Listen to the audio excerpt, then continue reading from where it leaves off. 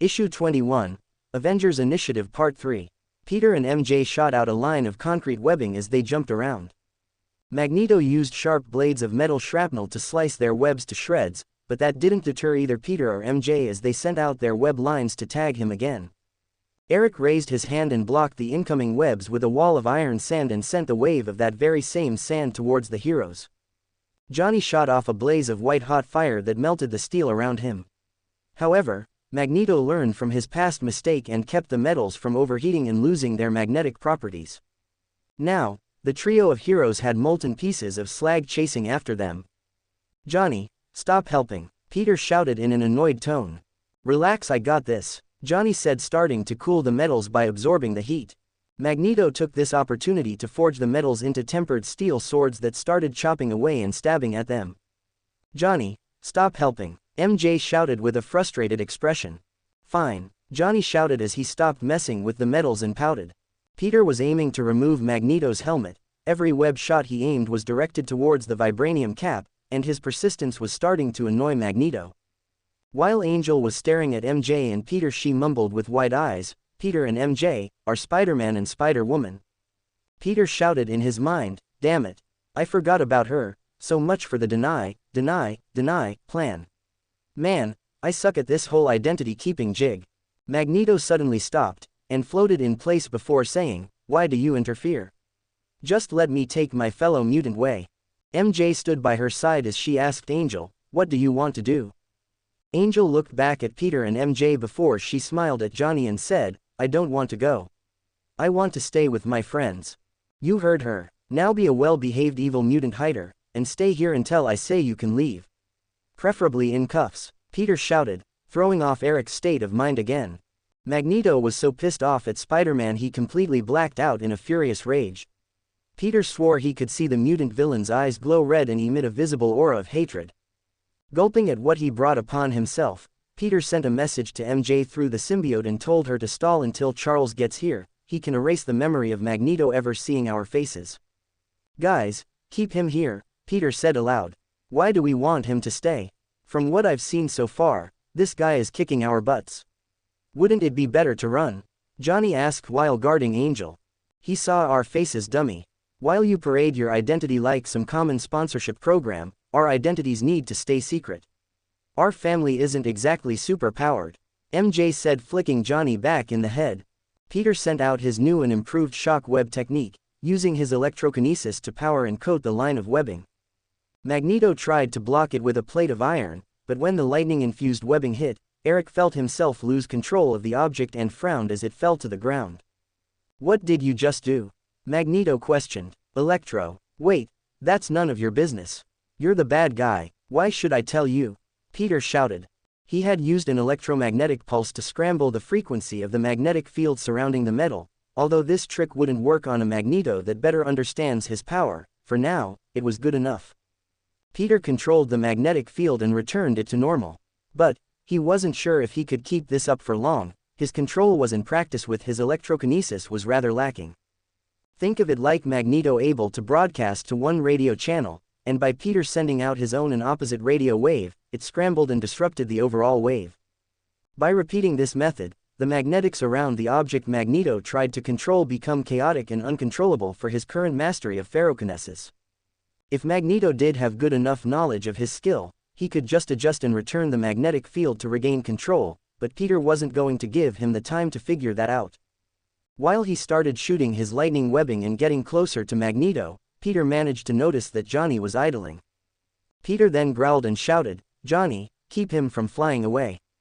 "Now I can do something?" Johnny asked with a look of surprise. MJ and Peter both shouted as they launched another line of electrified webbing, "Johnny, start helping. Johnny, stop helping. Johnny, start helping. Make up your minds already." The Human Torch shouted as he flew into the air and got behind Magneto.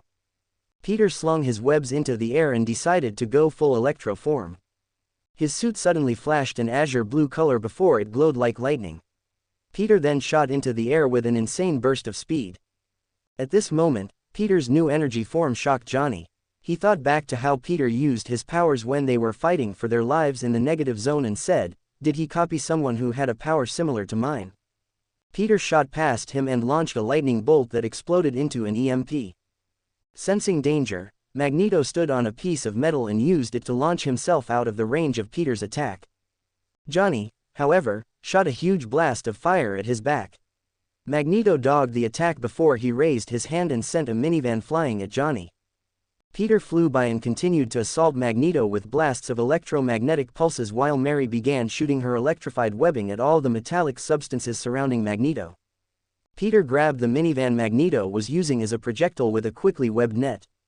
As the car safely lowered towards the ground, Magneto struggled to lift it back into the air. When the mutant villain was about to break Peter's webbing by stretching toward the sky, MJ jumped on the top of the car while shooting webs around the ground and nearby trees. Spider-Man then thanked MJ as he shot another blast of electricity at Magneto. Magneto grunted before he narrowly avoided the azure blue bolt that ran by the side of his face. Hey, that was somebody's car, and from the looks of it, a soccer mom. What are going to do if they can't drive home? MJ shouted as she was slowly getting the hang of using her electrokinesis. Magneto dodged the trio of heroes' continuous assaults with ease. Every time they got close to landing a hit, Magneto would maneuver or block with a pile of iron sand. What should I care for mundane things as these? Magneto said as he waved his hands, pulling up dozens of cars from the parking lot. Peter growled as both he and MJ webbed them all to the ground while Johnny shot fire blast at him and shouted, "Seriously, do you think nothing of other people and their problems?" Peter then blasted several EMPs in the air, forcing Eric to dodge by gaining higher altitude as he shouted, "Even if you're a mutant, your behavior is simply unacceptable. What if the owner of this vehicle is poor and can't afford a new car? What if they camped out in their car and you just threw their home?" Magneto's hand twitched as he said, "Why should I care for the lives of humans? I only care about mutants. What if they were mutants?" MJ shouted as she shot her first electric blast. Magneto dodged it and actually hesitated. Peter saw this as a chance and attacked with the best weapon he had at his disposal, his mouth. "Look at what you did to the hotel. Someone put good money to build this, and I don't think their insurance covers mutant terrorist attacks." Peter could tell he was getting Magneto to lose focus. Just a few more insults and he would completely lose focus. "Look, Mutant Hitler, I think we got off on the wrong foot. Couldn't you, well, I don't know, contact her like a normal person?" Magneto's eyes started to grow bloodshot, as Peter continued to berate him. "Sorry, I forgot you don't consider yourself normal. So, let me rephrase that for you. Couldn't you contact her like a sane and civilized member of the human society? Like, couldn't you have gone to her house and knocked on her door, or even waited for her to come walking out the hotel the next morning and say, 'Hey, I was your old man's friend. Wanna come to join my mutant Nazi group?'" Annoying bug. Magneto had finally lost it. He sent up every piece of metal he could in the area and readied it to be thrown at the trio of heroes. Peter grinned as he moved into position beside MJ and nodded. MJ's eyes widened as she received a telepathic message and nodded back. Peter then flew over to Johnny before saying, "We have to turn his attention out over the ocean and away from the public area." Johnny looked around and nodded his head before the two dashed off over the ocean. Magneto was no longer aware of his surroundings. He was solely focused on Peter when he suddenly shot out thousands of metallic constructs, from smaller pieces of metal shrapnel to entire cars and even a few empty boats. Peter grinned as he and Johnny played defense. Peter was dodging through the tornado of debris by using his spider sense while webbing a massive net to catch all of the objects being thrown at them. "Hey Johnny, this stalker can't take a hint, can he?" Peter shouted as he ran off the surface of a car. Johnny did his best to avoid Magneto's attacks by following behind Peter and joined him in insulting the mutant leader. "Yeah, I get ya, Spider-Man. But you can't reason with a Nazi. Their heads are full of crap," Johnny quipped. "Shut up, just shut up already," Magneto shouted at the top of his lungs. Peter continued to chide Magneto by saying, "No, maybe he's losing his mental faculties. After all, he is pretty old and is wearing his underpants on the outside. I'll kill you all," Magneto shouted as he unleashed all his power. Suddenly, a web line and a cone of microwave-type fire shot at Magneto's back. The mutant leader tilted his body back and waved his hand. A pile of debris managed to intercept the flames but not the web that struck his helmet. "Stay on my tail, Johnny," Peter shouted as he let his spider senses guide him through the storm of metal. A burst of light eclipsed the area as Peter switched to his flame-on form and quickly closed the distance between himself and the foe in front of them. Magneto turned around after he glared at the girls. Peter then acted. With a single yank of MJ's hand, she pulled his helmet off while Peter and Johnny slammed their fists into Magneto's face. Magneto shot back into the ocean and tumbled out onto the beach. Before he could act, Magneto suddenly felt his body slowly started to heat up thanks to Angel's microwave pulses. He quickly tried to run away and reform a metal disc to stand on when MJ appeared from behind and sent a burst of electrical webbing at his back. Johnny dashed in front of Magneto and punched him in the face, sending him flying backward. Peter then webbed Magneto's chest and pulled him into the air before slugging him in the jaw. Eric flew back towards the ground and crashed into the sand while Peter slammed into his gut with both of his feet. Eric coughed up a mouthful of air alongside a tooth that Peter's symbiote managed to grab and tuck away. "You think this enough to stop me?" Magneto shouted as he tried to gather his powers. However, when he reached out to the metals surrounding him, he couldn't feel them anymore. "What did you do?" Magneto shouted. "You feel that light electromagnetic current running across your flesh," MJ said as she continued to zap Magneto's back. Peter grinned as he patted Eric's head like he was a child and said, "It's disrupting your ability to control metals. Kind of like a skin-tight Faraday cage." What do you plan on doing me now?" Magneto questioned, still stunned by the fact he got beaten by a group of kids. "Right now, I want you to go to sleep," Peter shouted as he punched Magneto again, and this time, he managed to knock him out. With Magneto out cold, Peter ran to his hotel room and grabbed a pair of power-suppressant cuffs he had been working on for months now, and returned to place them around Magneto's hands. He really had to thank his little trip to the Renew Your Vows universe's Peter for giving him a pair to study. "Good job, guys," Peter shouted as he looked around and started to clean up the mess. Johnny flopped down and complained, "Why are you doing that? I'm bushed."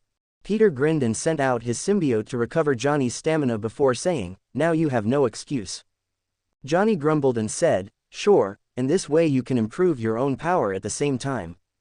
"Hey, you get better at controlling your own power as well, so why are you complaining?" Peter shot back. MJ laughed at the boys bickering and started to join when Angel walked up to MJ before asking, "Can your suits really help people learn to control their powers?" MJ nodded her head and said, "Yeah, I haven't tried it out yet though." Realizing she could barely control her powers, Angel looked to MJ with a pleading expression as she asked, "Can I try? I mean, I want to help clean up the place too." MJ mulled it over and decided that since Peter could use the flame-on ability, it might be a good idea to help her symbiote overcome its weakness to fire. What MJ didn't know was that by letting Angel wear the symbiote, she was doing more than just helping her master her powers. MJ was also fixing the genetic fault in her mutant genome. Angel's power was a two-way street, a double-edged sword since her ability to control microwaves also gives her cancer. But with the symbiote Spiderling's help, the gene was altered so that she also became immune to the radioactivity her mutant power generates. Peter took the time to make sure he called the X-Men, but after several missed calls, Peter got the message that no one was going to pick up. Boy, I hope the mansion hasn't blown up again," Peter thought as started dragging in the net he made over the ocean. While Peter pulled in all the wreckage, Johnny took care of any repairs that required engine work or intense flames. The spider couple took care of the dents like it was magic. With their super suction power, they could remove any dent. Johnny made that painfully obvious when joked about them making their own dent-removing business. Many citizens, who were already alerted to the situation, crowded around the group and helped out the heroes. It was mostly the people at the beachside hotel, but even a few neighbors chipped in as well. MJ and Peter continued to patch up what they could with concrete webbing to fix any holes in the road or walls of buildings, and afterward, they used their electrokinesis to pinpoint metals on the beach and place them in a pile for Johnny to melt down and repair where needed. Once they had all the raw materials, Peter and MJ used their symbiotes to rebuild and repair any structural damage done to the surroundings. When everything was said and done, almost 4 hours had passed. The place wasn't perfect, but it was close to it. When Magneto woke up, he felt that his powers had disappeared before he shouted, "What did you do?" "Relax, your powers are only sealed temporarily. I can't have you remembering our faces.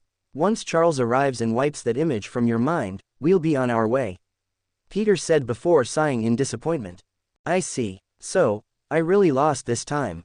Magneto lamented. All that power and such misplaced usage on responsibility, you know if you tried to do something creative with your powers you'd be capable of incredible things. Did you know you could leave this planet to terraform Mars and other similar planets with your power? You could build entire cities, help create a positive image for mutants, and even make your own resources. If you really cared for mutants, you could have run away and made another home far from any normal person. Somewhere no one could harm another mutant again, Peter explained as he thought of a certain what-if scenario from his previous life. Magneto was stunned. He never thought of using his power to terraform an entire planet, but after hearing that all it would take was for him to magnetically charge certain metals around the core of Mars, he would have created his own utopia, where war wasn't needed. Magneto, I know somehow, some way you'll escape wherever they imprison you because you're powerful, far stronger than you realized. Everything, in reality, is made with atoms, and every single one of these atoms is held together by magnetic fields.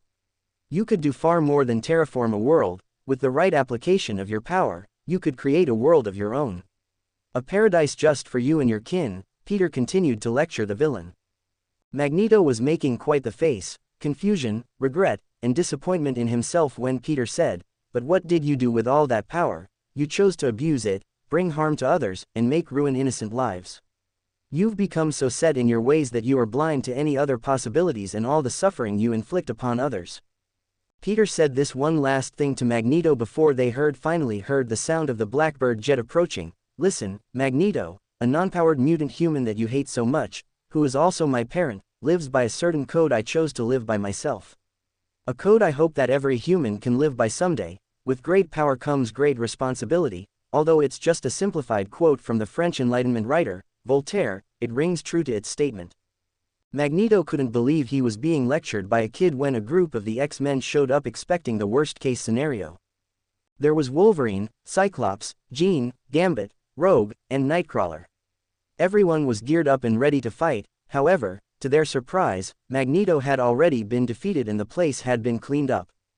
Peter waved his hands. "Hi guys, what took you so long?"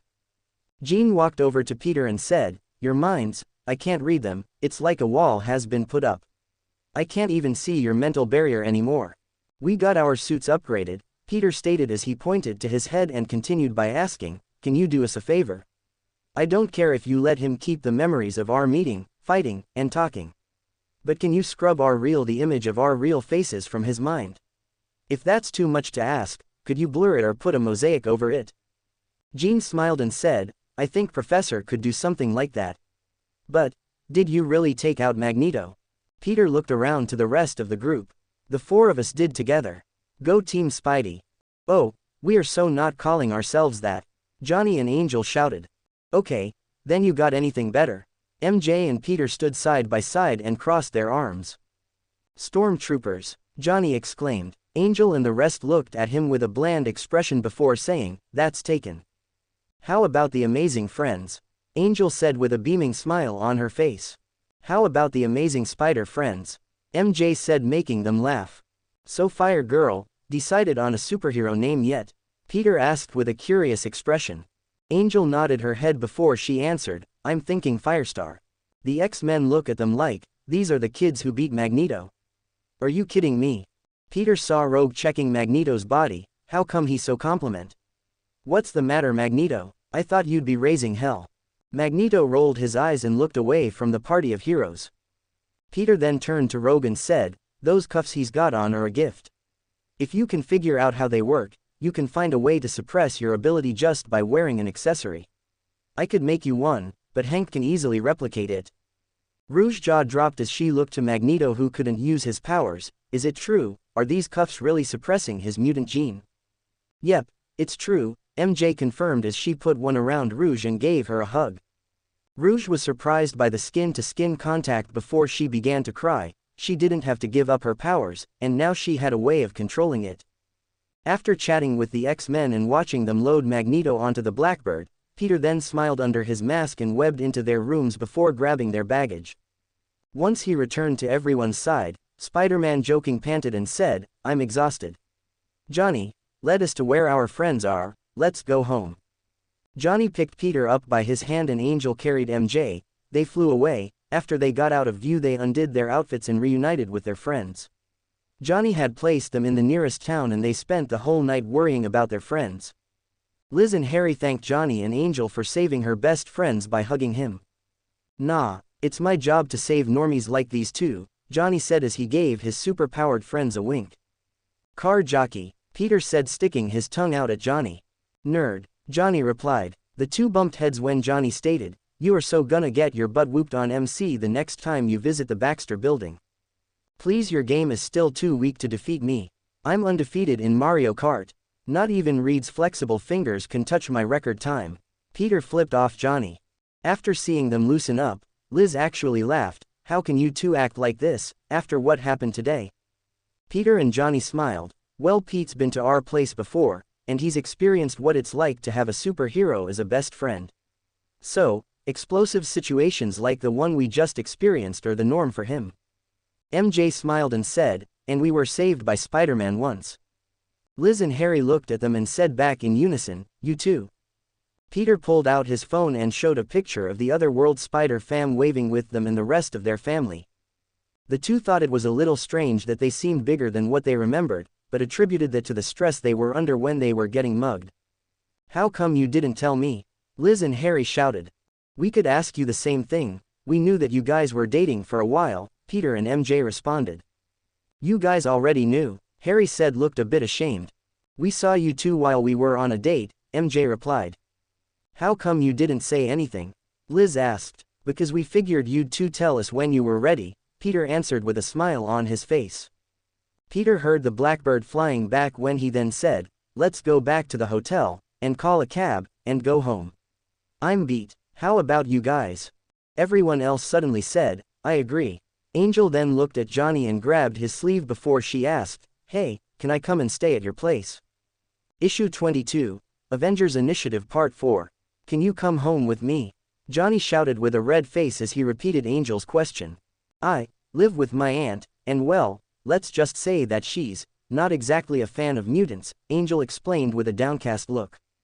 Everyone looked to Johnny with a, "Do it, or we'll kill you" expression, and watched as he said, "Well, I don't mind. We have plenty of rooms in the Baxter building, and you could stay there until you're ready to tell your aunt. I'm sure Sue would love to have another girl in the building. And I sure you won't mind either," Peter declared, winking at the two of them and causing Angel to blush and MJ to smack him in the back of the head. After driving back, the group said their farewells, split up and waved goodbye while being dropped off at their houses. Peter and MJ went to bed that night, and thought of the scholarship money they would be making when they went back to school. However, they had no idea what they were in store for. Peter woke up the next morning and got dressed for school. After petting the Bamf on the head and giving him breakfast, Peter dashed out of the house and met up with MJ, Harry, and Liz at the bus stop. On the way to school, they talked about their experience at the beach and what happened after. MJ and Peter managed to convince them that the Spider Heroes and the X-Men showed up to save the day and that the reason they didn't meet up sooner was that Johnny dropped them off at a different location. When they arrived at Midtown High, they were walking through the halls going towards their lockers when Flash showed up, and as usual, he to try and bully Peter. However, when he saw Liz hanging her arm around Harry's elbow, the veins on Flash's forehead almost popped when he shouted in anger, "Well, well, well.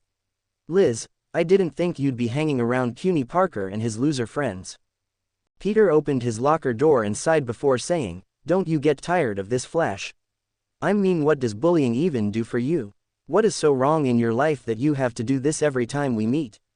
Daddy not giving you enough love, or maybe you just feel the need to crap on everyone around you because your life sucks?"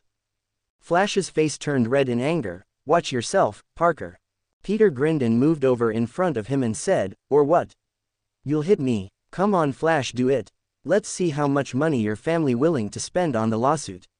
I'll charge you with assault and sue your ass. Come on, Flash, let's go."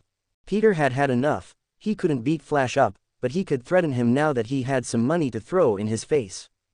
"Go ahead, we'll take this to court, we'll hire a lawyer, and get this finally done with. 'Cause I'm sick of your shit, and I'm not going to put up with it anymore." Peter huffed before he started taking books from his locker and glared at Flash. Flash almost choked on his own spit as the whole crowd stared him down. Flash growled as he pointed his finger at Peter and said, shut up. You're not worth it. Flash then looked back at Harry and Liz before saying, what a shame, I thought you had better taste.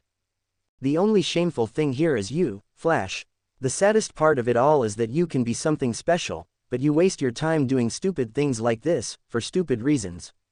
Get your shit together and leave me and my friends the hell alone.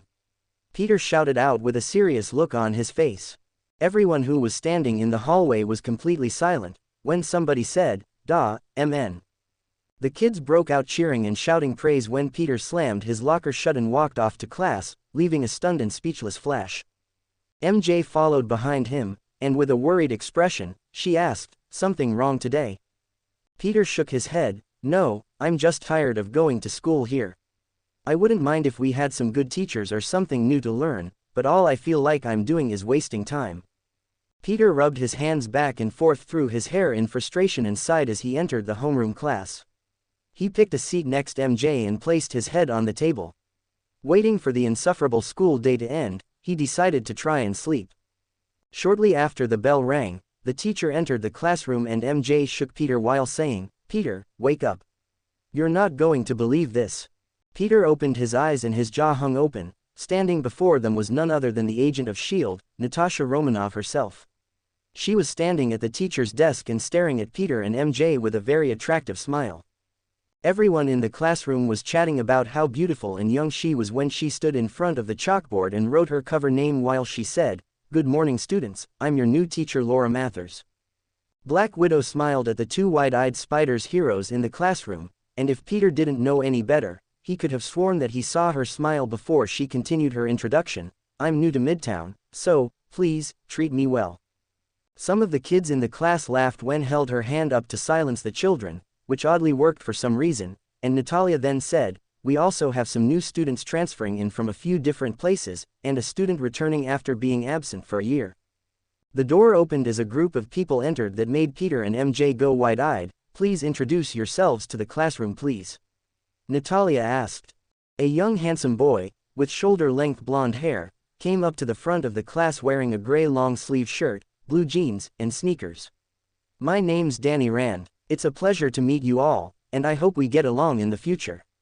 A famous philosopher once said, a healthy mind is nurtured by the teachings of his peers and mentors like a plant, and I hope I can look forward to absorbing such teachings. A few guys called him weird and mean names, and a lot of the girls were staring at his looks and body while drooling. The jealousy from the men in the class was really focused on him. Peter almost laughed, yep, that's Iron Fist. He thought as the next person came forward. My name's Angel Jones. I had some personal stuff happen which led to me transferring here. I hope we can get along. Seeing Peter and MJ in the crowd, she waved her hands at them, drawing all the eyes in the room on them. Angel was dressed in a skirt, white leggings, and a long-sleeve black, Go Spidey, shirt that had half of Spider-Man and Spider-Woman as logo around her breast. Both MJ and Peter blushed at their friend wearing spider-hero apparel and tried their hardest not to burst into laughter. Next up was a 6-foot well-built black man with a yellow muscle shirt and baggy short cargo pants. He had a strong physique and a handsome face that many girls in the classroom were blushing over. My name is Luke Cage, I was transferred here from Harlem High, and I like basketball, hanging with friends, and I'm pretty passionate about science. Luke being the same age as Peter didn't surprise him, based on how old Danny was and how old his future wife is. Speaking of his future wife, Peter was completely blindsided by the next student to walk through the homeroom doors. Hi, my name is Jessica Campbell, I was in a coma for 2 years, Jessica declared with a lot of lethargy in her tone. Jessica had long pinkish red hair and crystal clear blue eyes. She was wearing her brother's hand-me-downs, so they looked really baggy on her. The clothes she wore were a red t-shirt with a checkered flannel long-sleeve button-up shirt over it, long blue jeans on that were rolled up to her ankle, and a backward baseball cap on top of her head. Once she stood with the rest of the new students, Natalia told them to take their assigned seats. MJ waved to Jessica, and when the two's eyes met, a bit of happiness could be seen in Jessica's eyes. MJ, you know her? Peter whispered. MJ frowned before answering, Yay Peter, don't you remember that time I got interested in journalism? Peter nodded his head and noticed that a girl that looked a bit like Jessica did exist in his memories. However, that girl had short black hair, was constantly covered in gothic attire and thick makeup. Suddenly, the image he had in his mind slowly merged into the girl he saw today. Peter had no idea that the girl MJ constantly called Belle was actually Jessica Campbell. She was the president of the school journalism club, and she went through many different looks during their junior high years. "That's Belle. Oh wow, I feel like crap. I'm a bad friend," Peter almost shouted. Jessica walked up to them and said, "Hey, been a while, Red." She tried to smile, but Peter could still see her trying to cope with her loss over her parents' death. For her brother, their parents been dead for over 2 years, but for her who just woke up a few days ago, it was still new. Jessica sat down next to her. The two talked for a bit. When class started, Peter sent a message to MJ through the symbiote, "Hey, do you know Jessica's brother?" MJ looked at Peter and sent back her answer, "No, he was in college that was out of state when Jess and I became friends, so I never got to meet him. Hell, I didn't want to meet him either. He was the one who made it so the hospital wouldn't accept visitors other than direct family." Belle said that she didn't get along with her brother because he had issues with their mother. "I guess the tension between the siblings was so bad that Belle never even told me his name." Peter believed that there was more to why Phil had chosen to do what he did when he suddenly idea as he thought, someone with a grudge against their parents maybe. He was trying to keep her safe from someone or something. Not to mention his change from Campbell to Jones. Looks like Spidey detective should investigate this case. Angel ran over to Peter and MJ, giving them a hug and introducing herself to Jessica. Flash, who was sitting in the back, dropped his jaw and thought, how come Puny Parker always has such beautiful women surrounding him? Angel sat down across from Peter and MJ and told them what happened after Johnny brought her home. Sue, because of being a few months into her pregnancy, acted very irrational towards Johnny when asked if she could live with them. Sue thought he did something unbecoming to her and begged for her not press charges. To which Angel replied by laughing before she cleared up the situation. After showing them her powers and telling them what happened, they gladly let her live with them. Of course, Sue made sure to give her the room across from hers and read. Reed was very interested in her powers and began studying her abilities. Angel didn't mind because she wanted to know more about her own power as well. With Sue helping him, the fantastic couple managed to discover information on her powers in great detail and even gave her an unstable molecule suit so she wouldn't have to worry about running around naked after using her fire form. Luke Cage and Danny sat next to each other, began talking. It appears that they are already good friends. Maybe they met up before this, Peter thought. He then turned to Jessica and said, "Hey, Belle. It's been a while. Glad you're back from Dreamland." Jessica lifted a brow as she tried to recall who Peter was, and when she realized it was the same nerdy kid who used to hang around MJ, her eyes widened as she said, "Pete. Is that you?" "Yep, the one and only. Unless I've been replaced by a Peter bot or a Skrull, which I don't think I have. So, how are you doing?" Peter asked with an innocent look on his face. Jessica winced at the bad jokes. They used to talk about Doom bots in which elected officials they suspected of being Skrulls when they were kids. Just recalling it embarrassed her. "If it makes you feel any better, I've walked more than a few miles in your shoes. I know what it feels like to lose your parents. If you ever want to talk about it, just let us know." Peter pointed to him and MJ. "Thanks, Peter, it's good to see you again, Red." Jessica nodded her head but didn't say anything else. She just stared off into space for most of the day. "You too, Belle," MJ responded before sighing. Peter sighed as well. He knew that it would take time to numb this mental scar, but he still felt terrible. The accident happened almost a year before he was bitten in this timeline, and now he was sure she had her powers. The chemicals mixed with the radiation created by the visit from Galactus activated her powers. The healing just took a long time. Jessica had awoken from her coma months ago and was catching up on her schoolwork while her brother hid her from the public. However, she didn't seem to mind. Staying busy with something like her schoolwork was the only thing keeping her sane. Thanks to her hiding from dealing with the trauma of losing her parents, Jessica managed to catch up on her schoolwork. But during the whole rehabilitation process, her brother was constantly worrying about her health. Jessica wasn't getting any sleep these days, and he thought that she might hurt herself, but it wasn't what he thought it was. Jessica was testing the limits of her new powers. She didn't feel tired or worn out until the third night, and with that information, Jessica spent 3 days awake with only 4 hours of sleep needed to start studying. Peter waited for the class to an end before he should start asking questions. When the bell rang, Natalia asked Peter and MJ to stay for a while so they could talk. Once the classroom emptied, Natalia then smiled at them and said, "Now my students, admit it, you missed me." MJ turned to Peter and said, "I think your personality is rubbing off on her." "I have that effect on people," Peter replied, throwing his hands up in a whatever gesture. Natalia then gave them a serious expression before she said, "Your mission is to help train Luke Cage, Danny Rand, and Angelica Jones so that they are combat ready. We need you to make sure that they are able to handle being a superhero that can perform as well as you two. They're future SHIELD agents, so I expect you to perform your jobs like professionals and train them right." By this, she meant that keep them from destroying city property while saving the day. "Why do we have to train them?" MJ asked before she tilted her head in confusion. "You've been using SHIELD resources to train you, nothing wrong with giving back a little." "Is there?" Natalia declared with a knowing grin. "Okay, but the resources we've used don't add up to that big of a paycheck." "Heck, I could pay it myself," Peter said while he crossed his arms and frowned. Natalia pulled out a piece of paper and handed it to Peter. Taking it, he read it over and almost crushed the document in surprise as he questioned, "Is Fury serious?" Natalia nodded her head in affirmation. "Okay, you win, Fury. Not even I would be dumb enough to pass this up," Peter said, looking at the outline of what he had been offered. Issue 23, Avengers Initiative Part 5. Everything he needed for his nanobot project was inside the folder Natalia gave him alongside their price. Originally he thought he would have to use his grant money to build his personal suit, but the adamantium, vibranium, and several other rare elements he needed were crazy expensive. However, thanks to what Fury had offered him, he could start building straight away.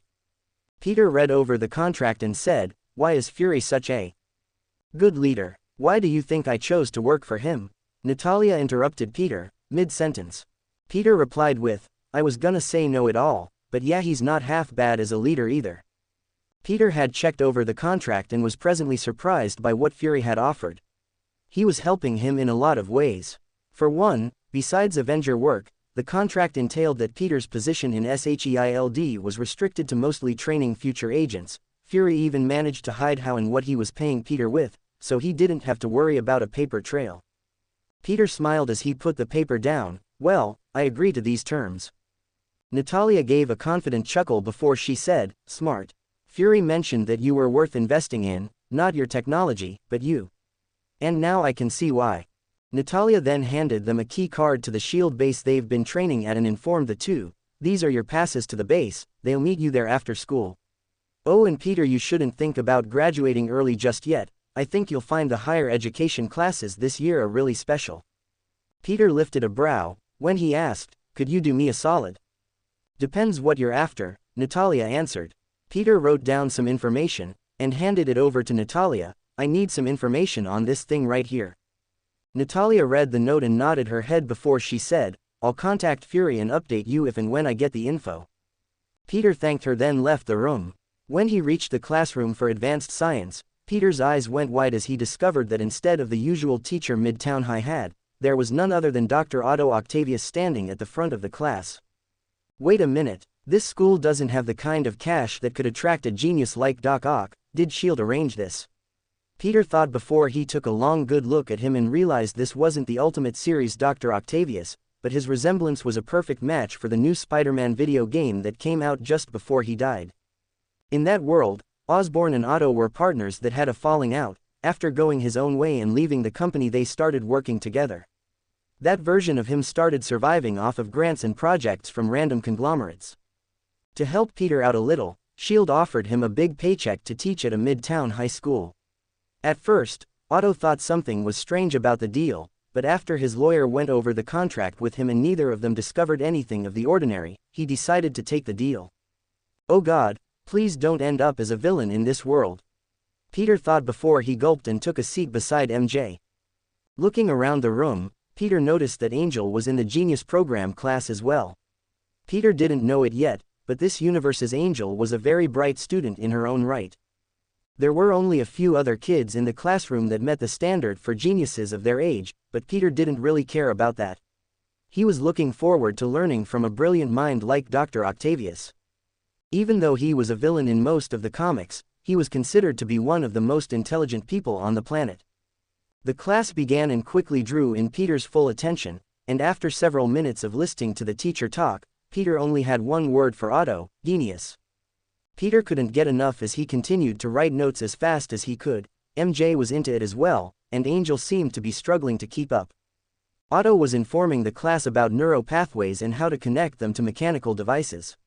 He even discussed the development of his famous psionic metal. This wondrous element could allow one to program metals to respond to human brain waves. He hadn't figured it out yet, but he already picked a name for it: ferrocontinum. Ferrous, kinetic, titanium alloy. Looking at the formula, Peter felt an explosion going off in his head as new ideas for his inventions kept expanding. The next class surprised him as well, because it was Curtis Connors teaching his class. Luke was in this class as well. Doc Ock, and now the lizard. What's next? The Green Goblin teaching home economics. Peter thought as he sat down in his seat. He saw that the Curtis was indeed missing an arm, but showed no signs of reptilian behavior. Like the previous class, Peter found Connor's teachings to be amazing. The entire time Peter stayed in a fascinated state, he couldn't help but enjoy what he was learning. As a previous geneticist, Peter was deeply interested in this class. He even managed to use some of his research from his past to help and surprise Curtis. The most interesting thing they discussed was AI-operated CRISPR, targeted genome editing, which would become a whole new era in molecular biology. The development of efficient and reliable ways to make precise, targeted changes to the genome of living cells is a long-standing goal for biomedical researchers, and from the looks of it, Curtis had almost perfected the art. However, it was missing many things and was looking to be more trouble than helpful. Peter thought of his nanobots that would work in a similar form. The thing he was building was a mechanical version of what his symbiote was capable of. If they could figure this out, they could effectively cure cancer and even regrow limbs by altering their genetic code. Peter smiled as he began compiling his notes while thinking, New U Technologies is a place I definitely need to look at in the future. New U Technologies was the place where they perfected cloning technology and was the most advanced genetic lab in the USA. It was also the home base of one of Spider-Man's most deadly and fearsome foes, the Jackal. His next few classes were also at college and university level, so it only made him happier to discover that the stuff he was learning could be put to use almost right away. It appeared Peter's sense of boredom and feeling of wasting his time at this school had really come to an end.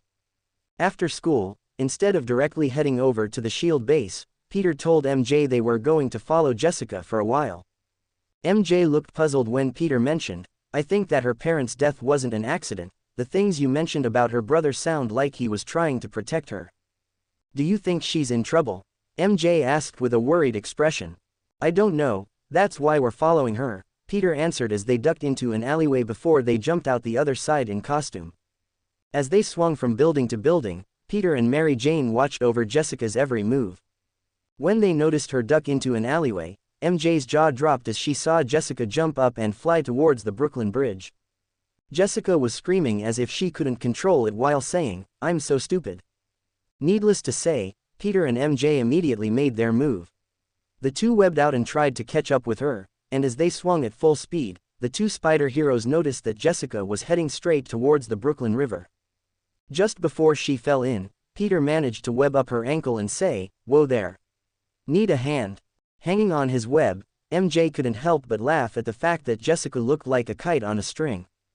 People kites are real, Peter declared with a jeer that made MJ slapped him in the back. Ow, Peter whined before he said, you wanted to laugh too, I know it. MJ rolled her eyes and pulled Jessica closer to them as she said, just calm down. If this is your own power then you can control it, but before you can even do that, I need you to calm down.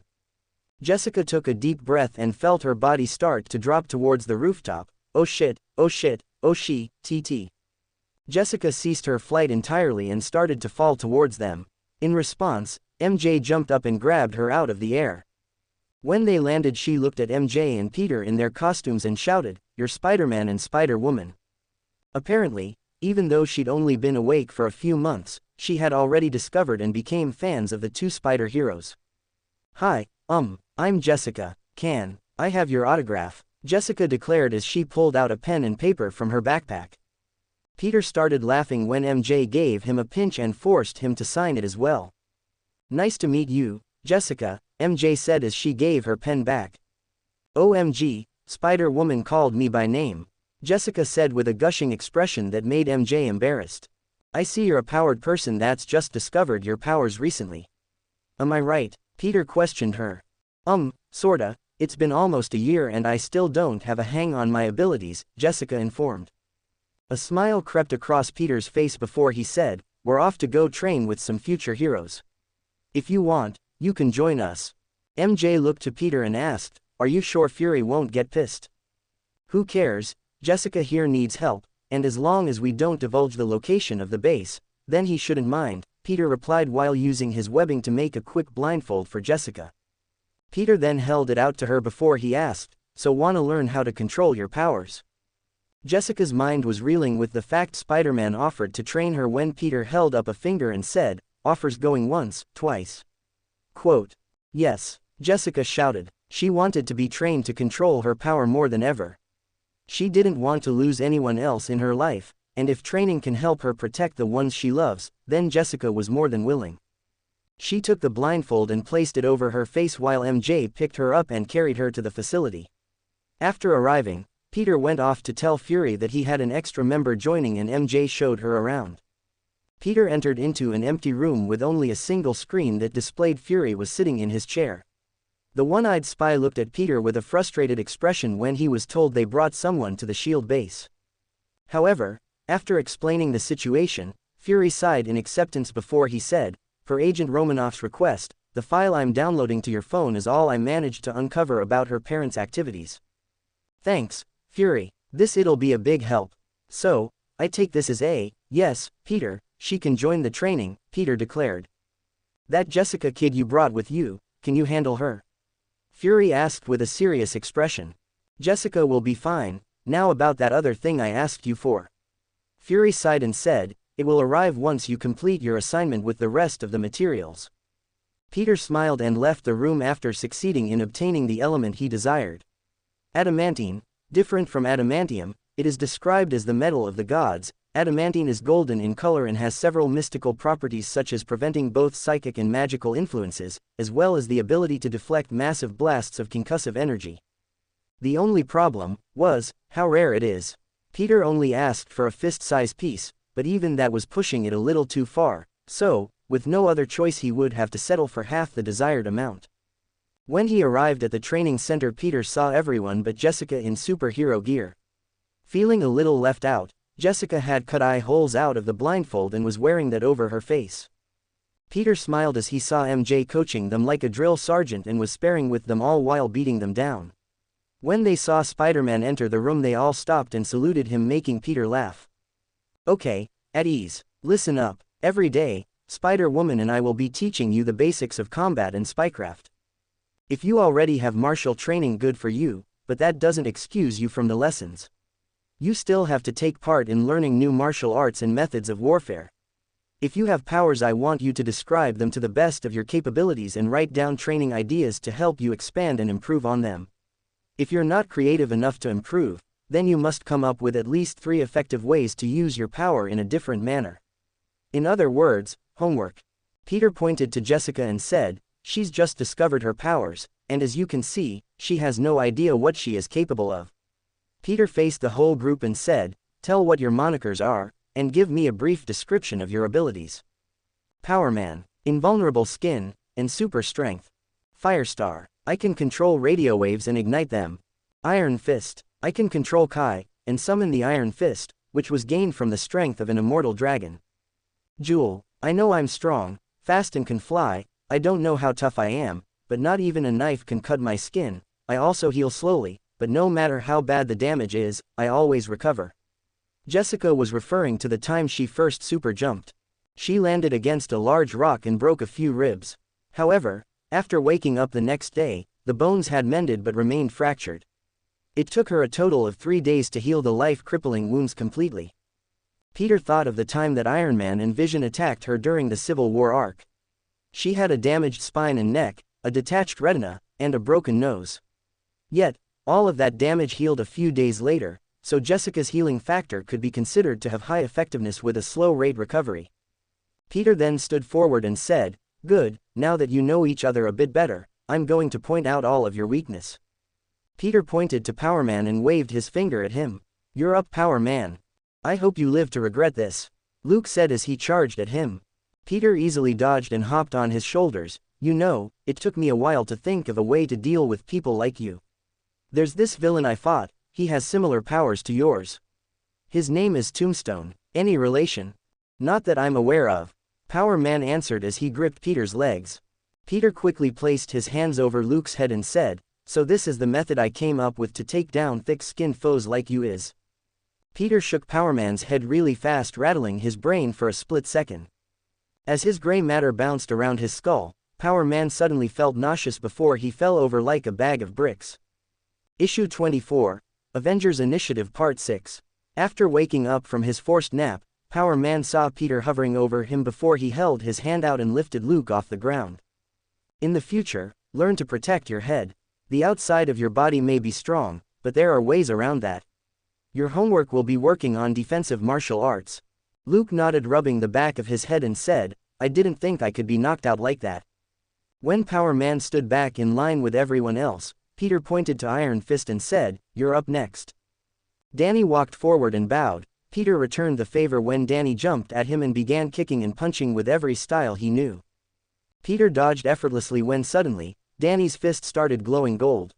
Peter responded by charging up his own Kai and meeting Danny's fist with his own fist. The room shook as the two forces of Kai exploded while sending a shockwave of force outward. Danny shot back while Peter appeared to be the clear winner of the battle since he barely moved at all. Kai has many uses, but if you only use it for reinforcement then you are wasting its potential, Peter explained as he walked over to Danny and held his hand, healing the wounds that he inflicted on him. Kai, Ki, or Chi, whatever you want to call it, is the bioelectric energy that surrounds and radiates from every living being. Some people have been able to train themselves to enhance their minds and bodies. It can also be used to heal themselves and others. I heard that immortals have special techniques that defy common sense. Do you not know of any? Peter questioned as he helped Danny back up. Iron Fist shook his head with a disappointed expression before saying, "Well, I have heard my masters speak of things that I could do with my Kai, however, I did not complete my training before returning. I can't." "What? Be inventive or creative. Did the pioneer of your art have a teacher? It's your Kai, experiment and figure it out. Your training will consist of making your own techniques and controlling your Kai in various manners. Start with trying to understand just what Kai is," Peter scolded the young hero. Danny frowned, realizing what Peter was getting at as he turned his thoughts inward and began to meditate. Peter began writing down a series of training exercises that consisted of mundane actions such as heating food, target practice, and lighting candles. He then turned to Angel and handed over the paper before saying, "Although combat is important, you should train by repeated use of your power. Start with control." Lastly, Peter faced Jessica and said, "I think sparring with Luke would be the best choice for you to get a handle on your powers. Once you discover the limits of your body, you can move on to flight training using the facilities at S.H.I.E.L.D. You all need to better familiarize yourself with the powers you have. Make a game out of it.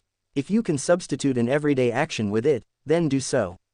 I don't care if it's for cooking breakfast or exercising until you drop. Just because you have powers doesn't mean you've reached the peak of your strength and understanding." Peter looked over them once more and said, "After personally sparring with us, you'll spend 1 hour in the danger room. When you finish, you are to report to Agent Romanov for learning the craftwork of espionage." The Spider heroes spent the entire hour beating up and instructing the trainees on how to fight with each other. More than once, Peter and MJ had to interfere with Luke and Jessica's fight because they were destroying the training equipment. When they finished their hour of torture, they were stopped and were led to S.H.I.E.L.D.'s danger room. Peter set up the most basic level 1 setting. A group of floating metallic orbs came out and started swarming the group. They could shoot small lasers that could imitate the force of a superhuman punch and had a predictive algorithm installed in it that would adjust to their fighting styles and overcome them. Peter then sat back with MJ and watched as the future heroes begin training in the danger room. "Okay. When fighting villains you have to refrain damaging the city as much as possible. I won't blame you if you can't help it, but if there was something you could have done to avoid it, then you better expect a lecture. The city pays for your mistakes as well. I know it sounds like a hassle, but you're not the ones paying for the damages, the city's taxpayers are. MJ announced as she pointed to the holographic city produced by SHIELD's top-of-the-line technology. Before they knew it, the group was swamped in droids that went on the assault. The Spider heroes then proceeded to watch their terrible teamwork in buildings that were constantly destroyed by either their attacks or being attacked. The Danger Room training will focus on your actual combat training, and teamwork is the goal of this exercise. From now on, each of you is required to make a combination attack or create team strategies to take down your opponents. Remember, these targets are supposed to represent real people. If you can capture and subdue them without damaging them, extra points will be awarded. Oh, and if a building or a piece of property is destroyed, points will be deducted, MJ added. We're being graded, Luke asked as he dodges the lasers being shot at him. Yep, the winner will be selected as hero candidates at the end of every month. Those that pass, get to go out on patrol with us. If all goes well, and you guys perform as efficient heroes, you can consider yourself a graduate, MJ said, grinning under her mask. Everyone's eyes shined in anticipation. While they tried their hardest not to break the materials and hit the shut-off switch on the drones, they were daydreaming about the day they could fight alongside the Spider heroes, which ended up costing them some points. Peter and MJ let this continue for over an hour before taking them to Agent Romanov's classes. The group sat down and began learning spying skills from the master. Later that day, when they went home, Peter went over the files Fury had gotten him on Jessica and her family's accident. He looked through their history, and it turned out Jessica's mother had worked for the head researcher for a project at Norman Osborn's company for a while. What she was working on was unknown, but it had apparently taken up most of her time, as she had logged in over 14 hours of work almost every day. Peter knew Osborn had something to do with their accident, but he didn't exactly have proof, and he also doubted that Osborn would be stupid enough to leave behind evidence. It's also a possibility that it could have been a competitor of Osborn or someone who hated them enough to target his workers. Oh, what's this? She turned in her letter of resignation for the project she was working on. Something made her quit 3 years of research. What did she make? Peter mumbled as he put away Fury's files. Peter knew he would have to head to Oscorp sooner or later, but for now, he was busy training the future defenders. When he went to bed that night, Peter started preparing the schedule for the SHIELD trainees. For the next few weeks, Peter and MJ continued to train them in a harsh manner while balancing their superhero lives and schoolwork. Jessica showed the most progress in her powers, and Power Man had been a great help to her because could take her attacks without taking damage. Having someone she could go all out really made it so she could find her limits easier. Her flying training, on the other hand, wasn't going so well. In the training room, which consisted of a few giant fans that mimicked high-altitude flight, she performed great. On the other hand, when they used the hologram of a city for her to fly over, she could look down at how high she was. She began to get airsick, making everyone else laugh at her a bit as she emptied the contents of her stomach. Stop laughing, Jessica growled. Sorry, but whoever heard of someone with the power of flight getting airsick? Power Man countered. Hey, cut the chatter and get back in the air, MJ shouted at Jessica. Her face turned pale before she asked, Can I take a breather first? Nope, if you want to get over your air sickness, then you have to grow accustomed to that feeling. Giving you time to rest would defeat that purpose, MJ informed Jessica as she threw her back into the human flight simulator. As Power Man laughed, Peter grabbed his shoulder and dragged him towards the sparring ring before saying, Come on, big guy, we have to work on your CQC. Iron Fist managed to make some headway in his Kai control by healing small wounded animals. He also managed to spread the Dragon Kai from his hands to his forearms and up to his knees for his legs. After a few more weeks of training, Peter woke up one morning and saw the calendar, and smiled before saying, Today's MJ's 17th birthday, what should I get her? Peter thought of the fact his birthday was next week as well. In the original lore, MJ's birthday was a week and a day after the 616 Peter Parker. I guess it switched around in my world. To think it's already been about a year since I became Spider-Man. I wonder when the invasion will begin. Grah, the BAMF tilted its head with a confused expression. No, it's true, I really came from another universe altogether. I was reincarnated into this one, Peter explained. Graha, the BAMF said as he nodded his head in understanding. Peter walked downstairs and had breakfast with May and Ben. After getting his plate, he plucked a pancake off the table, and stealthily sent out his symbiote to give the BAMF its share. They had wheat cakes again, Peter's favorite and the BAMF's as well. Since it was the weekend, Peter thought of heading to Reed to get her a present that he'd been saving up for. After a full month and a half of training in raking in the dough from his inventions, Peter had made it through his third paycheck from his patents, making him roughly $10.8 million. MJ's clothing material and brand name had taken off, so she had plenty of money of her own. Buying something for her seemed kind of impractical and pointless. It would be much better to give her something he made by hand, something money couldn't buy. After learning from Reed and his new mentors at school, Peter had decided he was ready to make the unstable particle for MJ's symbiote to absorb. He even made her some new web shooters. The spinnerets on the device were altered so that they could form far more complex structures and switch between the different webbings much quicker. The most personal thing he made came from out of his magnetic training. Thanks to him nabbing a tooth from good old Magneto, Peter managed to copy his X gene and gained his power. However, the ability had proven much harder to use than the other elemental forms he could access. When he used them, he became the living embodiment of lightning and fire, making his understanding of the ability quite good, but Magneto didn't have anything like electromagnetism mode. Peter had to sense the wavelengths with his imagination and mental power. Not to mention that since Peter just started out on this path, his control was rather lacking. However, with enough practice, Peter had managed to learn how to control metals pretty easily. He fashioned a necklace out of a piece of gold he bought and added a spiderweb design to the surface of the metal before putting a heart pendant with a single small ruby adorned on top of it. He also learned what changes were made when his suit absorbed the unstable molecules. Other than gaining an additional boost to heat and cold, it could produce new chemicals to feed the symbiote its main source of sustenance, so chocolate binging was no longer a necessity. After putting the presents away, Peter left and quickly arrived at the Baxter building.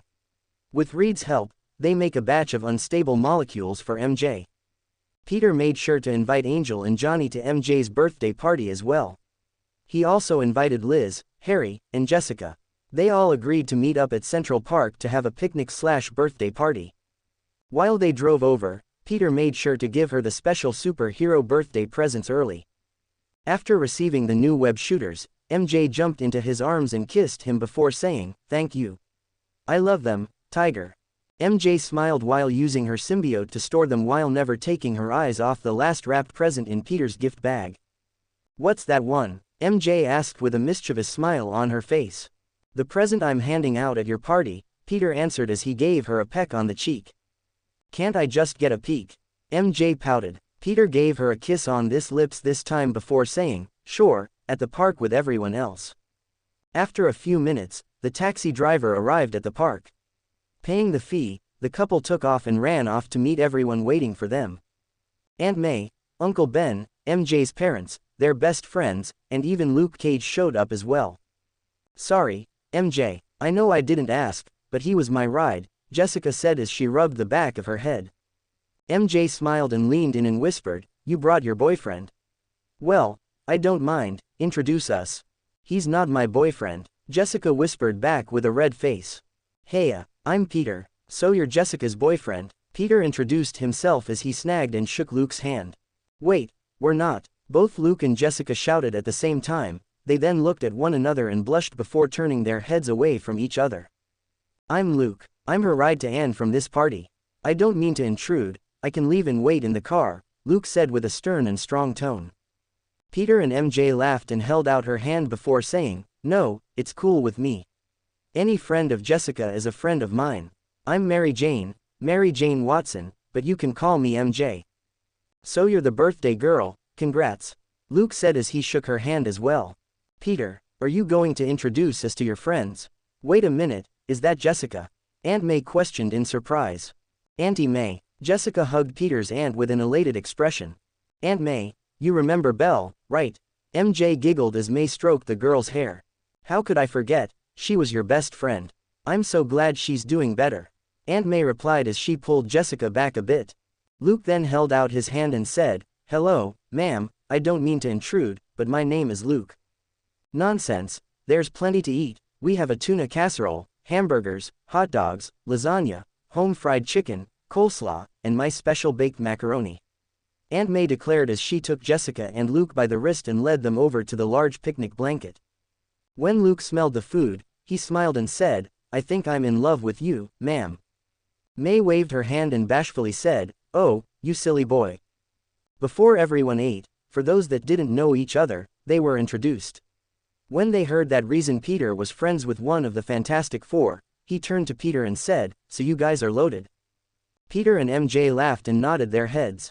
"Yeah, but I already have plans for what I'm going to spend the majority of my cash on, and I can easily make more, so money doesn't really mean much to me. It's just another tool made by man," Peter said as he chowed down. "I hear that. It's nice to see you have a good head on your shoulders. Money can turn a man into some awful things," Luke said before taking a bite of everything on his plate. Tears formed at his eyes while he placed his plate down and covered his face. "Is everything all right?" May questioned. "It's perfect, ma'am. Reminds me of my ma's cooking.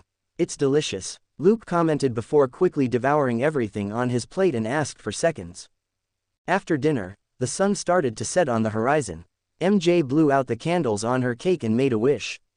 "What you wish for?" Peter asked. MJ gave him a kiss on the cheek and said, "That's a secret. I'll tell you when it comes true." Peter smiled and with a fake pout, he said, "Tease." MJ giggled before everyone suddenly brought out her presents and made her smile ear to ear. Johnny got her an advanced wrist CPU that would basically take the place of her cell phone. "I heard you like tech, so I had Reed and Sue help me whip this up. I'm surprised you managed to put your focus into anything other than a car-related activity," Peter said with eyes like a dead fish. "Shut it, dweeb," Johnny fired back. MJ smiled and thanked Johnny by saying, "It's okay, Johnny. Lots of people underestimate your intelligence." Peter started laughing louder as Johnny said with a red face, "MJ, that's not a compliment." Angel gave her a new dress that she thought was cute. It was a red shoulder strap one-piece dress that was actually made from MJ's material. Jessica gave her an old camera that they used to use for their old club and some of their junior high pictures. MJ thanked Jessica and gave her a hug. Aunt May gave her some perfume that she liked and Uncle Ben gave her a jean jacket. Her parents bought her a car and said that she could only take it out once she gets her permit. Johnny blew up in an excited rant and started promising her that he would give it one hell of a tune-up. "Sorry, I didn't bring one, but I promise to for the next one," Luke said after quickly swallowing his mouthful of cake. "Are you sure you're not after my aunt's cooking?" Peter joked. "What can I say? The woman knows her way around the kitchen. She's already tamed my stomach," Luke said before he laughed. Peter laughed with him and handed over his present. MJ opened it and took out the golden ruby necklace. Holding onto it, she showed an amazed expression before she smiled and said, "It's beautiful, Peter, I love it." Peter smiled as she handed it to him to put on. Placing it around her neck, MJ held onto it with a blushed face. Johnny looked at the present, nodded his head, and gave a thumbs up to Peter, who in return swayed his head side to side and sighed when he saw all the stares coming his way. The group went home after celebrating till the sun started to set. Peter and MJ held hands, as they decided to take the long way home. Unfortunately, their romantic evening was cut short by a random mugging. MJ sighed and looked at Peter before she said, "This asshole just had to go and ruin my day." With a quick suit up, the two stopped the muggers and went out on patrol for the rest of the night. As they stared over their city from the highest building in the area, Peter held his arm around her shoulder as they sat with their feet hanging over the ledge and said, "After we graduate, I think we should look for a place to live. We both have money, but I don't want anything too big." MJ smiled and said, "I know, what's with those people that live in giant houses, too much work, you'd have to hire cleaners, and it would feel lonely when no one is home." Peter and MJ continued to talk about their future, and after a while, they decided to head home. The next day, they took out the first superhero that they trained to see if they could handle a simple patrol. Iron Fist and Luke had managed to score well enough to take them on a mission. Since it was their choice, Peter and MJ decided to test them. When he notified Fury, he assigned them a light mission. They were to infiltrate an underground weapon smuggling ring and take them out without making a mess. Issue 25, Avengers Initiative Part 7. Peter and MJ sat back a distance away, watching their actions from afar, all while judging their performance with complete seriousness. Danny and Luke handled it like pros. They singled out a drug runner and pressed him for information. After learning where they could find a higher-up with better info than a street pusher, they too worked their way up the ladder until they were face to face with none other than the Shocker. They were sneaking inside a warehouse where they were storing the guns. Peter was impressed by how they handled the situation. First, they took out Shocker before he could ever get a shot off, then Luke took to guarding Iron Fist from bullet spray, helping Danny jump around while disarming and subduing the gun runners. Every time a bullet was aimed at Danny, Luke stood in front of the attack, either taking the gunman down with a single blow or letting Danny knock them out while turning his attention towards another gunman. After a few minutes, the entire gang was taken down. They compiled the evidence the two found and sent a copy to the NYPD through SHIELD's credentials. After destroying the guns and ammo, the two met back with Spider-Man and Spider-Woman to receive their job well done. However, the Spider duo only gave them harsh criticisms. Really, too much noise, and although your combo was good, what would have happened if an innocent was standing outside of the building? Peter shouted. You should have cut the power before entering, that way they wouldn't be motivated to fire their guns in the first place. Shooting in the dark is a bad idea because it's easier to hit friendlies, and even the dumbest grunt knows this, MJ commented. It was clear that their words rang true, and they felt rather depressed. However, before the two could show a mopey face, Peter said, you still pass but barely. Of course, you still have to continue their training at S.H.I.E.L.D., but at least now you can patrol on your own, MJ added. Peter and MJ headed home that night after deciding on letting Jessica and Angel take on a mission. The next day Peter contacted Fury and told him how Iron Fist and Power Man performed. They're a little rough around the edges, but they're shaping up just fine. A few more months of training and they'll be ready. Although Jessica and Angel can't completely control their powers yet, they've come a long way, and I think they're ready for their mission. Fury nodded his head and gave out a mission to test the girls. Their objective? To find a S.H.I.E.L.D. scientist that had gone missing a week ago. Jessica and Angel were another matter altogether. Their abilities made them far more destructive as a team. Peter had to watch over them very closely so things didn't spin out of control. The next day MJ and Peter tailed behind the two just like they did for Danny. Jessica showed her skills as a detective and managed to track down the last known footage of the target. She had walked into a restaurant, an expensive one. While they watched the footage, Jessica and Angel saw something strange happening as a man with purple skin walked in and ate for free. He stared at the S.H.I.E.L.D. scientist and sat at her table. The lady went to reach for her gun, when the man held out his hand and said a few words. The woman retracted her violent attitude and sat back down to talk to him. After a bit he left with her without anyone caring for the fact they just skipped out on paying for their meal. They tried to track them down but lost them somewhere in Midtown. Jessica and Angel then began checking around on foot, bringing around a photo of the two to every hotel and restaurant in the area.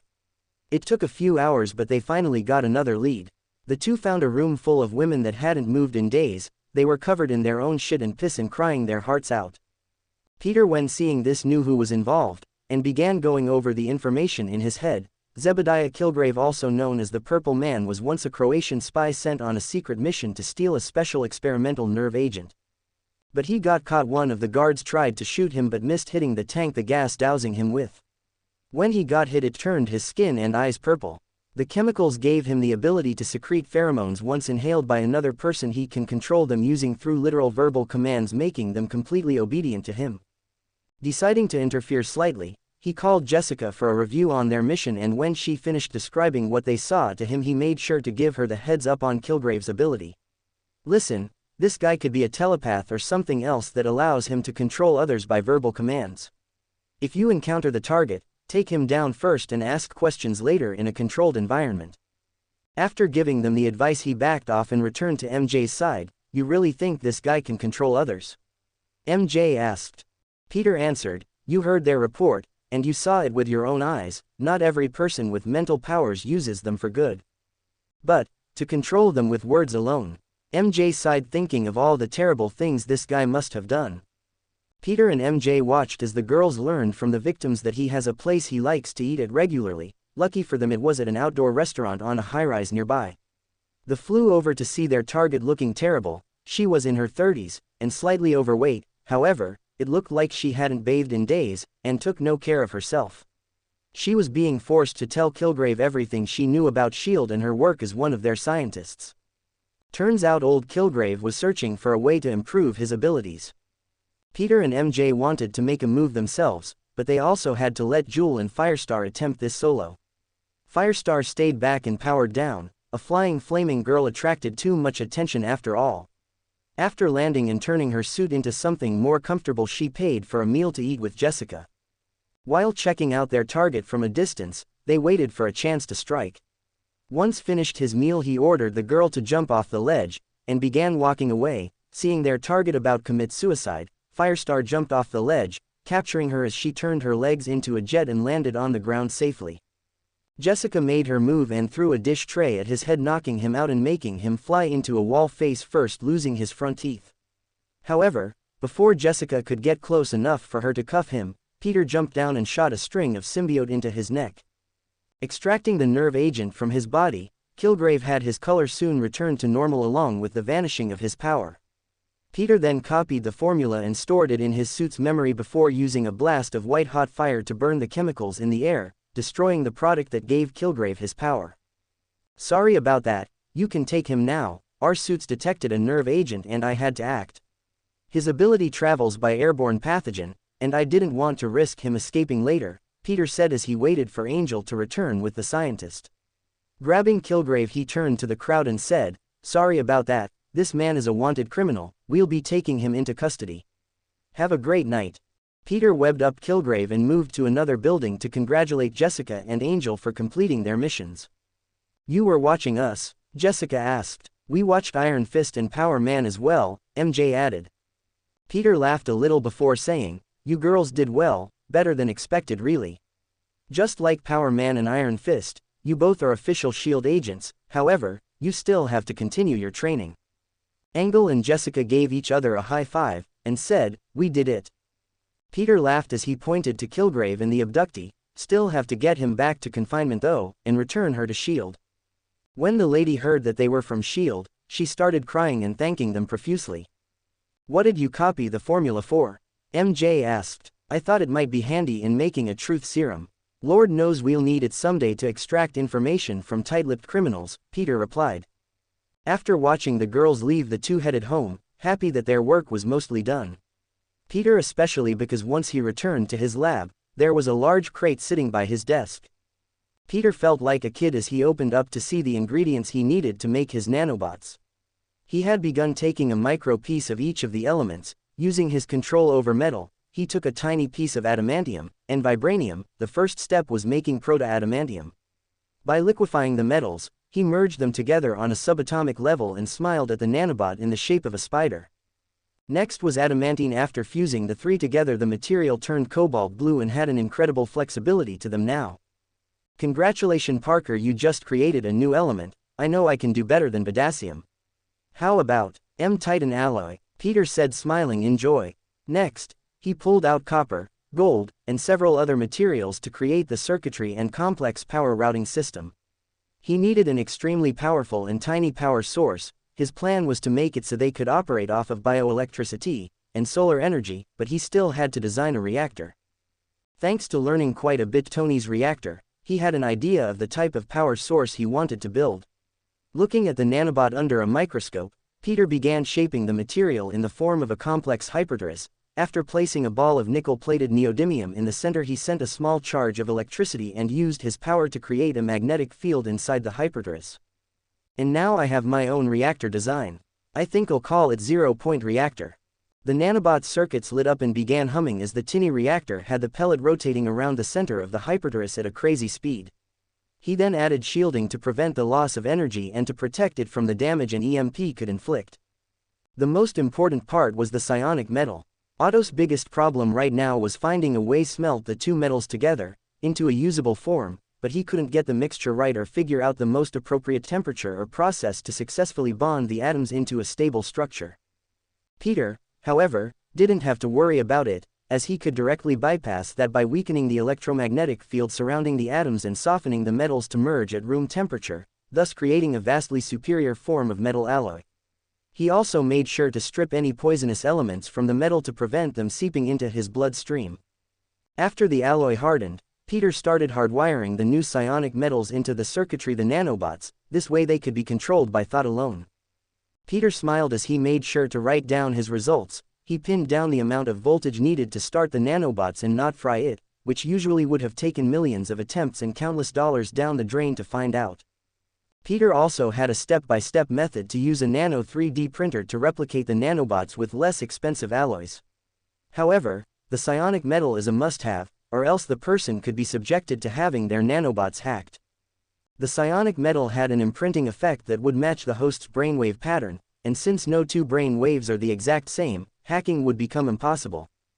Peter continued to create them until he filled 2 vials. He took up the one he created for himself and merged it with the symbiote. The material fused with the unstable molecules and began making the symbiote gleam like metal.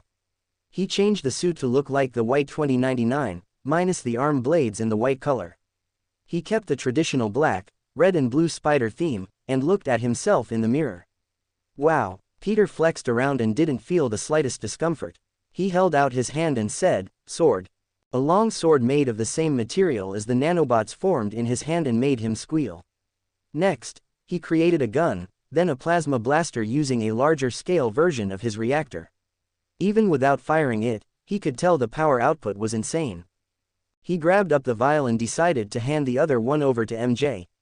When Fury suddenly called him, "Kid, I'm activating the Avengers initiative. Black Widow will be there shortly, help her gather the others." Issue 26. Avengers Initiative Part 8. Peter was about to rush over to MJ and send her a telepathic message, when suddenly the room filled with a strange red mist. He looked around briefly and saw a white-haired woman wearing a visor and a long red dress with a white spider design on it. "You have to play your cards right, Spider-Man, or the Avengers might not exist at all," Madam Web called out before disappearing as fast as she appeared. "That's it, after this, I'm learning magic." Peter didn't like the fact that she could just come in without explaining anything or letting him ask a few questions. But, even with that discomfort, he knew that he was just in front of the mysterious Madam Web. "She probably only told me what I needed to hear." Peter sighed as he ran over to MJ's. "You got the message right?" Peter asked. "Yeah, you too," MJ responded. Meeting outside her window, she saw Peter's new uniform and said, "Damn. That's hot, Tiger." Peter smiled and handed her a vial. "Give this to your symbiote." MJ nodded her head and allowed her symbiote to go through a similar transformation. It looked a bit like Julia Carpenter's black and white Arachne uniform from the Civil War arc, but had a much more high-tech aesthetic appearance to it. Peter gave her a few compliments and quickly filled her in on what the suit can do now. After hearing his detailed explanation, she quickly adjusted into playing with a variety of shapes through the suit's many new functions. The two suddenly received a call from Black Widow. "You guys ready?" Peter and MJ were standing on top of a nearby lamppost and said, "Where are you?" "Look up," Natasha said in response. As they did, they saw a cloaked shield jet open up its drop latch. Peter and MJ jumped up and landed inside the jet without any issues. Natasha saw their new suits and said, "Dig the new outfits." Peter and MJ laughed and said, "So where to?" "I intend to go pick up Bruce Banner, and I need you to meet up with Stark and Scarlet Witch. I'll be dropping you off. After you meet with them, you have to take them to this location, and make sure to read up on the mission files." Peter opened up the documents and realized that it contained all the info they had on Loki, and the location where they would intercept said Norse god, Stuttgart, capital of southwest Germany's Baden-Württemberg state. It is also known as a manufacturing hub and was storing the iridium he needed to stabilize the portal that would lead the army of Chidori straight down on New York's head.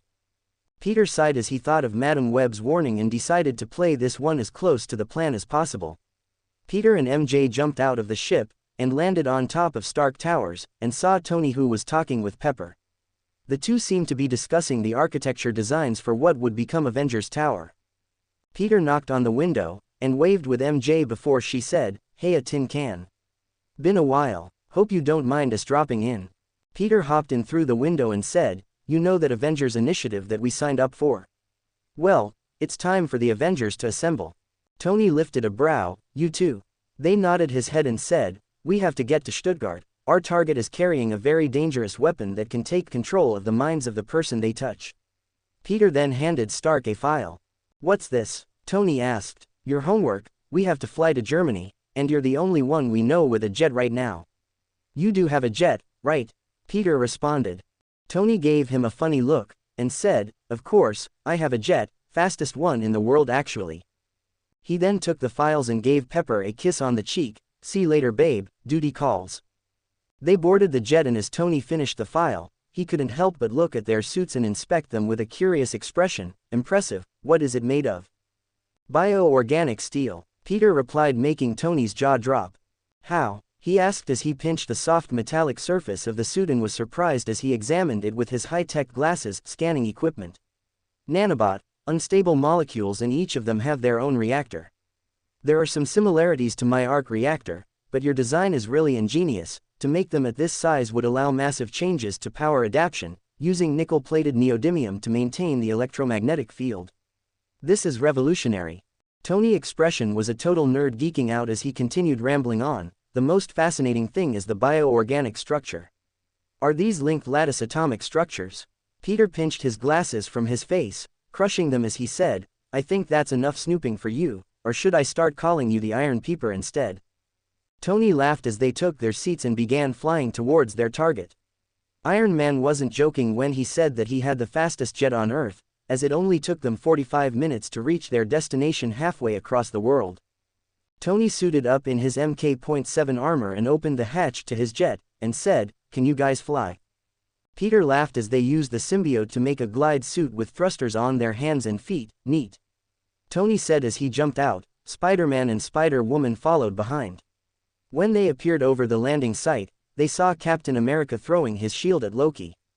Peter and MJ slammed into Loki from the side as Iron Man held his repulsors and several other lethal weapons at Loki's face. Need a hand, Cap, Peter said, aiming his web shooters at Loki's face.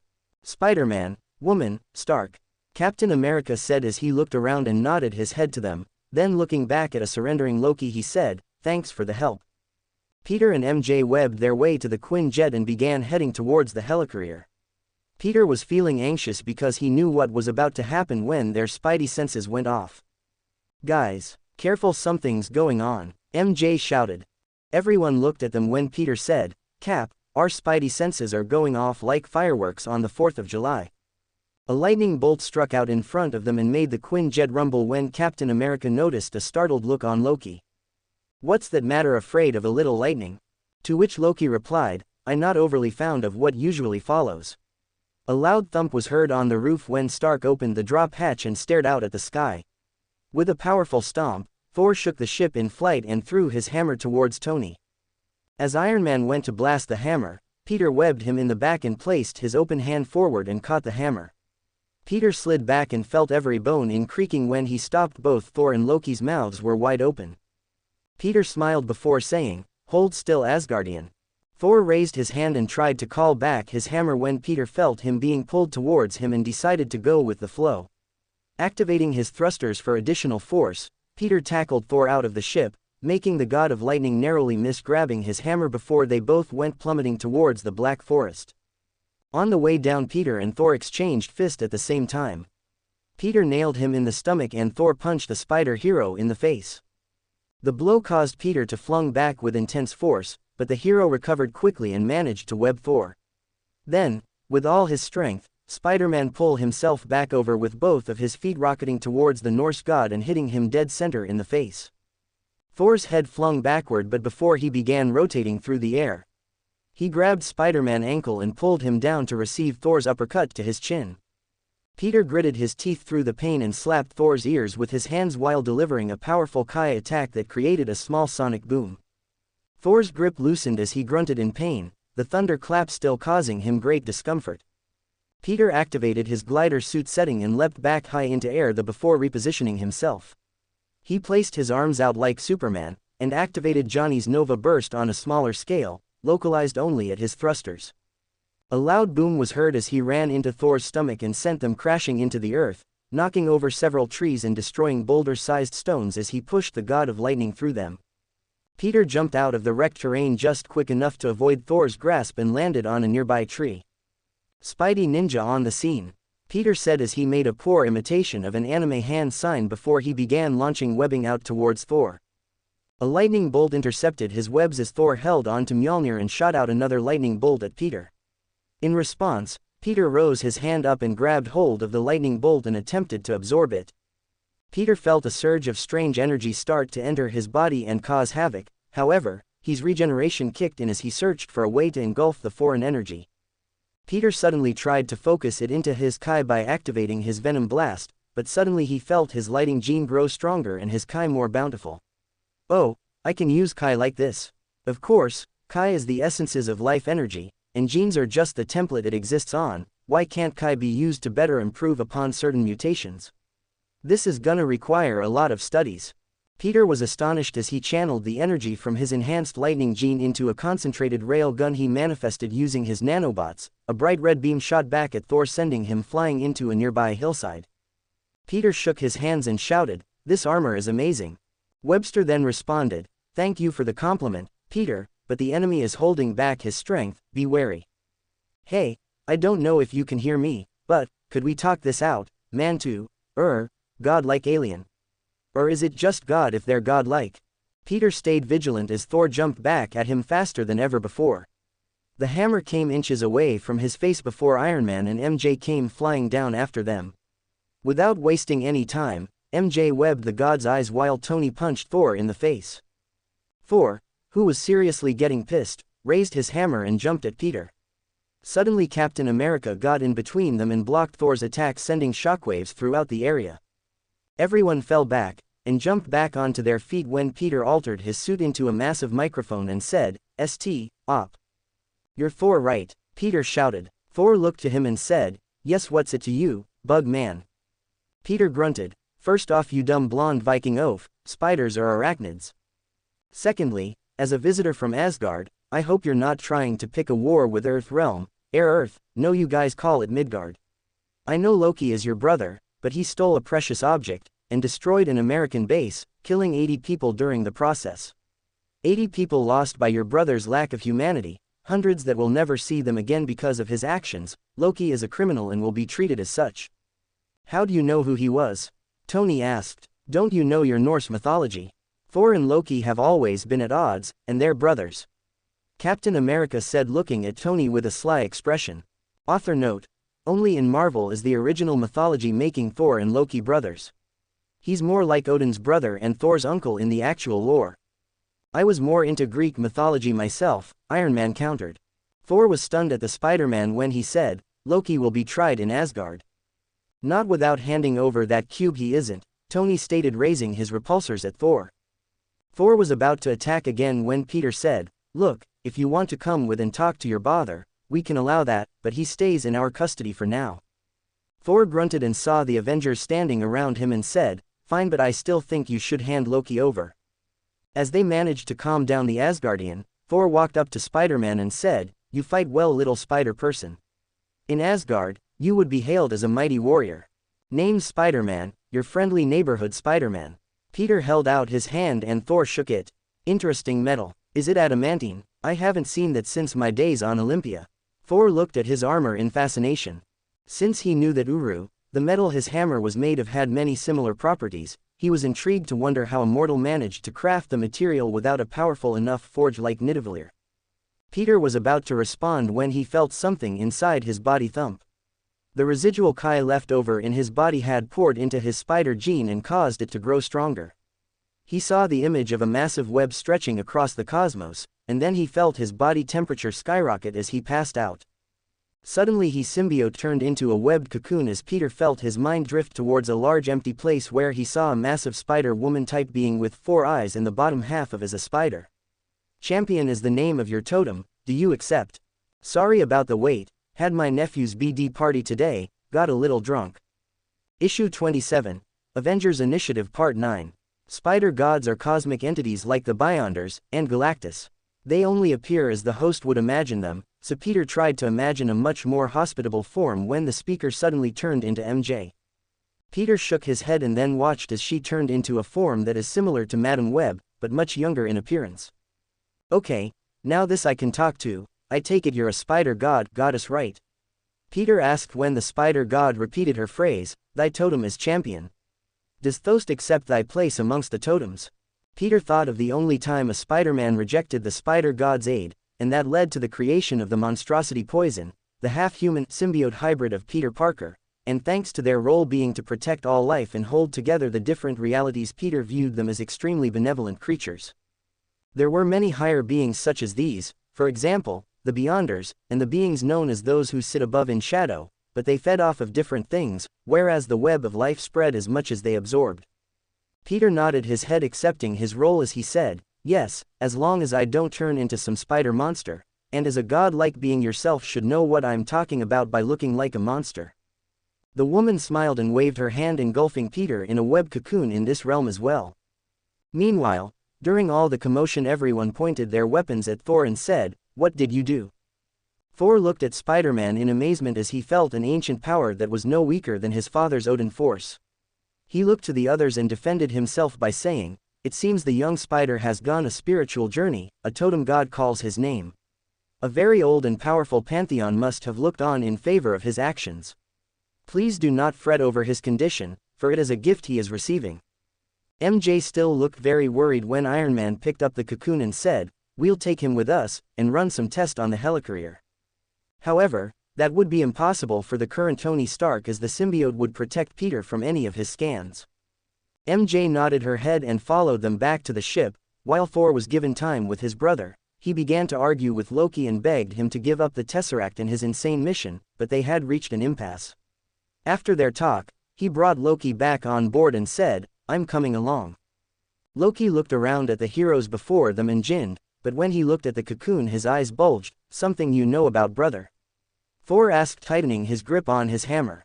"No, just a silly superstition," Loki said, turning his head towards MJ. Tony then said, "Isn't that kind of funny? A god talking about superstition. If you know something about this, why don't you prove it?" Thor asked, taunting Loki. To which Loki replied, "Please," as if that childish provoking would work in a real-life scenario. "Well, if you don't know, you don't know." Thor crossed his arms and leaned back against the Quinjet and had a smug look on his face when Loki said, "Really, you don't remember the legend's Fath Odin used to speak to us of? Of course, you don't. You were probably off killing something." Thor frowned when MJ webbed his mouth shut before saying, "If you aren't going to say something useful, then you shouldn't say anything at all." Thor laughed at his brother's predicament, making Loki stare daggers at MJ as he tried to speak in muffled tones. She ignored him as they flew towards the helicarrier and landed, meeting with the S.H.I.E.L.D. agents that took Loki into custody. MJ was sitting next to Peter and was carried into the lab along with Loki's staff and Bruce Banner. "Who's this?" Bruce asked Tony, who was putting Peter on the table, undid his armor, and said, "A friend. Can you help run some scans on him?" Bruce walked up and tapped the metallic surface and held a device over it. "Odd, I've never seen an alloy with this composition before. Stark, can you remove this webbing?" Tony, who still had his Iron Man glove on, focused a small laser on the webbing. However, it was no use. "Damn, this is some tough stuff," Tony groaned in frustration seconds before Thor's booming voice was heard. "As I said before, you have nothing to fear. Your Spider-Man will be fine. Loki should be your main concern. He plans to bring an army to this world and exchange the Tesseract to rule over it." At that moment, Fury stepped into the room, said, "I agree, right now we need to focus on finding the Tesseract. Dr. Banner, any luck on that?" Banner turned around and scratched his head as he said, "Actually yes, the stuff you brought in might be able to lead us to the ones that he controlled, as they should emit a similar radiation signature. Then please continue to work on that. Spider-Woman, I know you're worried, but he'll pull through this. We'll have our best S.H.I.E.L.D. doctors trying to help him." MJ nodded her head and turned to face everyone. "I know Spider-Man would want me to focus on the task at hand. Dr. Banner, could you please watch over him should I have to leave?" Banner nodded his head and said, "Sure. Why not? Not like I can do anything else up here." Peter, who was currently undergoing a metamorphosis, was out for quite a long time. A few hours had passed, and it wasn't until he heard Banner raising his voice about S.H.I.E.L.D. building weapons using the Tesseract that he started to regain control of his senses. "Guys, to be fair, an invasion of alien beings is coming to subjugate the entire planet. Those weapons would be great asset in such an event. Although I don't understand why you were hiding it, Fury." MJ crossed her arms. "Because I wasn't too optimistic about the weapons. I was betting on you, the Avengers being a frontline force, so we would never have to use them." Fury shouted, making the room go quiet, when all of a sudden, he heard MJ call out for everyone to hold on to something. A massive explosion went off in the room, shaking the entire helicarrier and rattling everyone in the room. Both MJ's and Peter's senses were blaring and telling them to secure Dr. Banner as she jumped up and grabbed him, keeping him from falling or flailing about the room while she webbed up the rest of the crew with her symbiote. After the room stabilized, she looked to Banner and said, "You okay?" Banner was about to go green. He tried to calm down, even using meditation, but it looked like that wasn't helping much at all. MJ looked desperate when she thought of the only thing that might work. She peeled back her mask and said, "Please calm down, Dr. Banner, we can't have you running wild with so many lives on the line." "You're a kid." Bruce seemed to have found something to take his mind off the environment. Seeing that he was gaining back his focus, MJ smiled and said, "I'm 17, thank you very much, in some cultures that's considered an adult." Bruce laughed a little and said, "Thanks," as MJ made the mask resurface. She placed him down and ran over to Peter's side, noticing that his symbiote was retreating back into costume form. Peter opened his eyes up and jumped up before shouting, "Holy crap, it feels like there's lightning in my veins." The spider hero felt the changes to his body. His bones, being the biggest difference, had undergone a complete transformation. They now carried a dense and metallic sheen to them, but it wasn't a simple coating like Wolverine, but they were made out of something similar to his spider silk and had the properties of his M-Titan alloy. He also noticed that he had organic web shooters now use the same material produced by his marrow to make incredibly powerful webbing. Of course, he had a way to make sure his organic webbing wasn't permanent. He would simply have to destroy the webbing with his powers. By disabling the Van der Waals forces surrounding the material, he could disintegrate them via removing the electromagnetic field around them and scattering the web's atomic bonds. He could also collect it and use it as material. So right now, it only existed as a purely combative type webbing. He also felt that his 5 senses were sharper than ever, his strength had increased several fold, and it was almost as if he could almost see the sequence of events to come just by focusing on his spider sense. However, since he was new to the spider sense upgrade, it felt like those visions were drowned out by a heavy fog. Once he felt like he had control of his entire body, he looked over to MJ and felt her run into him at full speed. Peter grabbed hold of her and said, "I'm okay. What's going on?" "A lot." MJ looked back at the room covered in her webs when she released them. Everyone. Of course, they made sure to thank her for the save. While everyone was starting to relax a bit, Peter suddenly shot out a web and pulled his hand back, retrieving a certain sharpshooter's bow. All of this happened before MJ's senses could detect the bolt aimed at Bruce's leg. Seeing Hawkeye staring in surprise at Peter, he turned around and tried to run. When he was about to give chase, Black Widow ran after while shouting, "I'll take care of Clint. Tony, fix the ship." Thor had already left to check on Loki, and Fury had pulled a Batman on them, so they got to work. Tony slapped Peter on the back and said, "Glad to have you back with us, Spider-Man." Peter smiled and responded, "Thanks, I'll go check on Thor." MJ, keep Banner from going green on the ship. "Banner, I'm a big fan of your work. The thesis you wrote on anti-electron collisions is groundbreaking. I had some questions involving why anti-hydrogen production rely on the rate of antiprotons being slowed in positron plasmas, but since we have to work to do, I'll save the chit-chat for later." Peter then dashed off as Bruce thought, "What a smart kid." Peter ran all the way towards the prison they had built for the Hulk. Thor was trapped inside and was about to be forced out of the room when Agent Coulson stepped up and pointed his weapon at Loki. Peter arrived just as the staff was about to pierce through his chest when Peter webbed him and pulled him towards his grasp. Loki then pressed the switch, releasing the drop chamber in order to make Peter release the villain. The hero jumped, flipping up onto the ceiling while webbing onto drop chamber from above. Holding the several-ton chamber, he reeled it back up before webbing a few extra lines to give support lines for the prison. Peter then looked at Thor before asking, "Can you get out on your own?" Seeing things weren't going his way, Loki decided it was time to leave and disappeared like a puff of smoke. Peter paid no mind to the god's escape and moved over to Agent Coulson. He saw that his lung had been punctured, so he wasted no time and leaned down to use his symbiote and start repairing the damage.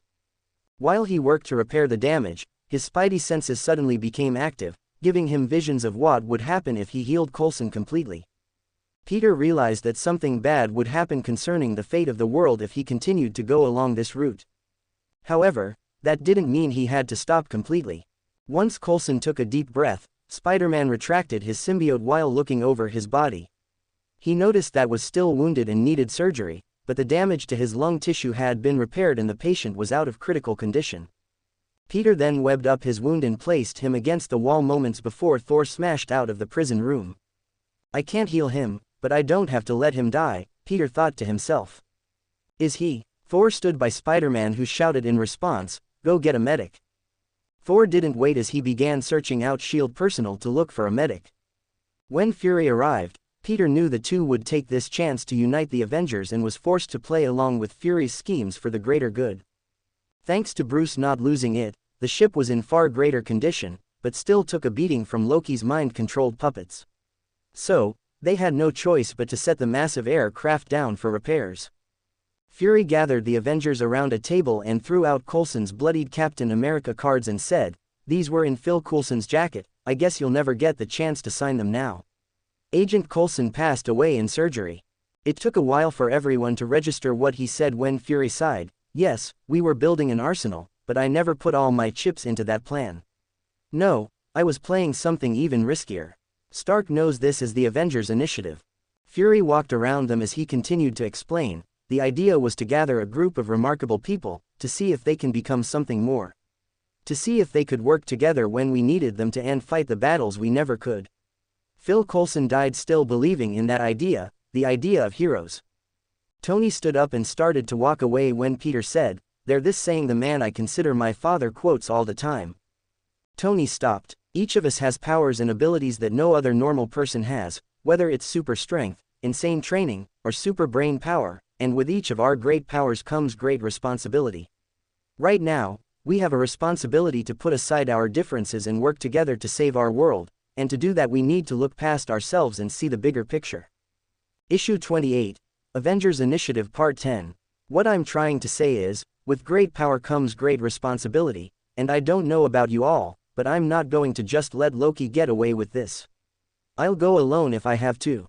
As long as I'm here, you're never alone." MJ held his hand. "No, we're in this together," Iron Man sighed. Fury smiled at the famous phrase and said, "I like that saying. Mind if I steal it?" Peter shook his head and laughed. "Words are free, Fury, do as you please, but in return, you have to say that this isn't your first rodeo." Fury frowned and said, "Well, it isn't." Peter chuckled as he stood up, and said, "According to the mythology, he's cocky, a showboat, and loves to be the center of attention." "Hey, he kind of sounds like you, Tony. I don't suppose you have any idea where Loki might be headed." Tony was tapping his finger on the table, and said, "I might if this Loki guy is a showman, like me." "He is, right?" Thor nodded his head when Tony looked at him for answers and said, "The biggest ego in Asgard." "Well, if I were going to perform an invasion and I wanted everyone to see, well, I would. That son of a bitch." Tony figured out where Loki was going to do this and started cussing up a storm. They then began their plan of assault. Thor and Iron Man decided to stall Loki for as long as they could while Bruce and Black Widow took care of the portal. Peter and the rest would be on crowd control and civilian rescue. Spider-Man then looked to Fury and asked, "Can we warn the people somehow, like using the civil defense siren?" Fury looked to him and said, "It's no good from here, our communication systems are down and we can't connect with any outsiders right now." Peter looked to Stark and said, "How about you, Stark? Think you can hack into the emergency warning system and activate the sirens?" "Already on it, Spider-Man." Stark said was tapping away at the table showing his glasses run a computer code script. After activating the alarm they set out heading towards Stark Tower. Along the way, Peter called up the future defenders and sent them a warning, "Something big is about to go down, alien invasion big. Do your best and save as many people as you can. You can use the old bomb shelters and subway tunnels to start helping evacuate the citizens." "Are you for real?" Luke said with a bit of worry in his tone. "Yeah, this isn't a drill, as of now we're at war with another world. Luke, you're in charge of the group, take care of your team."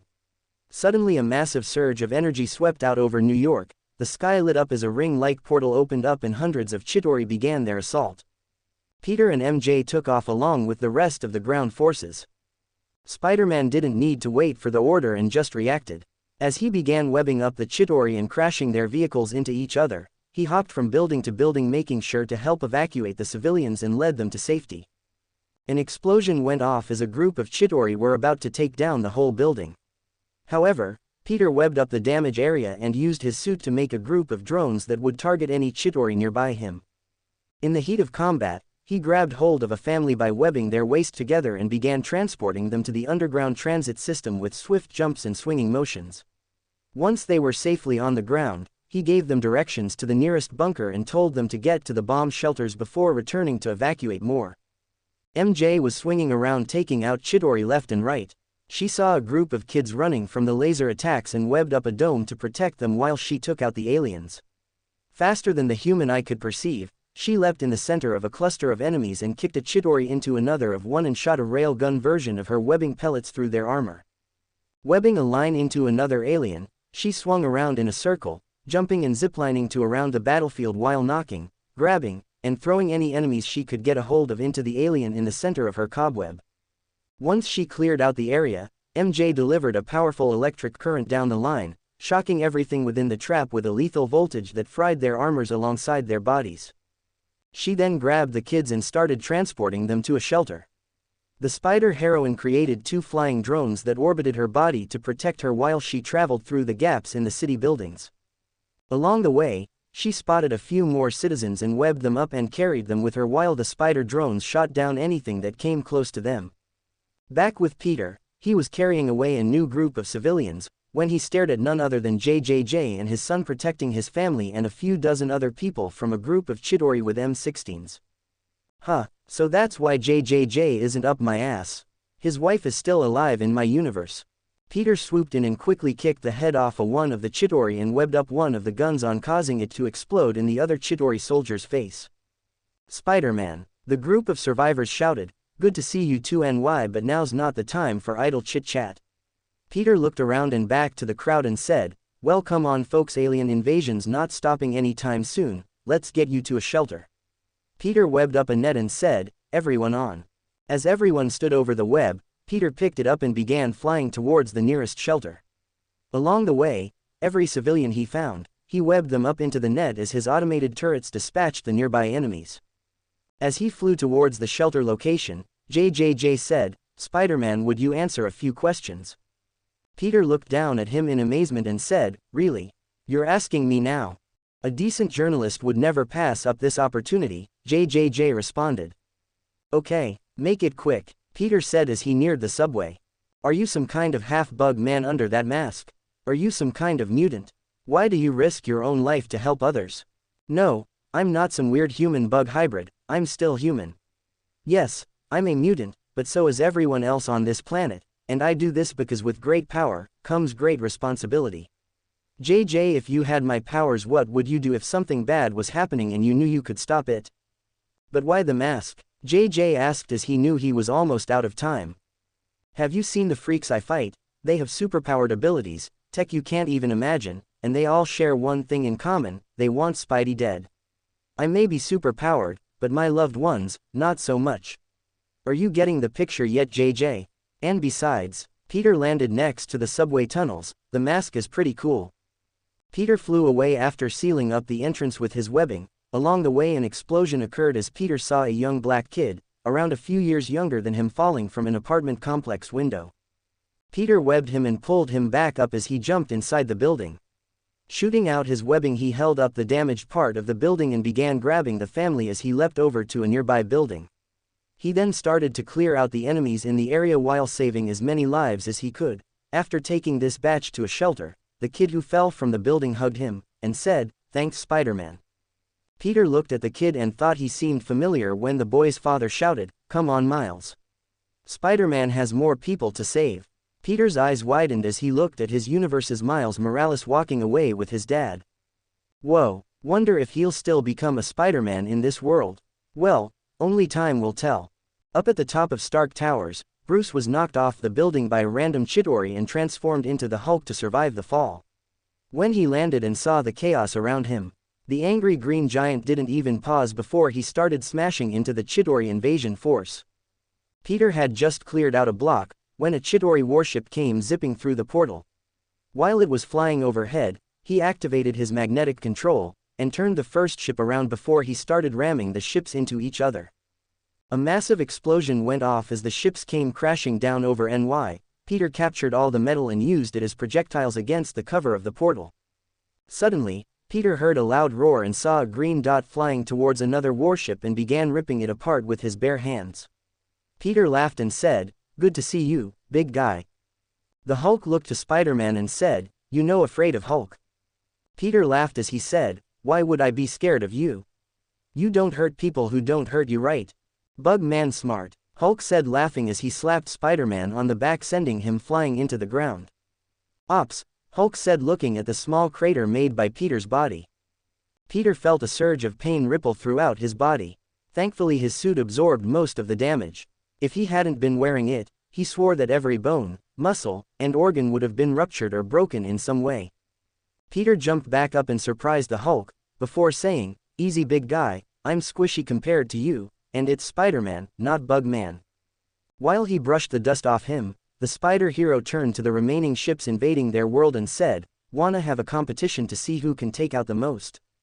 No sooner than the words left Spider-Man's mouth, a bolt of lightning descended on a nearby warship, causing it to fall towards the ground. Peter quickly webbed up the giant monstrosity with his organic webbing and safely landed at Central Park. Now any survivors in the ship wouldn't be able to get out to cause havoc, not to mention he would later claim this tech as his own. Peter heard Thor laughing, "Can I get in on this competition as well?" "What about Loki?" Peter asked. "He's been incapacitated, they're working on closing the portal now, we just need to buy them time." "Sure, but try not to destroy the city. If you can aim the wreckage away from the city, that would be appreciated," Peter said before he started controlling another warship with magnetism. Suddenly all the Chidori inside his captured vessel were shot out the whale-like ship and were thrust back through the portal, left to float away dying in the void of space. He then pulled the massive ship to the ground and webbed it up like his other one. However, unlike the other, he now had a captured perfectly intact spaceship. Next, he focused all his attention on destroying the warships. He began slamming the ships into each other like wrecking balls and tossing them through the portal with his ferrokinesis alone, while Thor and Hulk were completely destroying the ships like they were made of paper. Giant green fists and hammer blows combined, sending multiple shattering blasts of shrapnel that Peter redirected and used to kill off even more Chidori. Thanks to their close proximity to each other, Peter was able to keep most of the damage localized in Central Park, but there were still thousands of smaller units slipping past them and flooding into the city. Thankfully, they had the full might of Avengers kicking ass all throughout the city. Several sonic booms echoed out as Peter suddenly looked over to the tower when he saw Iron Man blasting off into the distance. He noticed that he was carrying a missile on his back, and that the portal was beginning to shrink. Peter waited for Stark got close to him and used his magnetic power to pull the rocket off of Tony's back before launching it straight into the Chidori mothership as the portal closed. "Thanks for the assistance, Spider-Man," Stark said as he thought of what almost occurred. "No problem, Iron Man, let's clear out all the stragglers," Spider-Man said as he looked to the remaining Chidori forces still fighting on the surface. They jumped into action as they started killing off the stragglers. Captain America was standing in the center of a street, teaming up with Black Widow and Hawkeye as they took down enemies left and right. Bullets flew from Natasha's wrists, arrows shot out alongside a shield that bounced off enemy combatants, and dozens of Chidori soldiers perished under their melee attacks. Peter jumped in and created a series of turrets that began to assist them. Tony shot everything in sight, and MJ webbed in, taking out dozens of Chidori at a time. The Hulk and Thor teamed up, smashing down any remaining warships when Peter even noticed the defenders way off in the distance supporting the people and taking out some enemies of their own. As they joined together and faced down the last wave of Chidori, Tony said, "Hey, there's a shawarma place not too far from here. Anyone else want to try it after this is all over? I've never had it before." "Oh, new Avenger rule, you pick the place, you're paying," Peter shouted. Yeah, I'll pay," Tony said as he put his helmet plate back on. "Okay, then let's do this," MJ shouted as they charged into the battlefield. Peter jumped in as fast as he could, punching, kicking, and using his powers to his fullest extent.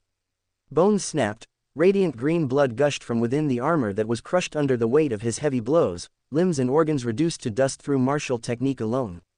Spider-Man held nothing back against the alien invaders and showed the new power he was granted by his totem in full. Thor shouted as he slammed his hammer through a wave of Chidori, sending them flying around like rag dolls. Lightning tore through them while the hammer turned them into pulp, and throughout the whole slaughter, Thor's face was vibrant and full of joy. MJ really showed off her inventions as she created several types of cannons: fire, sonic, electric, vibration. The blasters were direct and focused so the Chidori armor never stood a chance as the shots slammed through their bodies. She knew more than anyone that holding back now would likely result in her death. It was her first war with an alien species and couldn't afford to pull her punches. Cap threw his shield, cutting through Chidori soldiers before MJ webbed onto it and began swinging in a circle. As the shield cut through more enemies, she let go and let the shield fly towards Peter. In response, he webbed it up and bounced it back to Captain America, taking out a few more aliens before the American hero caught it and jump-kicked Chidori's head off. Iron Man fought alongside Thor and Hulk, shooting down targets from a distance and covering the two every chance he got. When another ship tried to get close, Thor actually managed to pick up the Hulk and threw him into a horde of enemies. While the angry green giant crushed them easily, Tony and Thor shot lightning strikes and lasers at their targets from a distance, wiping out dozens of enemy combatants with every blast. After a few hours of this, they all stood back to back panting after attacking. The final Chidori soldiers fell before them. "Okay, that's it, I can't take any more, I'm starving," Tony shouted. Now that the battle had ended, Peter then said, "Let's go eat, and then deal with the cleanup right after." Peter pointed to the half-destroyed city. "We can't just leave a mess like this. I'll lose my friendly neighborhood title." Issue 30, Trials of Merlin Part 1. Peter woke up the next morning to MJ laying her head on his chest with her arm wrapped around him. He smiled, kissed her forehead, and snuck out of bed. Heading downstairs, Peter started cooking her breakfast, and thanks to visiting the Renew Your Vows Peter Parker, he picked up a tasty banana pancake recipe MJ was very fond of. He had to admit it was pretty good. He could see why it would become Annie's favorite over the wheat pancakes he adored. The smell of the food woke up MJ and made her smile in embarrassment as she thought of what she did last night. She took the chance to take a shower before heading downstairs with a radiant smile that never left her lips. As Peter finished making breakfast, he placed the plate on the table around the same time he saw MJ walking down the stairs. Her hair was still wet, and her face was glowing just like Peter's was, and he couldn't help but blush. She swallowed her embarrassment and marched over before giving him a kiss and said, "Morning, Tiger. Last night was." Peter smiled as he responded, "Yeah, it was." After laughing a little, they sat at the table. MJ took a bite of the pancake and said, "Oh my God, Tiger, this is amazing. I should get you to cook more often." "Well, if every time is as good as last night, I might just do that for you." Peter gave her a quick kiss. The two then chatted back and forth about menial things, mostly about tech, when MJ said, "By the way, what happened to you when you were all cocooned up?" Peter had an idea of what happened, but for some reason, he didn't remember meeting the spider god. All he could remember was the word champion totem. "I think that there is a magical aspect to our powers, but I have no idea what they are." "Magic? But we got our powers through a science experiment, right?" MJ asked. "Yeah, but maybe that's just a catalyst that allows us to tap into this force, like our bodies being more aligned towards a certain force or realm." Thor said it was a totem god, and I think with what we both know, Strange might be able to enlighten us on that matter, Peter replied. After they finished their meal, they sat outside and waited for their parents to come home. They texted a few more times to make sure they were all right and learned that they were waiting for a couple of roads to be cleaned up. It took a while, but after a few hours had passed, a beat-up Volkswagen Type 3 drove into the driveway. Peter's jaw dropped as he saw the damage to Uncle Ben's car, and walked up to them. "Hey, are you guys all right?" Ben and May hopped out of the beat-up vehicle and ran up to Peter hugging. "I'm so glad you're okay." MJ's parents did the same as they told them what they experienced. After helping out the people had to clear the roadways, and slowly making their way back, they ran into quite a few situations. Along the way home, they helped out survivors, helped remove wreckage, and eventually had to spend the night at a human services center. "Actually, MJ and I were planning on going out to help with helping the disaster relief, but we wanted to wait for you to come home," Peter said, scratching his head when he saw their expression, and continued, "We're actually planning on joining some friends from school, so we'll be moving with a large group." May looked like she was struggling with the idea when Ben patted her shoulder with a smile on his face and said, "Let them go." "Ben," May shouted with a worried expression. "It's a good thing that the youth want to take care of their city, and the fact that Peter and Mary want to take part makes me proud." Everyone smiled at Ben's words. After all, it was because of his nature that they helped so many people while trying to get back. Every time he saw someone in need of help, Ben was the first one to jump into action. After some light convincing and a breakfast to unload all their thoughts, the spider duo left the house and webbed off towards Stark Towers. The real repairs would start there. After gaining some altitude, they switched into flight mode and shot off into the sky before activating their glider suits to gracefully fall towards Tony's home. When they arrived, they made sure not to intrude like they usually would and rang the doorbell. After waiting a few minutes, a screen popped up on the display screen showing Tony and Pepper in bathrobes. "Hope I'm not interrupting," Peter chuckled, making Tony reply, "Actually yes, could you give us 2 hours? Pepper took over and said, "Hi Spider-Man, Spider-Woman, Tony will be right down." "I will," Tony replied with a sad expression. "You will," Pepper shot back. I guess I'm coming down. You know Spidey, your timing is horrible." Tony shut the camera off and opened up his gates. The spider couple made their way inside and greeted Pepper before she took them to Tony's lab. Peter still couldn't get enough of this place. The upper lab was just for fun-time projects, but the real lab was below. Peter and MJ rode an elevator down and entered into a very large open space that had 2 webbed-up Chitauri warships stuck inside a containment field. Peter smiled as he waved to Tony. "Tony, my man. These look great." As they approached, Tony noticed the strut in Peter's stride as he grinned and said, "Looks like I'm not the only one who got some last night." "Tony," Pepper shouted. Tony laughed before saying, "What Spidey's walk has a chipper mood to it. Jarvis's recognition software is never wrong about these things. Either he just hit the jackpot, or he got some." Peter could feel the embarrassment coming off of MJ as she readied her hand to slap him. Tony raised his hands to protect his face while wearing a worried expression. "Easy Spider-Woman, I'm not in my suit. A slap like yours could knock my head off. It's a good thing I can control my strength." MJ smiled. "Oof," Peter chuckled. "Do it Spider-Woman," Pepper shouted. Peter winced as he heard the slap. Tony's face had a red imprint on his cheek and an "I deserved that one" look on his face. "Why'd you say it? You had to know this was going to happen," Peter whispered. "Did you have fun?" Tony grinned. "Ahem, yes." Peter rubbed his throat while acting like it was a cough. "Ow."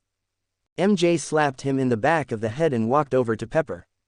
Spider-Man walked over to the ship and saw the prototypes to the cleanup robots.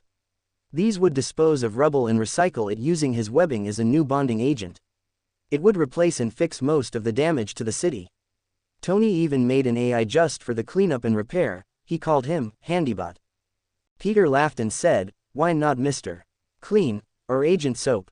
"Because those names suck," Tony replied as he rolled his eyes. The Spider Hero also saw a test run using Peter Parker's regular permanent formula. The building was in the middle of being coated, sanded down, and painted over. Since the adhesive was capable of bonding things on a molecular level, the end result looked no different than any other building surface. The spinneret for the device was made by a kid I know. I made some changes to it to suit the purpose though, and the results are amazing. Take a look at this. Tony brought them over to an I-beam made from the webbing, and there was a section of it covered in the liquefied organic webbing he handed over to Tony yesterday. It looked like it had been subjected to a series of stress tests as there were burn marks and dents around the coating. If we coated this substance over the surface of building materials, they would vastly expand the conditions needed to cause wear and decay. They could absorb damage and supply energy to the city, and they wouldn't have to go through constant maintenance. "Mr. Parker, what you have here isn't just money, it's real wealth." MJ was shocked when Peter memory holed it because of how interested he was in the drone's sphere-like design. "Yeah, I can." Peter paused when he realized what Tony called him. Slapping his forehead, he turned to his friend and asked, "How long have you known?" "I figured it out when I saw your webbing on the battlefield. Jarvis ran some scans and found a 30% match to the adhesive formula you gave me." "Yeah, but those have been out on the market for a while now.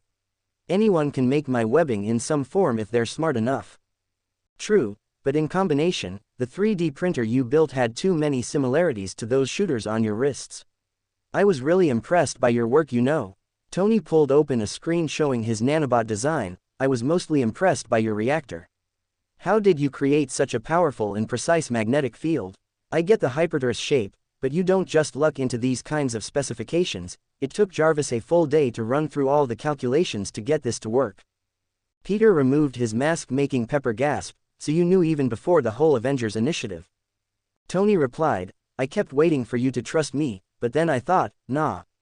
That's not me. Better to rip it off like a worn band-aid and embarrass you, tease you, make jokes at your expense.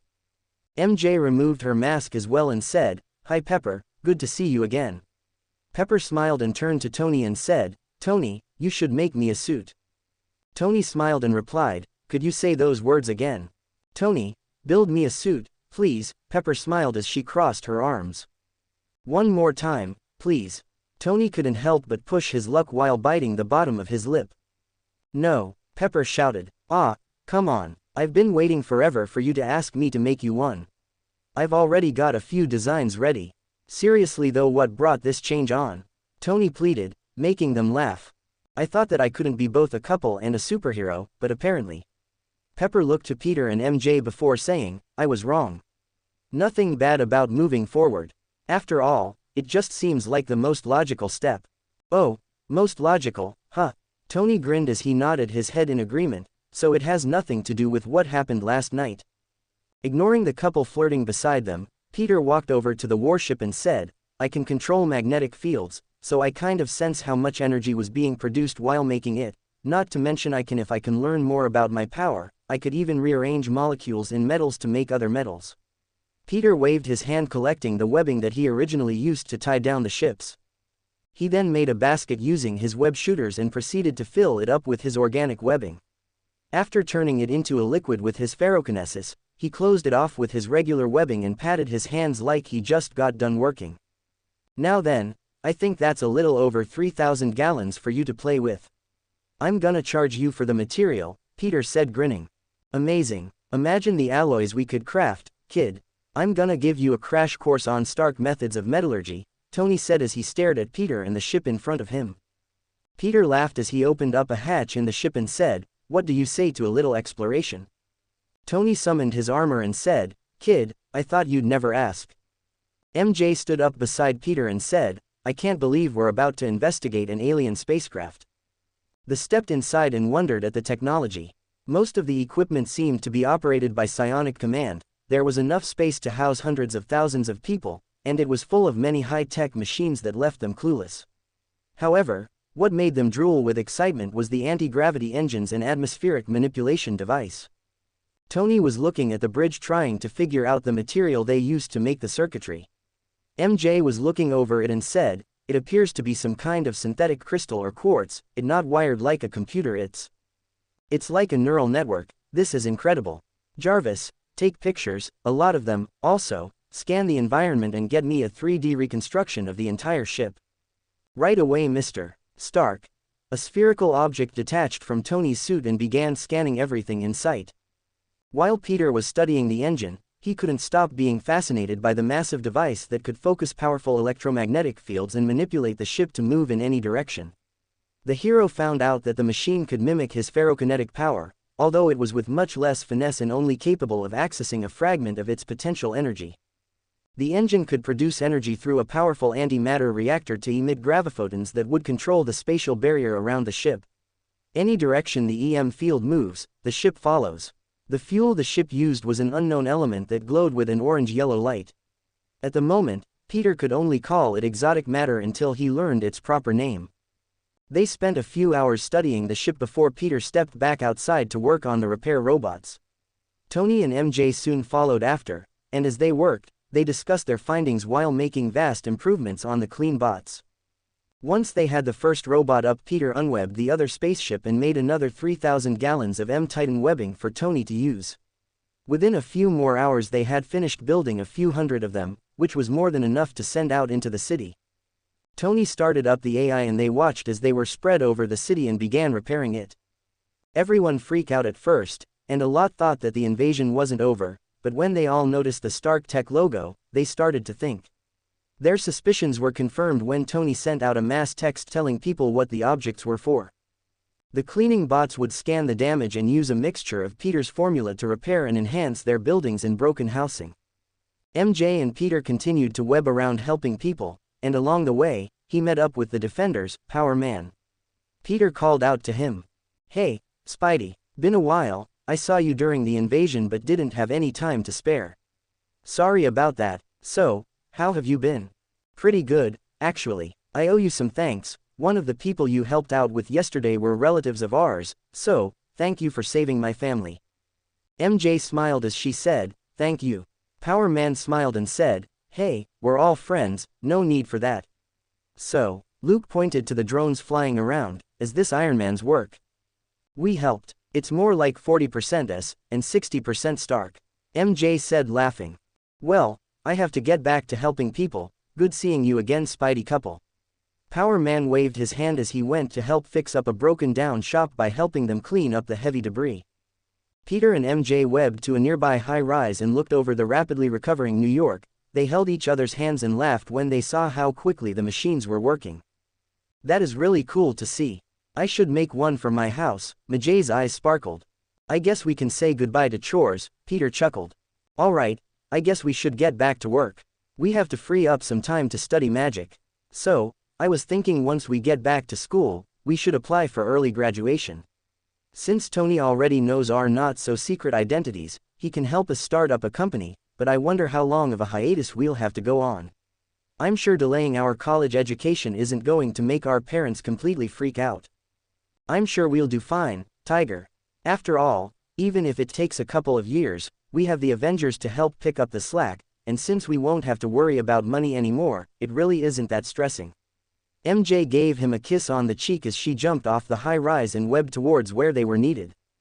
Peter followed after and the two started fixing up and helping the many citizens of NY, and they continued to do so for 2 weeks. Only when the city started to look like its former condition did life return to normal and school start up once again. Issue 31, Trials of Merlin Part 2. The heroic couple walked to school that day, eager to apply for Tony's scholarship. All Peter had to do was present his nanobot prototype, and then it was a sure thing that he got it.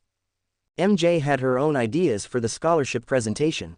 She was working on a piece of unstable molecule fabric mixed with her web silk formula to create a type of multi-use fabric that would put every other material out of business. Thanks to the material she was developing, not only could mimic every other type of fabric, but it would retain the durability of the spider silk armor. The spider heroine was targeting sweatshops and several other companies that relied on hunting down animals for their fur.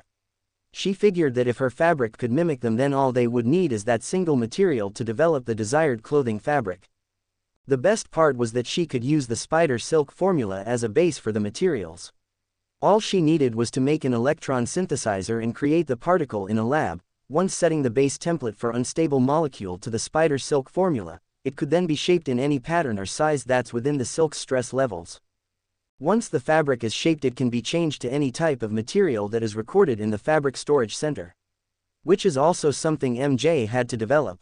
Peter offered to let her use his nanobots, but in response to his offer, she shook her head and said, "That's too much power for everyday clothing.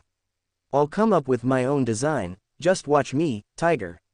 "I mean, don't you think it's enough for people to be walking around in bulletproof clothing?" "It's not completely bulletproof, it's too thin. Bones would break," Peter mentioned with a painful cringe. "My point stands, it's a bad idea to give everyone tech like that, and I think they'll appreciate the extra safety it provides without giving up comfort. It's about balancing fashion and protection." When they got to school, everyone was freaking out and talking about the Avengers. Peter and MJ smiled at the approval of their heroics. However, that feeling was soured when Flash shouted, "Spider-Man is the best. Did you see him tearing up those whale ship things? And his Spidey woman, what a body." Peter crushed up a small piece of paper and chucked it at the back of Flash's head. "Ouch, who threw that?" As MJ giggled at her boyfriend's antics, Jessica jumped on them with a cheerful greeting, "Hey guys, what's up?" "Good to see you, Jessica," Peter and MJ said, seeing Luke walk up next to her. "Hey, it's good to see you again, Peter." 1. Peter smiled and shook his hand, "Nice to see you again, Luke. I hope you and Jessica have been getting along." "Ah, yeah, she's a cool cat," Luke responded when Danny walked up to them next to Angel. "You talk like you're from the 70s, MJ snorted. "It's how my mama raised me." "Got a problem with that?" Luke crossed his arms. "Hey Pete." "Hi MJ," Angel said as she hugged them, "Great job Avengers." she whispered in their ears. Danny came up next and said, "Oh, you're Peter Parker, right? I hear you're the smartest kid in school, and this lovely lady must marry Jane. Angel talks about you guys all the time."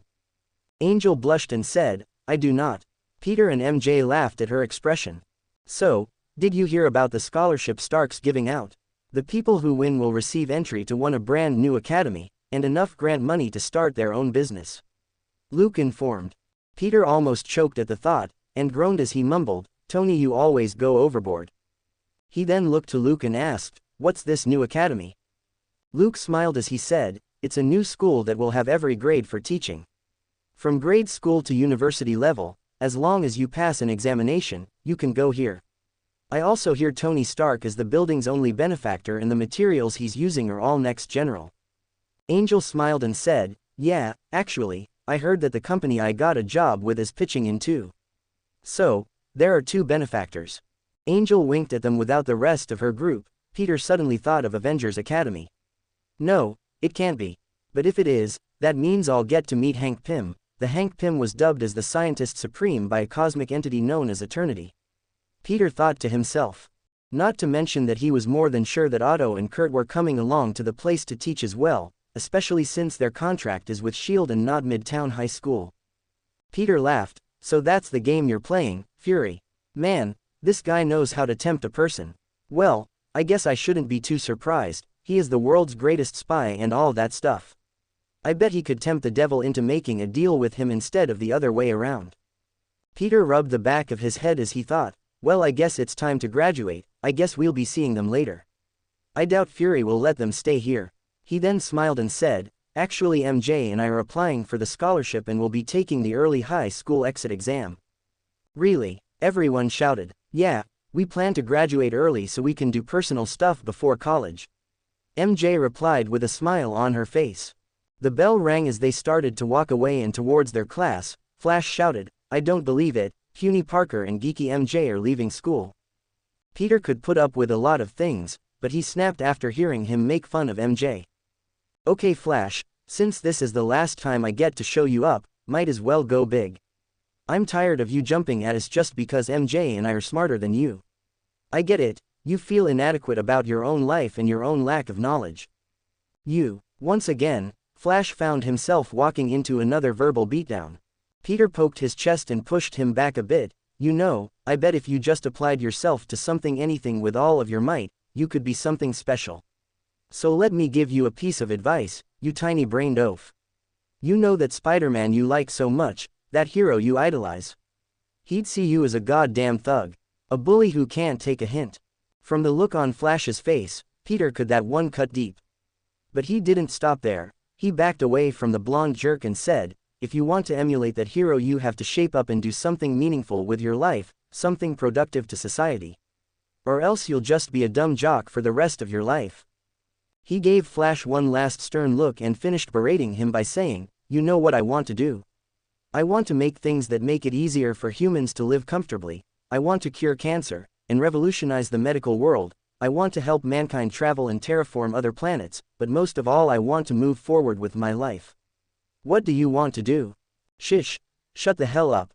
You don't know me." Flash tried to invade Peter's personal space. However, the spider hero pushed him back with a poke to his chest that actually hurt the guy a little. "Oh, I know you. You're the kind of guys that prefers to sit on your ass and make fun of others all to stoke that tiny, and I mean tiny little ego. Grow the fuck up, Flash. You're not a kid anymore, so start acting like a goddamn adult and take some responsibility for your life." The bully was so stunned, he didn't even notice Peter walking away with his arm around Mary Jane. Damn Tiger, that was harsh, deserved, but harsh. He needed to hear it. Flash has a lot of potential in him. He shouldn't waste it taking out his problems on other people, he needs to look inside and see the hero that's in everyone. Peter said with a stern expression. Kind of corny, MJ said, but her smile made it clear that she rather liked that side of him. Why? Because it's actually good advice. The day something positive became weird is the day humanity becomes a doomed species. Doing good shouldn't be seen strange or foreign to people. It should be the most natural thing in the world. You got a point there. I never thought of it like that. MJ mulled over the reason why speaking like that became odd. Harry and Liz saw them strolling through the hall and came up to them. "Hey Peter, glad you guys made it through that mess. How's your family?" Peter and Harry hugged and replied, "They're all right. What about yours?" MJ hugged Liz as she used their cover story, "Some guy named Power Man saved our parents. We were in Brooklyn when it happened. We were in Harlem when it started. A girl calling herself Firestar saved us," Liz said as she smiled at Angel. They entered homeroom for the last time and requested to take an early exam. They signed up and easily passed. Next, they applied for Tony's scholarship and sent in their prototypes. After they received their graduation papers, they went home early to show them off. They also informed them that they would take a break before going to college. Since they bought themselves a couple of years before they would have to go naturally, they could take it easy and spend time with their family while shuffling their superhero activities. After a few days, an acceptance notice came from Pepper. Peter and MJ smiled. They weren't joking when they said that the grant money Tony supplied could build their own company. On top of the grant money, Peter and MJ were getting their own separate paychecks from the stuff they made and sold. Peter checked his phone and grinned. "I don't think Spidey's ever been this rich." He and MJ both got around $5.5 million with Grant. Added with what they already had, Peter had roughly $505 million while MJ was hitting $100 million. With this much they could officially open up a company or start an entire enterprise. However, before they could spend their cash, they wanted to learn magic. After that last battle, MJ started to understand that one of the quickest ways to get stronger with one's own maximum effort. D.P. I'm so proud of her. I will erase you if you keep this up. She thought of asking Angel or someone that she knew if she could copy their power, but she could never think of how to phrase it, and it always came off as something that sounded power-hungry. Why can't I find a criminal to have a suitable power that I like? MJ pouted as they moved around the city going towards Doctor Strange's sanctum. Peter then said, "You know, I could always ask Thor to give you a shock that could purify your spider gene to perfection. Who knows, maybe you'll get your own totem and power up as well."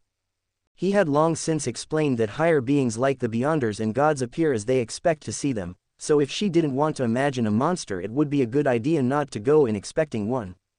"Sounds fun," MJ said with a sarcastic tone. "Little scary though. I wonder what this web of life is, and why it's so important."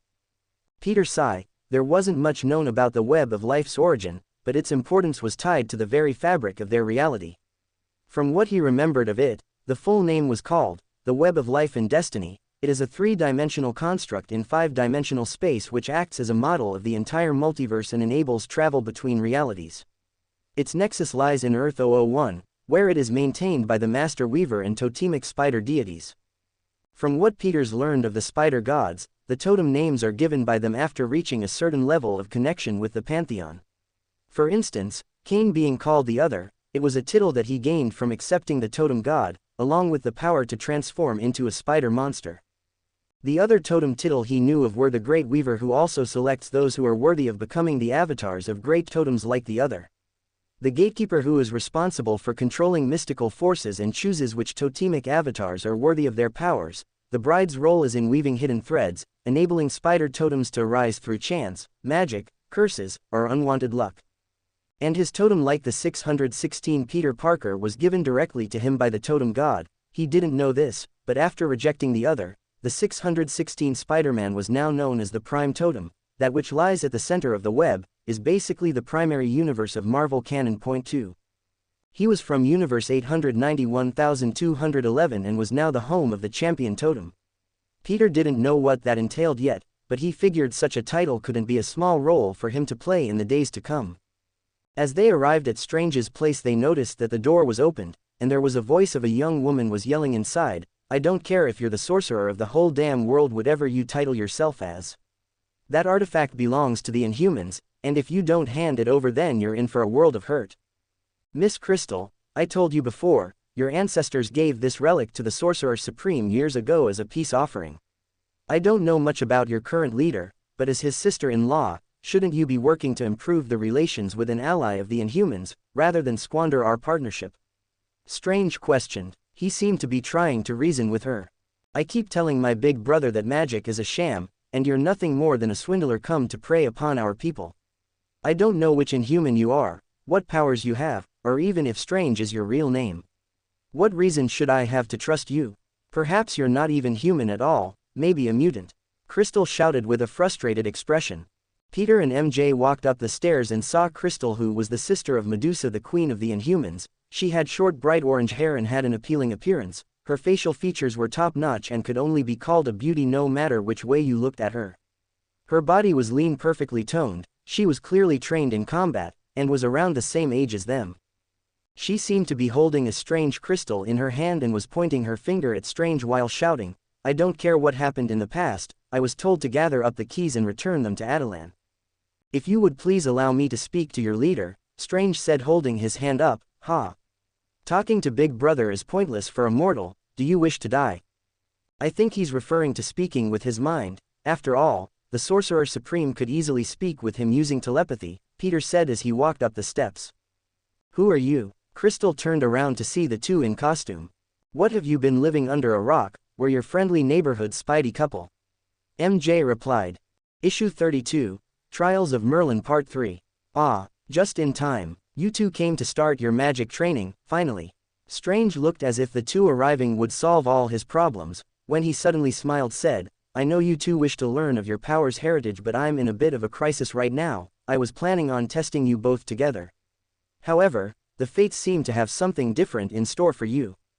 Crystal, this is Spider-Woman, a hero who fought in the recent invasion. Strange introduced MJ before he turned to Peter and said, and this is Spider-Man, also a hero who also participated in saving New York from the alien threat. Crystal looked them over and lifted a brow. I thank you for protecting the Earth, but I have no time for chit-chat at the moment. This, Magic, Man and I were in the middle of a discussion. Peter laughed. That's a good one, Dr. Stephen Strange, Stage Magician Supreme. Stephen frowned at the joke and said, actually I was hoping Spider-Woman would accompany me, while you undergo a trial. Say what now, Doc?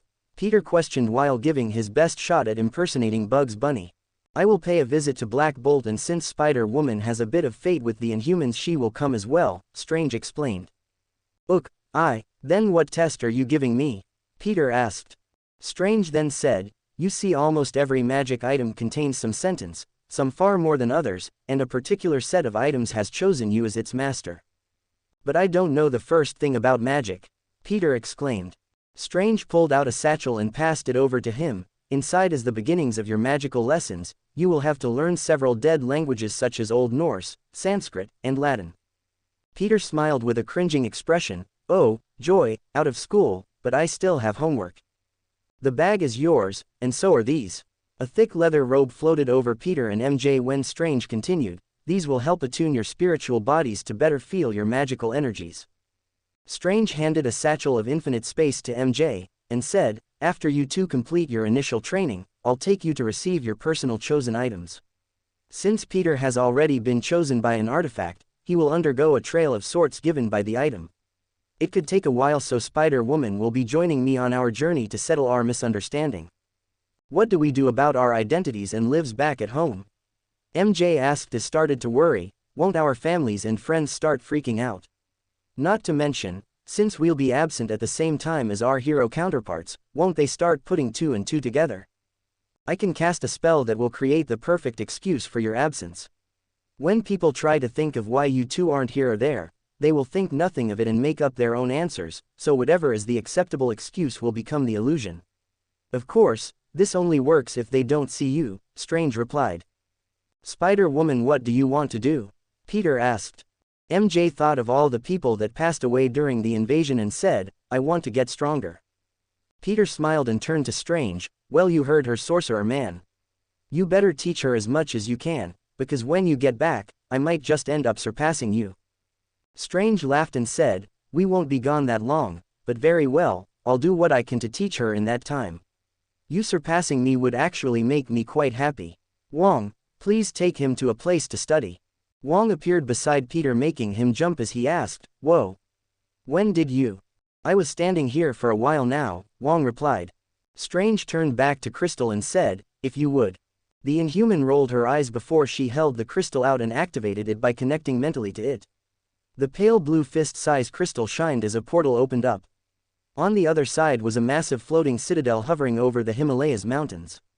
The city looked far beyond what she had ever seen, as was something akin to how a mortal would look at Asgard for the first time. Needless to say, the scenery was out of this world. There were high rises, and thousands of high-tech looking buildings, all of which was suspended over a bowl-shaped, anti-gravity and cloaking device. Crystal took one look at Doctor Strange and scowled before saying, "I can let you meet with Big Brother, but my mission still stands, this is going back to Attilan." Spider-Woman held out her hand, and said, "I look forward to learning more about your people." Mary Jane smiled while Crystal jerked her head away and jumped through the portal. Well, that could have gone better. The red-headed hero sighed as she jumped through alongside Doctor Strange. While they left, Peter was led to a large library where he began going through the many languages he would have to study up on. Spider-Man scratched his head and let out a sigh of resignation as he dug into his homework, focusing on the books and their contents like his life depended on it. While the hero was doing his best to memorize the material, he was completely unaware to the many things currently happening across his city. One such issue was Osborn's lab getting up to its old tricks again. They were currently trying to recreate their version of the super soldier serum. Manhattan Oscorp Tower. What do you mean the gas isn't ready? How much money have I sunk into your ridiculous project? If you don't shape up and get some results, then you can count yourself out of the job. No one would dare hire Roderick Kingsley again. Ever. Norman Osborn was shouting at a young blonde man sitting in a chair next to his lab equipment. Look, Mr. Osborn, the technology we managed to get from the invasion is still too new to us. It wouldn't make it into the experimental category. Even if we could use the alien tech to synthesize an enhancement serum, would the end result even be suitable for humans? This takes time, Norman, and using technology as advanced as this without knowing the full extent of what it's capable of is too dangerous. I don't care, Kingsley, you have 4 months to get some results or I'm taking away your lab and sending your work to someone else. Osborn said, shouting at the top of his lungs. You can't do that, I've poured my life's work into this project. Kingsley shouted back. Then you better get some goddamn results, Osborn said as he left the room. The young scientist grunted and turned back to his work. I show you, Osborn, I'll show you all. Flushing Meadows, Corona Park, Queens. Across the city at the Reed Richards Science Center, Eddie Brock was down in the dumps. After losing the only samples he had on Venom, he began trying to recreate the process from scratch.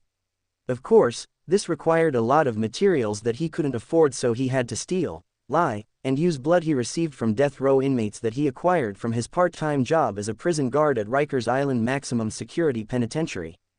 He was going over his lab notes and slammed his fist on the table. Damn it. Another rejection. Eddie was searching through his list of possible blood donors and sighed before saying, maybe it has something to do with blood type. Let's see, I ran almost every type, but the symbiotic parasite always dies or fails to fully form. Eddie was desperately trying to think of a solution when he thought, what if I used a type O negative to form a template gene, and then used type AB positive to culture the symbiote, and since I'm AB positive I can use my own blood. Eddie quickly singled out the only O negative blood type that was available, Cletus Cassidy. So, it's going to have be you. Now what's it gonna take to bribe you out of some of your blood?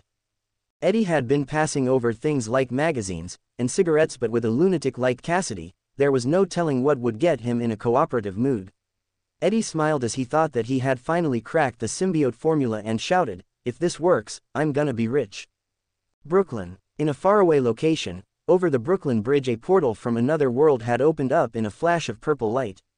A bloodied figure could be seen flying out of the portal. He was wearing a black and red Spider-Man suit that matched Kane's signature outfit.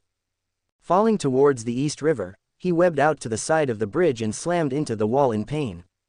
Okay, I am so done with micro worlds and macro worlds. Kane shouted as he stared at the portal closing. Well, at least I don't have to worry about that symbiote god guys anymore. Now, where the hell am I? The Scarlet Spider took a look around in his wrecked suit and shouted, God damn it. Why do I always end up back here? He sat on the top of the bridge and sighed, might as well go pay him a visit. At least I still have one good brother left. Still can't believe Doc Ock was in his body. I wonder how he's doing, is he holding up alright? As he webbed off, a small and black weakened ooze trailed down the other side of the bridge and slowly made its way across the support wires. Kane webbed through the city and saw that it was vastly different than the one he was familiar with. Wait a minute, this is New York, right? The Scarlet Spider started running around the city and shouted, "Crap, crap, crap, crap. Please no." With a massive vaulting motion, he webbed to the top of a nearby skyscraper. He had heard about this from Peter before, but never experienced it himself. "I'm in another reality." Kane fell down and sighed, "Oh, man, what do I do?" Kane's stomach growled and he sighed at the fact he didn't have his wallet on him. "I wonder if there's an Annabelle Adams in this universe too." "Nah, what are you thinking, Kane? She'd just run away from you too." Kane webbed over to a seedy side of town and looked around for some scum to steal from. It's not a Spidey nice thing to do, but when you're strapped for cash and in a world you know nothing about. Kane stood on top of a water tower and focused his ability to communicate with spiders. He pulled in their visions until he found what he was looking for. Nice, a drug house. "Well then, let's just clean up and take the cash. I should leave. No, I should burn the drugs." Kane looked at his suit's condition and sighed, "I hope it still works. Wouldn't want to give the Spider-Man of this world a bad representative." Kane tapped his suit with an electrical charge. Due to the symbiote's nature he was previously wearing, it had absorbed most of the suit's matter. At the moment Kane only had a 50-50 chance of jumpstarting the molecules to reactivate the unstable fabric's memory. It made a whizzing noise as he said, "Come on. Please work." A few seconds later the suit's unstable molecules began to repair the suit. "Haha, still got some of that Parker luck. Though, I don't know if that's a good thing." He quickly entered into the building and made quick work of the street thugs. He made sure not to use his webbing. As a result of him trying to hide his identity, many of them were going to jail with broken bones and large bruises. After knocking them out, he bound them against several anchor points in the room with the many zip ties that were lying around and made sure that he tied their limbs to each other so they couldn't struggle. He then searched through the room and picked up a massive pile of duffel bags stuffed full of $100 bills nicely stacked together. Once he secured the money, he went around the building and collected the drugs before torching them in the bathtub. Sometimes I feel bad for Peter's straight arrow personality. Kane walked over and picked a gun off the table before firing a few shots into the couch. He picked up the phone from one of the guys he knocked out and gave the police the address before jumping out of the building carrying the bag with him. As the Scarlet Spider ran across the rooftops he refrained from web slinging. He thought the image of flying duffel bag would be strange enough. They didn't need to see a copy of the city's hero carrying around loads of drug money. Kane was sure that sticking to the rooftops and leaping from building to building would be a better method to avoid the stairs. All he needed to do was be hyper-aware of his surroundings. As he jumped from roof to roof while focusing on avoiding being seen by the public, he failed to notice that he didn't completely zip up the bag properly and a few stray stacks were poking out from the bag. The Otherworlder's spidey sense went off when he smiled and said, "My spidey senses are back. Could Venom have healed me while we were bonded? Wait a minute, my spidey senses are back." Kane jumped back and narrowly evaded a woman in a revealing tight black leather-like suit. She had long silver hair and looked like she was in her early 20s, and a single thin goggle-like black mask worn over her crystal-clear blue eyes. Kane tilted his head and listened as Felicia Hardy said, "Poor, my dear floating bag of money holds still for Kitty will ya." Characters will be doing some solo development, will be adding in MJ's time at the City of Inhumans, Peter's trials in accepting the item that's chosen him, and some mean villains coming up. Issue 33, Trials of Merlin Part 4. "Easy cat, I need this money so I can't share it with you," Kane said as he took off running as fast as he could. Black Cat gave chase and meowed before saying, "Come back my treasure, don't run from me." The Scarlet Spider started to really push himself and leapt farther than he ever attempted before when he felt his foot slip. "Wait a moment, I don't slip," Kane thought as he placed his web to a nearby and pulled himself far away from Felicia's bad luck. Felicia purred, "Spider-Man, didn't know you were into robbing crooks. Does your girlfriend know about this?" "Lady, I'm not Spider-Man," Kane said as he removed his cloaking tech, and showed himself to Black Cat, "Not Spider-Man." "Then what's with the outfit? You certainly seem like Spider-Man to me. Although, I have to say, I dig the new colors," Felicia said eyeballing the cash, especially the green. "I'm the Scarlet Spider. I may have similar powers to the guy you know, but trust me, I'm a lot meaner than my heroic counterpart." Scarlet Spider tried to web away when Black Cat tore through his webbing with her claws and said, "Stealing from bad guys is my thing, but since you're new here I'll only take half." Kane laughed as he dropped one of the duffel bags, "Take it, and just leave me alone." Felicia was cautious as she approached the bag. Seeing that he wasn't making a move, she smiled and picked it up. After wrapping it around her shoulder, the cat burglar walked towards him, and got up close to his face. "You're right, you're not Spider-Man, he looks a bit shorter than you, and I have to say." Felicia placed her hand on Kane's chest and said, "I like what I see." Scarlet Spider webbed over to a nearby building and said, "Stay away from me, cat, I'm a monster. Get too close and I might bite your head off." He pulled himself away and zip-webbed over to another building. As the anti-hero disappeared into the distance, Felicia smiled and said, "I think I found something fun to play with." Kane went out to find a hotel to rent while he searched for a way back to his universe. Unfortunately, this version of Kane had never heard of or meet Doctor Strange. So, he realized that his best bet was with the Fantastic Four. However, before he could make any progress in his attempt to get home, he would have to find a place to rest.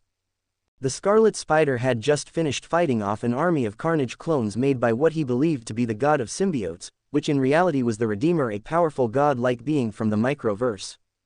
After finding a hotel to crash in, he laid down on his bed and stared at the ceiling. Maybe this isn't so bad, not like anyone will miss me, and in this world, there might not even be a Kane, maybe I could start over. As he fell asleep, the symbiote that followed the anti-hero here was desperately searching for a place to give birth. The symbiote known as Venom was beginning to undergo mitosis. After merging with Kane, who then transformed into the other, the massive surge of multi-dimensional power was more than enough for the symbiote to split and duplicate. Must find a worthy person, can't end up evil, don't want it to be evil. Venom felt itself growing weaker and weaker. Without a host, it would soon die. However, if it bonded during its mitosis, it would put too much strain on the host and result in killing both it and the child. So, in order to find a warrior and a kind person, he headed to a police station, thinking it could find someone like Patrick Mulligan, a human that had managed to rehabilitate a symbiote and use it as a force for good. "Come on, Dad, I'm going to be late for work." A young blonde who looked around 17 or so stood in front of a police cruiser. "Hold on, Gwen, I'm coming, just give me a moment." George Stacy turned to the officer he was speaking to. "Anyway, I'm glad to see you're doing well, Officer Watson." MJ's father smiled. "Yeah, meetings help, thanks for referring the group to me, Captain." George laughed and patted him on the shoulder before he said, "We've all been there before. Sometimes you see some pretty bad things on the job, and I know how bad it can get when you're constantly seeing the worst of humanity. If you want, I can even find you a good therapist to talk to." "Thanks, Captain, but the meetings should be enough. That and my daughter slapping me really gave me a wake-up call." The two shared a laugh when Gwen shouted, "Dad." George turned his head and shouted, "All right, I'm coming, see tomorrow, Officer Watson." "Good night, Captain." The two parted ways and drove off in different directions, Gwen completely unaware that a spawn of Venom had latched itself to the bottom of George's police cruiser. Venom then watched as they drove away. Hopefully it will have a chance for redemption. The symbiote then went off in search of a host of his own. Only two people came to mind, Flash Thompson and Eddie Brock. Gwen's dad had driven her to Horizon Labs, and as she stepped out and gave her dad a kiss on the cheek goodbye, the new symbiote had crawled inside her backpack and nestled inside, waiting for the moment they came into contact. Venom had originally intended for George to fuse with the symbiote, but Gwen was the first one to exit the car, and it couldn't hold on much longer. After headed up to her lab and working tirelessly, she took a break in her office to get some sleep. As this happened, the symbiote latched onto her and fused without her even noticing. She woke up hanging over a building on a strand of her webbing. As she stared at her reflection, she tilted her head and looked over the pitch black and yellow Spider-Man suit with a spider symbol on her chest. Am I dreaming? Gwen was one of the Spidey couple's biggest fans. She even was on a pre-order list for new plushies of the two when they came out. While she was seconds away from geeking out, the suit, responding to her surprise, dropped from the webline and began webbing across the city. "Wah! It!" Gwen shouted as the rush of web slinging took her to new heights. Her speeds peaked at maximum velocity as she fell towards the ground and started swinging of her own accord. She started laughing. "This is so fun!" Gwen shouted as she headed back towards her lab. Along the way, a certain Peter Parker in Spider-Man uniform was eating at his favorite hot dog stand. "Joe, you make the best dogs in NY." Peter pulled out a $20 bill. "Too much, Spidey, besides I told you, Spidey people eat for free." Peter smiled and said, "No can do, buddy. The more money I give you the better your food gets. Besides, if you start saving up, maybe you could buy a restaurant." Joe tried to give the money back when Peter saw something that almost made his jaw drop. Gwen zipped past them, making Peter go wide-eyed. "Did you see that?" "Sure did. Only in New York, right?" Peter pushed the bill into the owner's hand and scarfed down on the rest of his hot dog before giving chase. While Spider-Man shot after her, he sent a message to MJ. "Hey MJ, your symbiote didn't spawn a new one, did it?" MJ quickly responded all the way from the Himalayas, "What are you talking about, Tiger? I'm looking at someone with a symbiote who's not you." Peter replied. "Need some help?" MJ asked. "No, I got this. How are things going over there? Doctor Strange and I have been held up in our own waiting rooms. We're waiting for the appointed time of our council with the king. Oh, I think someone's coming. Got to go, love ya, Tiger." "Love you too, babe." Peter responded and ended the mental link as he had finally caught up to Gwen. While swinging beside her, he then turned to Gwen and dodged the symbiote trying to web him away before shouting, "Hey! Watch it, I'm swinging here." Peter saw that she was totally enthralled in web slinging and couldn't even hear him. "Uncount Spidey girl, this is the New York Spider Police. Spidey cop demands you pull over," Peter shouted, making Gwen snap out of it. The blonde symbiote host shot to the top of the roof she webbed to, and shouted in surprise as Peter landed in front of her, "Spider-Man. I'd say the one and only, but I know that's not true." He stood in front of her and examined the black and yellow symbiote. "Webster, can you scan her?" Thanks to Tony's adjustments to his nanobots, he had installed an AI into the chip that would give Webster access to the internet and had computer functions that could make the world's most advanced supercomputers destroy themselves out of shame and jealousy. Tony also made sure to add plenty of useful functions that he and Peter spent hours arguing whether or not he needed them. Tony actually wanted to make a disco party function that took Peter several hours to talk him out of. Webster read the organic structure and replied, "It's very similar but very different. This species is radiating otherworldly particles, like it's not from our time and space. It also appears to an alien species. I was created by studying a similar substance and crafted using your genetic template. This species seems to have your genes somehow. I am reading it as Peter Parker, so be warned your spider senses won't work on it. So, it came from another universe. Great, I hope this is the only one that made it here, but knowing my luck." Spider-Man sighed as he thought to himself. He then turned to Gwen and asked Webster, "Is there anything else you can tell me? What about the age of the symbiote, and who the current host is?" Webster answered, "The symbiote seems newly hatched, not more than 5 or 6 hours, and the suit is keeping me from scanning her facial features, so an identification software is limited. Judging from her measurements, there are 15,783 possible identities that are residents of NY. Would you like to see them?" Could you say something? You've been staring at me for a while now, and you're starting to freak me out a little." Gwen waved her hands in front of his face. "Where did you get that?" Peter asked, pointing at the suit. "I don't know, I just woke up with it on. I don't suppose you work for an evil corporation investing technology into interdimensional travel by any chance?" Spider-Man quipped. "What? No," Gwen responded. "Phew, that's a load off my shoulders." Spider-Man let out a sigh of relief. "Do you know what it is you're wearing?" "Not really. As I said, I don't know how I got this thing. The last thing I remember was going to sleep, and bam, woke up with a Spidey suit that took me for a ride," Gwen responded. "Okay then, first off, what you are wearing is an alien species known as the Clintar. There are 2 factions. Those that call themselves the Clintar belong to the Agent of the Cosmos. They are a peacekeeping force that seeks out worthy hosts to imbue with their powers and partner with." Gwen's face lit up when Peter held out his finger. "However, yours is a strain not recognized by the Clintar. Heck, I'm not even sure if they exist in this universe. The strays don't belong to any faction, and the other faction is called the Null Symbiotes. They travel from world to world, absorbing everything and making it part of themselves." Peter then thought of how Null had originally designed them to take out celestials and gods, and then how the fact that his parents had made something on the same level. "This is different. My symbiote species isn't connected either to the Clintar or Null. It's an entirely new man-made branch," Peter thought as he looked back to Gwen. Gune's face paled and said, "What do you mean universe?" Peter ignored the question because it would take too long to explain and said, "Look up multiverse theory when you get the chance." Now back to the symbiote. you have to think of your symbiote as a newborn baby.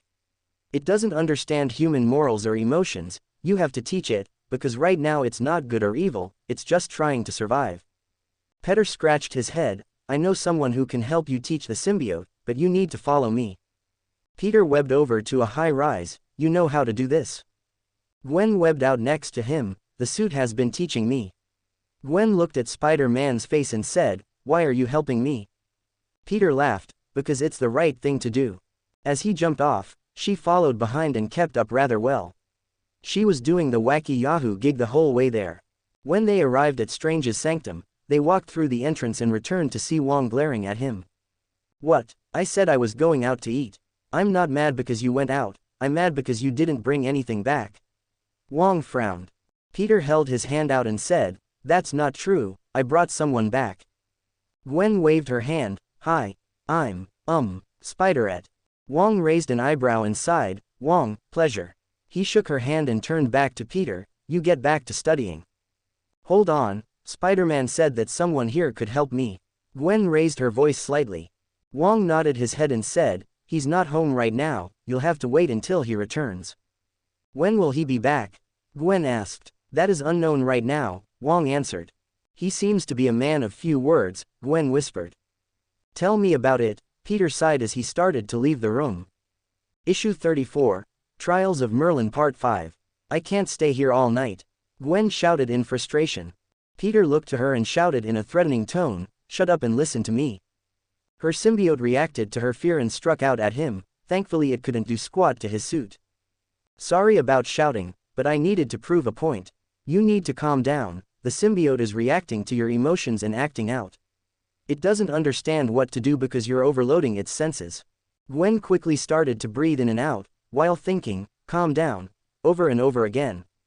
The symbiote responded to her and started to return to normal. If you go out as you are now, you could endanger your loved ones by wearing that. Right now, the symbiote is like an exposed nerve, sensitive to even the slightest change in your emotion. Oh, and if you get a craving for brains, I suggest using chocolate since what the symbiote is craving phenylethylamine or the dopamine our brains produce when eating it. I'll see if I can get you some unstable molecules for that. Spider-Man, are you a scientist? Gwen's eyes went wide. Peter watched as her eyes went wide when he said, I know my way around a chemistry set, all right. Spider-Man and the new Spiderette started conversing about advanced biology for a while. Since Gwen was studying to become a geneticist and was interning at Horizon Labs, he learned she was almost a year older than Peter in this world and was in her first year of college due to graduating early. While the two chatted about the genetic properties of the symbiotes, MJ was walking through a large hallway with Dr. Strange. When they arrived at a throne room that was mostly made of precious marble, they saw a woman with long red hair that almost touched the ground, sitting in her stone-like throne alongside the inhuman leader known as King Blackagar Boltagan, or more commonly known as Black Bolt. Standing next to them was Crystal, who was staring down Maximus, Black Bolt's insane younger brother. King and Queen of the Inhumans, I am Dr. Stephen Strange, Sorcerer Supreme. Stephen bowed and MJ did so as well. Raise your head, Strange, Medusa said, nodding her head at Black Bolt. Why have you come to Attilan? Strange looked at Black Bolt before he answered. Many years ago, when Attilan was first built, the old Sorcerer Supreme and the first king made a pact. Should the world ever be threatened by their old enemies, they would once again unite. Strange looked at Maximus and frowned before continuing. The key you took back is part of that pact. Can I ask why you chose to reclaim it? Maximus smiled and said, Brother, we kill him, and we must punish Crystal. She actually brought a human to our kingdom. Black Bolt looked at Maximus and shook his head in disappointment, then suddenly back at Strange. After communing with his wife with whispers, Medusa turned to the sorcerer and said, I understand that this one is a hero who protected the earth from invaders. However, we have no recollection of such a pact. That's because it took place around 25,000 years ago. Strange pulled out a parchment and placed it out in front of them. When Maximus heard this, he recalled something that he had been searching of for a very long time. So, thinking Strange might know of the prima materia, he tried to peer into Strange's mind. Regrettably for him, there are consequences for trying to invade a Sorcerer Supreme's consciousness. Maximus screamed out as foam started gathering at his mouth. He clenched his head in pain and fell to the ground. Seconds before, when Medusa was about to attack Strange, Crystal suddenly jumped at Maximus, screaming, "You bastard!" Crystal punched him in the face while part of her body was engulfed in flames. Suddenly water and lighting surrounded her as she blasted towards Maximus with the intent to kill.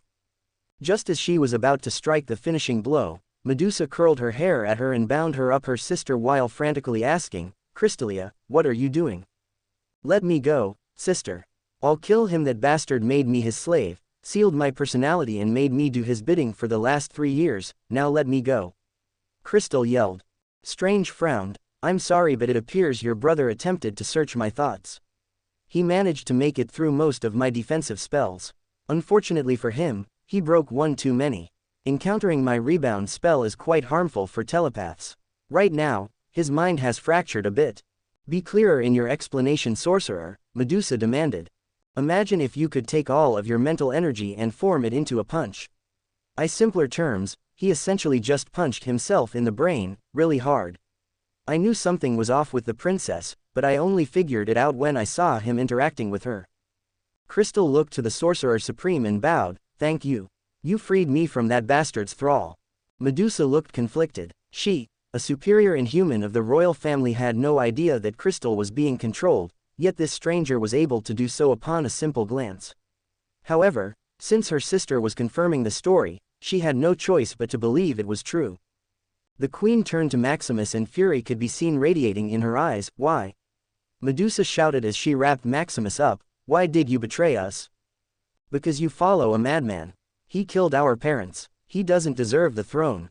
Maximus shouted as she tightened her grip around his body. "It was your fault that he had to use his powers. Do you think I know nothing of what happened? Do you think Black Bolt never told me of your betrayal?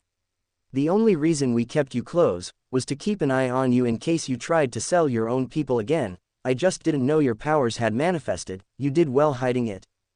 Black Bolt stood up and looked disappointed in his brother. When Strange said, "I'm sorry to interrupt this heart-wrenching family moment, but I can offer my assistance. If his communication you seek from my husband, it'll have to go through me." "His power? Not necessary. Your brother-in-law isn't the only one who can commune with telepathy," the Sorcerer Supreme declared as he sent a telepathic message to Black Bolt. The two conversed for a while, and after reaching some kind of agreement, Strange's hands lit up and powerful red bands came out and surrounded Maximus before the sorcerer brought out a strange-looking artifact that looked like a metal spine. He threw the crimson shackles of Sidorak onto him and they watched as the magical relic imprisoned his body and mind in a metal exoskeleton. These shackles will seal in all his mental abilities and is quite unbreakable. Only those who speak the keyword will be able to release him. Medusa was still holding back a pissed-off Crystal who was doing everything she could not to blow up and attack her uncle again when MJ walked up said, "Are we finished here?" Strange sighed before he turned to MJ and explained, "The king has allowed us to keep one of the keys to their city, but in exchange, I have to do something for him. He wants me to create a barrier for magical protection around Aladia. This task will take me a couple of days to complete, so why don't you help young Crystal?" Strange looked to Crystal and said, "Couldn't you accommodate young Spider-Woman here? Perhaps you should show her around. After all, it's not often that a human gets to walk around Aladia. If you don't mind answering, could you tell me why you're taking back all the keys to your city?" MJ asked. "It's because we are moving. We've recently gotten into a spat with the Atlanteans, we either risk war or move again." Medusa explained. "I was ordered to gather them up because they were only designed for us to travel around the Earth." Crystal continued. "Where are you taking this place?" MJ asked. "To the moon," Medusa said, looking at MJ with interest. "Tell me, what kind of human are you? Are you a mutant?" "No, I'm a mutate. Just your everyday lab-designed superhuman mutation formula, although, some other things, such as my suit, really kind of blur that line." MJ answered. "It's as we thought, husband. The humans' technology grows too powerful. Soon they would easily be able to find us. It appears your decision to leave the planet was the right choice," Medusa claimed. Black Bolt nodded his head when Medusa asked Crystal, "Could you give us some time with the sorcerer?" Crystal nodded her head and led MJ out of the throne room. As they walked away, the princess turned back and apologized, "Please forgive my behavior earlier, my mind was not my own." MJ waved her hand, "It's no problem. Can't say I've ever had my mind controlled before, but having done so must be the best excuse for rude behavior." MJ held out her hand. Let's try this again, I'm Spider-Woman. Crystal smiled and shook her hand. My name is Crystal. The two chatted for a while, mostly about what it was like living in a city, and what the other species were like. Well, my pay. Spider-Man told me that there is no real difference in race. You may be Inhumans, but from what I can see you're no different than any other human, mutant, or alien that I've met, though, the only aliens I've met so far tried to take over the world. Crystal then replied, but I have powers and am genetically different and superior to most of mankind. MJ shook her head. So what? You feel and have desires just like the rest of us. The only difference that matters is how we act, and what we choose to do. It's our actions that define us as a person, not our race. Crystal smiled. She had always been curious as to what living outside would be like, and Mary Jane was a wellspring of information. As she was showing MJ around the city's many sights, the Inhuman princess told the heroine about the various other races and kingdoms hidden from Earth. Wait, so, you're telling me Atlantis is real? Why the sudden decision to relocate to the moon of things? I mean, it's the freaking moon. Crystal looked a bit flustered and upset when she responded, actually, yes, there are quite a few highly advanced societies living amongst the normal people. Atlantis is very real, and the person who rules over it is a total. What? My father is a total what? A young man with long black hair leapt down from a nearby building with a furious expression on his face. He wore a scaled armor, with black vestments, had green eyes, and dark black hair. The newcomer marched up next to Crystal, still wearing the frown, as he pointed his finger and shouted, "You're going to become my wife someday. So, you better learn to respect my father. I won't tolerate any disrespect coming from a mere concubine. Kamar, I have already told you countless times, the Inhumans do not marry outside their race. Why does your father insist on forcing this matter? You do know that I would sooner run away than becoming your bride, do you not? Then father would just wage war on the Inhumans. There is nowhere you can go that we can't find and follow. If you run, Atlantis's armies will rise up and destroy Attilan." Kamar reached for her arm and frowned when MJ grabbed his wrist. "Could you go away? You smell like fish." MJ, seeing the situation, had answered her own question, then looked to Crystal, wanting to help her out. Kamar looked at Spider-Woman in disgust. "Filthy land dweller, remove your hand." Crystal, what is this human doing here? He pulled his hand back and spoke with venom in his tone. "Atlantis will deal with you disgusting land dwellers in due time, so until then, butt out of my business." MJ frowned when Crystal snapped back. "She is a guest of mine. You have no right to decide what friends I being to my home. What are you doing here anyway, and how did you get past our defenses? Your Attilan has no magic training, while our kingdom has spent thousands of years perfecting ours. Even my dull sister could get in here without even needing to try." Kamar boasted like the spoiled child that he was. MJ laughed while thinking of the deal Black Bolt just made. They may not currently have such defenses, but soon would.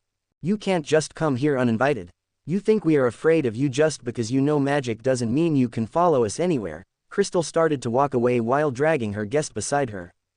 Kamar reached out for her collar and was about to start demanding things.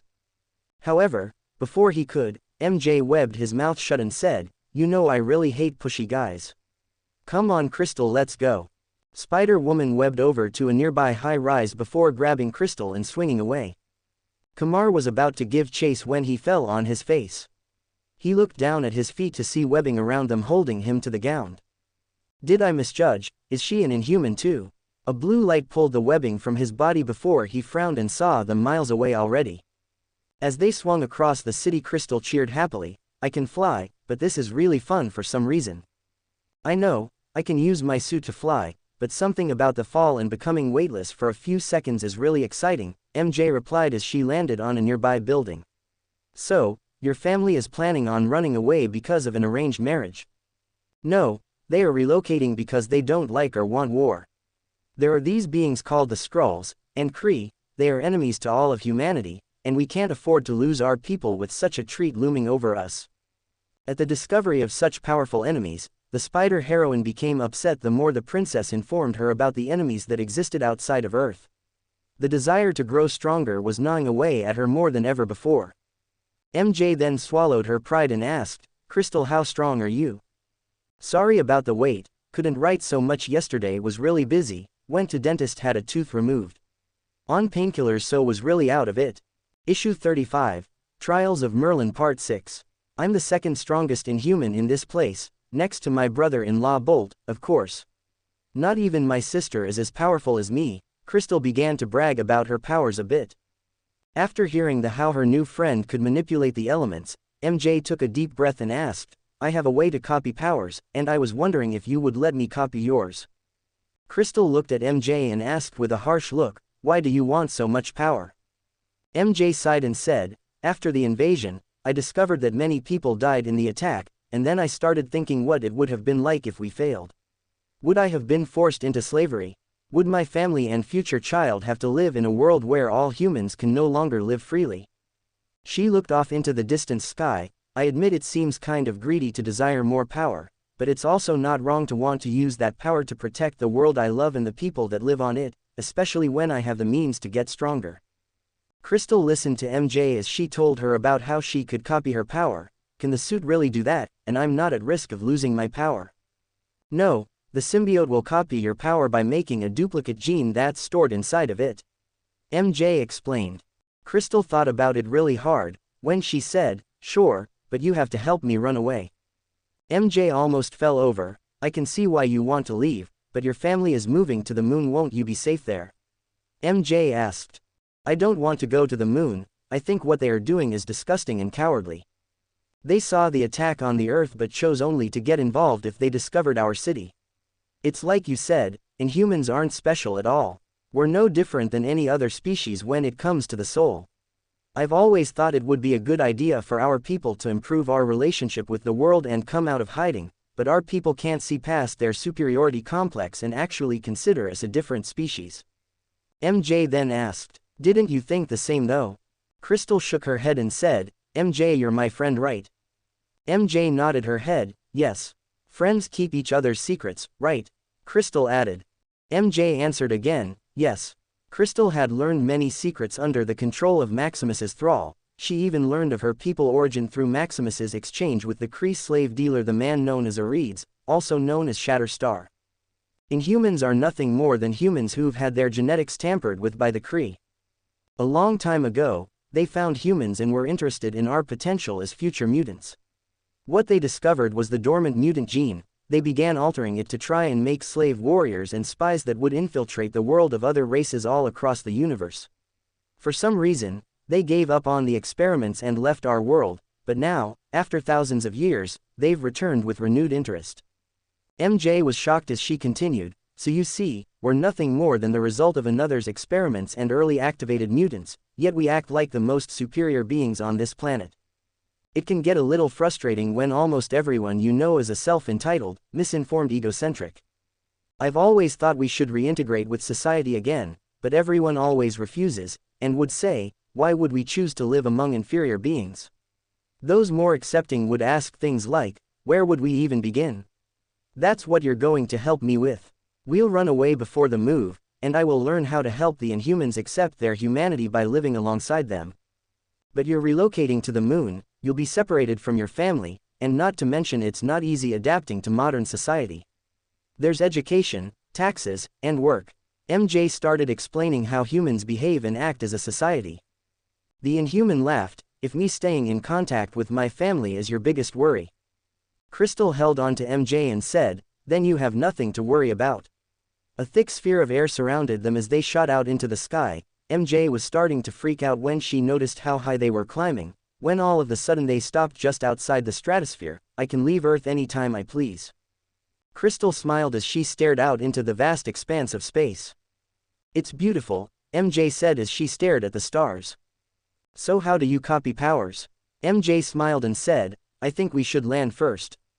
Crystal laughed and landed near their city, on a nearby mountaintop. Okay, let's do this.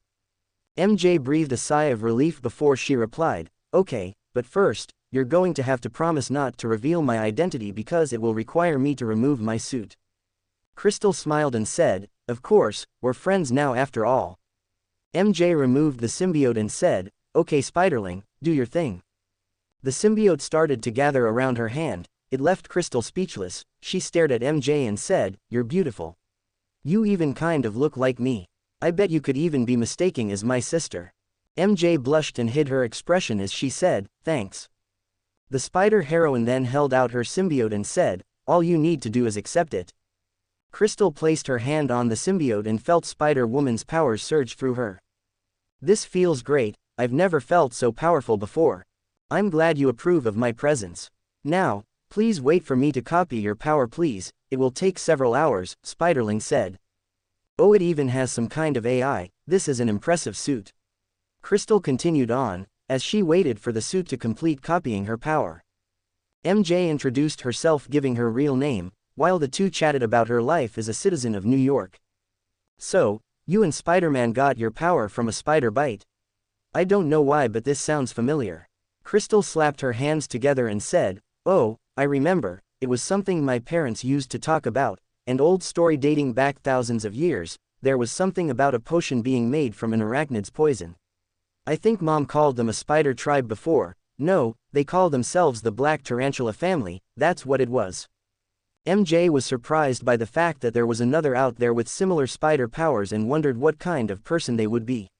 Crystal had asked MJ many things about how humans live, and MJ did the best she could to answer. "What you said before was right. We really aren't that different. If only I could make sisters see the same things I do." MJ smiled and said, "Well, I guess that makes you a revolutionary and a rare good one." "Thank you, MJ. Sorry, is it okay if I call you that?" Crystal asked, feeling a bit silly. "All my friends do," MJ replied. The time passed and they continued to exchange their experiences with their cultures until the suit had finally finished copying her genes.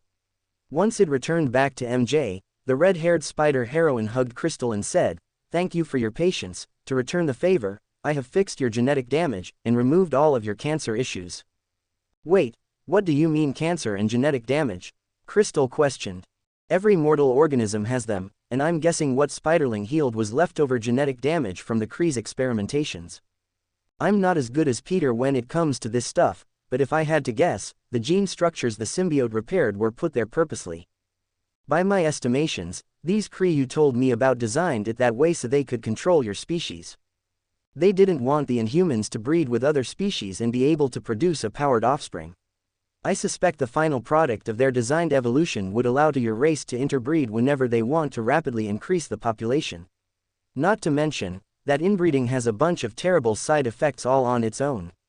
I think you'll find that like you feel like a brand new person now that the programmed genes have been repaired," Spiderling said as it returned to MJ.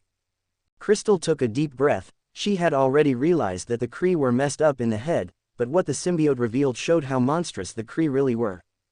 After the princess released the hold on her breath, she could feel what the symbiote healed in her. Just as Mary Jane said, she felt healthier than ever before, like she had just gone to the spa and had a full body cleansing both inside and out. "I feel great," Crystal shouted. "What an amazing creature." After the suit returned, MJ felt the full power of Crystal's ability, but her control was terrible. Thankfully, Spiderling started creating a series of training programs for MJ to follow up on. Crystal helped teach her as well and offered as much advice as she could. She even taught MJ to fly using the air instead of her suit. The spider heroine and Inhuman princess chatted about many things, mostly about mundane life, causing them to laugh several times. "Wait, so when he first attempted to web sling from building to building, he wrapped himself around a lamp post?" Crystal laughed so hard she almost fell out of the sky. "When I walked up to him he said, 'I swear this never happened before, it's just that, it's my first time and these tend happen.' I laughed so hard I fell over in this snow." The two grew closer as friends over the day or so they spent together. After they approached the central area of the city of Attila, Crystal led her back towards the room she was staying in at the palace, when all of a sudden, loud quake rumbled, shaking the castle down to its foundation. MJ and Crystal ran to the throne room to see Kamar lying on the ground with his ears bleeding. He had angered Black Bolt by saying that his sister-in-law was his property along with the Inhuman throne that would belong to their child. Black Bolt had whispered only one word, "Silence," and the whole building almost came down. Do you know what you've done?"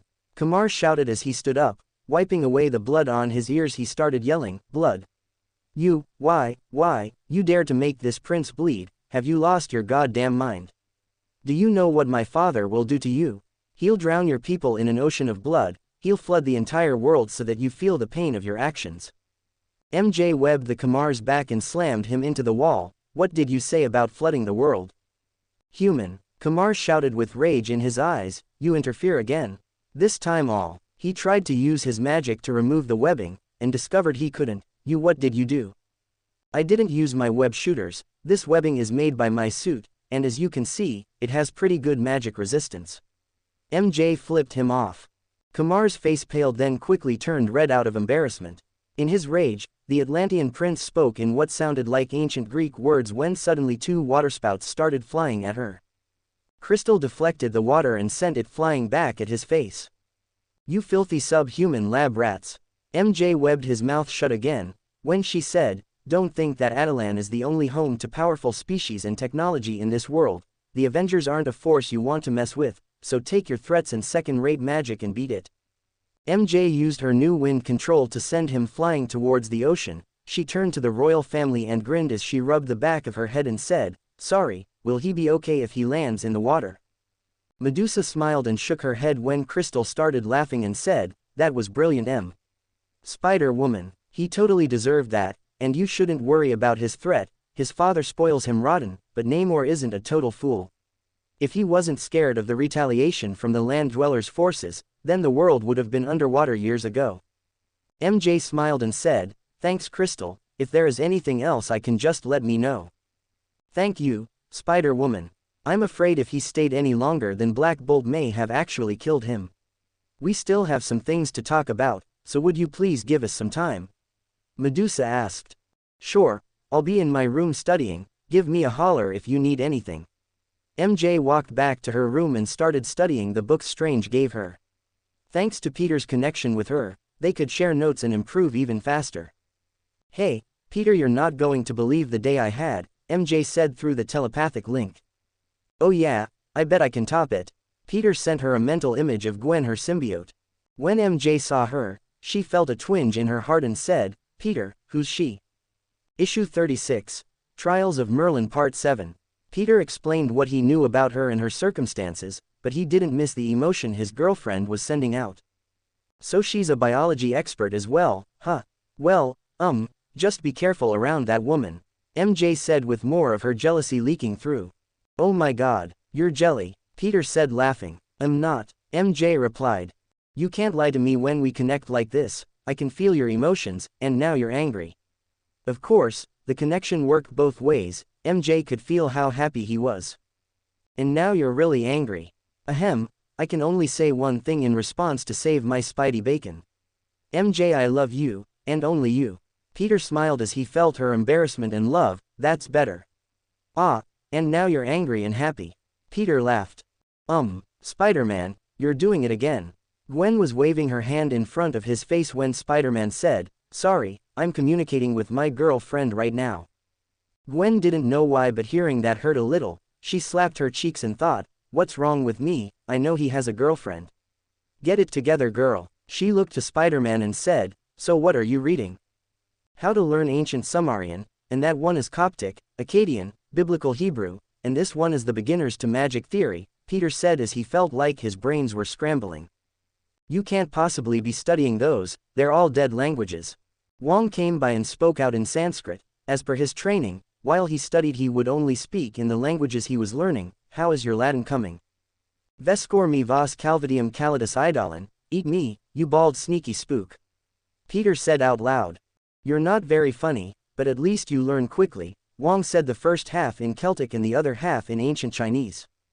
Bitch, I'm hilarious. Ah, that's not fair. I haven't finished the Ba Shu Chinese scroll yet.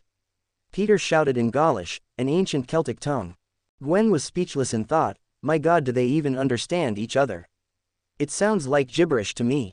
Gwen walked over to the book and saw the key for the dead language and started seeing the English translation provided. This is all made up, right? Gwen asked. Wong and Peter looked at her while raising a single eyebrow. Peter smiled before saying, Spiderette, you're wearing an alien symbiote that has a copy of my spider powers from an alternate reality, and you think having a lexicon to dead languages is strange? You got a point, Gwen said as she started reading one of the books. Peter smiled as he looked at her and said, that's it. You're wearing an alien symbiote that has a copy of my spider powers from an alternate reality. Wong, can you track recent breaches into our universe? Wong gave him a confident look and nodded. Good, what do you say to a good old-fashioned team-up? Spider-Man stood up and started walking towards the door.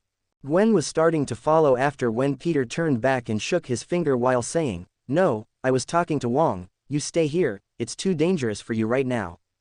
"I think I can take care of myself right now," Gwen said smiling as she flexed. "I wasn't talking about you being in danger. I was talking about you putting other people in danger." Peter wanted to add you could just give up the symbiote and go back to a normal life, but he was afraid that the symbiote would start freaking out again.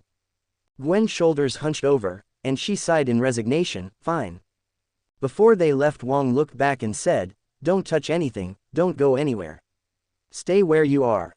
As the door closed, Gwen went back to where the books were and sat down. She crossed her arms, grunted like a grumpy kid. While she was stewing in her frustration, a voice crept into her head, "Why do you go against your nature?" Gwen looked around with a frightened expression. "Who's there?" The symbiote's head appeared out of the suit, and looked at Gwen with a curious expression. "You want to go, so why don't you?" Needless to say, Gwen was freaking out. However, she prepared herself for this since Peter informed her about the ways symbiotes communicate. She took a breath and thought back to the conversation she had with Spider-Man. "It's a baby, just explain it," Gwen thought before saying, "Sometimes following your desire isn't the right thing to do. All actions have consequences, and not all of them are good. What if I hurt someone by accident? Or what if I get hurt because of my incompetence and inexperience?" The symbiote looked to her and said, "But I can protect you. I can make you strong." "I'm happy to hear that, but as I said, I need you to grow and better understand humans, how we act, what emotions we have, what our ideals on good and bad are. We'll take things slow, okay?" The symbiote retreated into the suit, mulling over what she said, as she picked up a book on Latin to pass the time. Peter and Wong were standing on top of the Brooklyn Bridge. Wong's hands were glowing as he stared through the transparent substance. He frowned. Two beings came through this portal, one a man much like yourself, the other a symbiote. Peter took a sample of blood and ran a scan on it. Webster finished running the scan and said, "The DNA is from Peter Parker." In shock that another version of himself could be in his world at this very instant, Peter looked around frantically for the other him. They followed the blood until the trail ran dry. "I guess we should scan for the symbiote," Peter mumbled and started looking around the city, but just like his search for Kane, he found nothing. "Damn it, if I just had a piece of the symbiote I could track it." The blood trail ran dry too. "Maybe I can hack into some satellites and search for that otherworldly radiation Webster mentioned." Wong patted his shoulder. "Back to reading then." And with that said, Wong teleported back to the sanctum without Peter. As he was webbing back to return to his studies, Spider-Man heard an explosion in the direction of the Baxter Building's location. Peter sighed as he changed course. "Please don't let it be bugs again." After flinging himself over several buildings, he landed on the edge of a building, looked around, and said, "Oh, it much worse." A green-robed man in full-body armor was assaulting the Fantastic Four in front of their building. The hero quickly jumped down and shouted, "Call Furry." Webster began calling seconds before Peter called out to the villain, "Hey, the Middle Ages called, they want their wardrobe back." He slammed into Doom's back, sending him flying away before one of Marvel's biggest bad guys stopped midair and said, "Who dares?" Peter landed his back flip and then said, "Webster record everything." He stared at the man known as Victor Von Doom and took a deep breath before the villain threw a few chunks of debris at him. Peter dodged them and was about to say something quippy when Fury answered, "What's up, kid?" "If it isn't my favorite furry, Fury," Spider-Man said laughing, "get it? Because you're one letter off from being someone that loves animal a little too much." "I'm hanging up," Fury said when Peter quickly responded, "Doom is sitting outside the Baxter Building causing havoc. Him being from Latveria and all, I was wondering if it was okay to punch him a little." "Is he on Latveria's soil?" Fury asked. Peter jumped off a large chunk of asphalt and webbed out, catching them and throwing them back at Doom while saying, "Unless you count the dirt he's throwing at me, then no. Then get me evidence of him attacking Americans on American soil and then I'll send in backup." Fury responded. "Victor Von Doom, cease all your actions at once. This is American soil, not your Latveria's embassy. What you're doing is nothing short of an act of declaring war." Spider-Man shouted at the top of his lungs. Doom paused as Reed and Johnny appeared beside him. "Yo, Webhead, what's up?" Johnny said, putting his arm around Peter's neck. Peter cracked back, the same as usual, matchstick. Fighting crime, searching for an alien life form, studying magic, and apparently, opposing one of the world's most dangerous supervillains. You know, just your average day in the life of your friendly neighborhood Spider-Man. How about you, Reed? You know me, just trying to be Mr. Fantastic, Reed said as stared down Victor. So, care to tell me why the King of Latveria is attacking? Peter asked, seeing that Doom was still struggling on whether to continue attacking. We found something in the negative zone, and Doom wants it. Reed explained. Where's Sue? Peter asked once more. She's guarding the object with Ben. No pregnant women on the battlefield. Johnny said, smiling. Peter looked back to Doom and said, so tell me, you dummy dense Doom dude, what's your decision? Lose all embassy rights in America? Or go home like a well-behaved dictating metal man? Who are you? Doom raised his hand, ready to attack at a moment's notice. Didn't you hear, Johnny? I'm Hyperion, nice to meet you. Peter raised his hand, ready to try and defend against Doom's assault. What? You're not the only one who can wave his hand menacingly. Doom then shouted, silence arachnid. Whoa, you got it right. I guess you're not as dumb as I thought you are. Still pretty dumb compared to Reed and me, but that's not a fair comparison. Peter saw Doom's fingers itching. Come on, lose your cool, attack us on live television. Webster, are you streaming this? Every last image and word, Peter, Webster responded. Peter laughed and said, who taught you how to dress? Did your mom take fashion tips from a goblin? Hopefully not the gobby I'm thinking of. Doom's eyes went wide at the mention of his mother. As a green beam formed around his hand, he dashed towards Peter and blasted out with a powerful type of repulsor weapon. However, Peter was fast enough to dodge and activated his ferrokinesis and caused Doom to start tripping. Sensing something was off, Doom activated a magical force field around him that disabled the hero's control over his body. Damn magic, Peter thought as Doom continued to dash towards him. Why does my Doom have to already know magic? Spider-Man grimaced in pain as he thought of what he had to do to end this as quickly as possible. Johnny and Reed were about to attack when Peter threw them out of the way with a couple of weblines. Doom's fist hit his armor and scared the ever-living shit out of Peter. The strange metal that Victor's suit was made of was very powerful magical material that wasn't completely metal in nature, so it actually managed to get through his defenses. The blow hit the hero's body with the full force of 1,000 tons, causing a shock wave to appear and push everything in 10 feet of them back into the air. As the dust cleared, Doom's fist had pierced Peter's heart and held him suspended in the air. Peter coughed up blood that filled up his mask while the symbiote started freaking out to start repairing the damage. That the best, cough, you got. You're as persistent as a fly. He then saw Doom raise his hand and prepare another blast of energy aiming to blow off his head, cough. Not in the face, not in the face, cough. Goodbye, Arachnid, you will hinder my plans no longer. Peter grabbed Doom's arm and said, so I hope you realize, this means war. Hey, too young, you know nothing of politics. All I need do is silence every witness for good. Peter pointed to the big screen ad display in the distance showing Doom's appearance. Smile, you're on candid camera. Incredible, you would give your life, you exile me from this nation. Doom said with sheer anger and slight admiration in his voice. Who said anything about dying? Peter webbed Dr. Doom in the face with his shock webbing combo, surprising Doom for just long enough to allow Johnny to send him flying with a powerful plasma blast. Torch then grabbed Peter and shouted, Spidey, you still with me? Peter could feel his heart rapidly repairing itself, when he gave Johnny a thumbs up and said, so think you guys can listen to me for a second? I have a plan. Peter quickly told them his plan of attack when Doom came charging back in a blind rage. Spider-Man jumped forwards and punched Doom's fist. However, this time his armor was just barely holding up. The shockwave caused his bones to fracture and healed constantly, but it didn't break apart like before. Reed, slingshot. Peter webbed back and jumped off of Reed's arm, which bent back before it shot back into place, sending Spider-Man's fist flying into Doom's face. A loud crack was heard as Doom's feet came off the ground. Peter jumped over to another part of Reed's arm that was crisscrossing around Doom like a cage and used the Elastic Man's limbs to launch powerful blows. He landed punch to the villain's gut, a kick to the shoulder, a chop on the top of his skull, a spinning elbow to his chin. Spider-Man's punches and kicks continued to echo with loud booms before Doom suddenly yelled out in pain and frustration. After climbing a decently high up distance, Peter then used his organic webbing in Reed's arms as a mold to form a perfect cylinder while they hovered over the top. Peter then twisted his body up and punched Doom onto the ground, landing on his stomach while shattering the ground around them.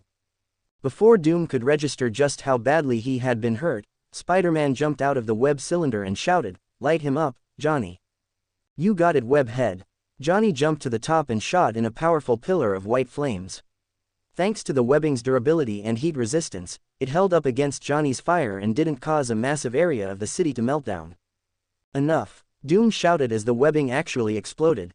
Peter jumped back to see a green orb floating around Doom. His eyes were bloodshot, and was staring glares of killing intent towards Spider-Man. "I will kill you all. For I am your Doom." That old line, "You got to talk to your writer, Dr. Doomy," that's more likely to make a guy laugh than strike fear into them. The space around him started to warp as Peter quickly sent in his webbing, tagging Doom on the chest.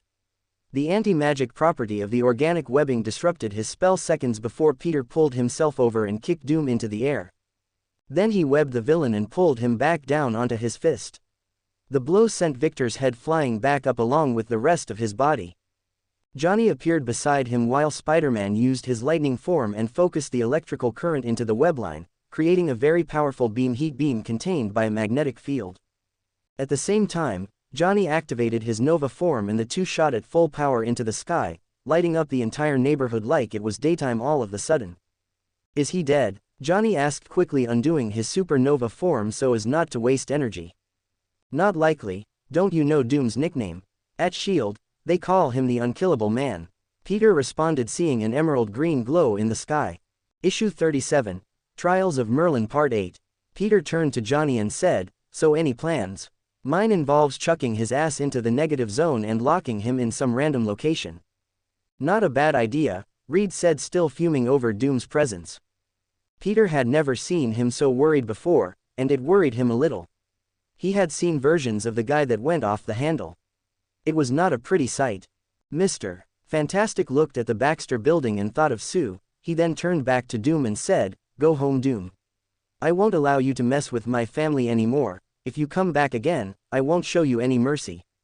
"Reed," Peter shouted, "I know you're worried, but you should never say that again. You're going to a father soon, and that means you're going to be that child's role model. You have to lead by example.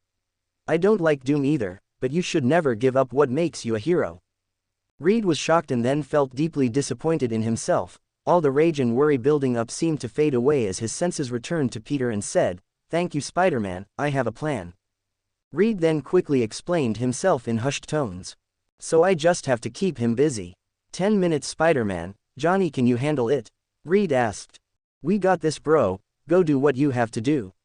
Johnny shouted as his flames turned white. "I can maintain my supernova form for 3 hours now. Bring it on, Doom."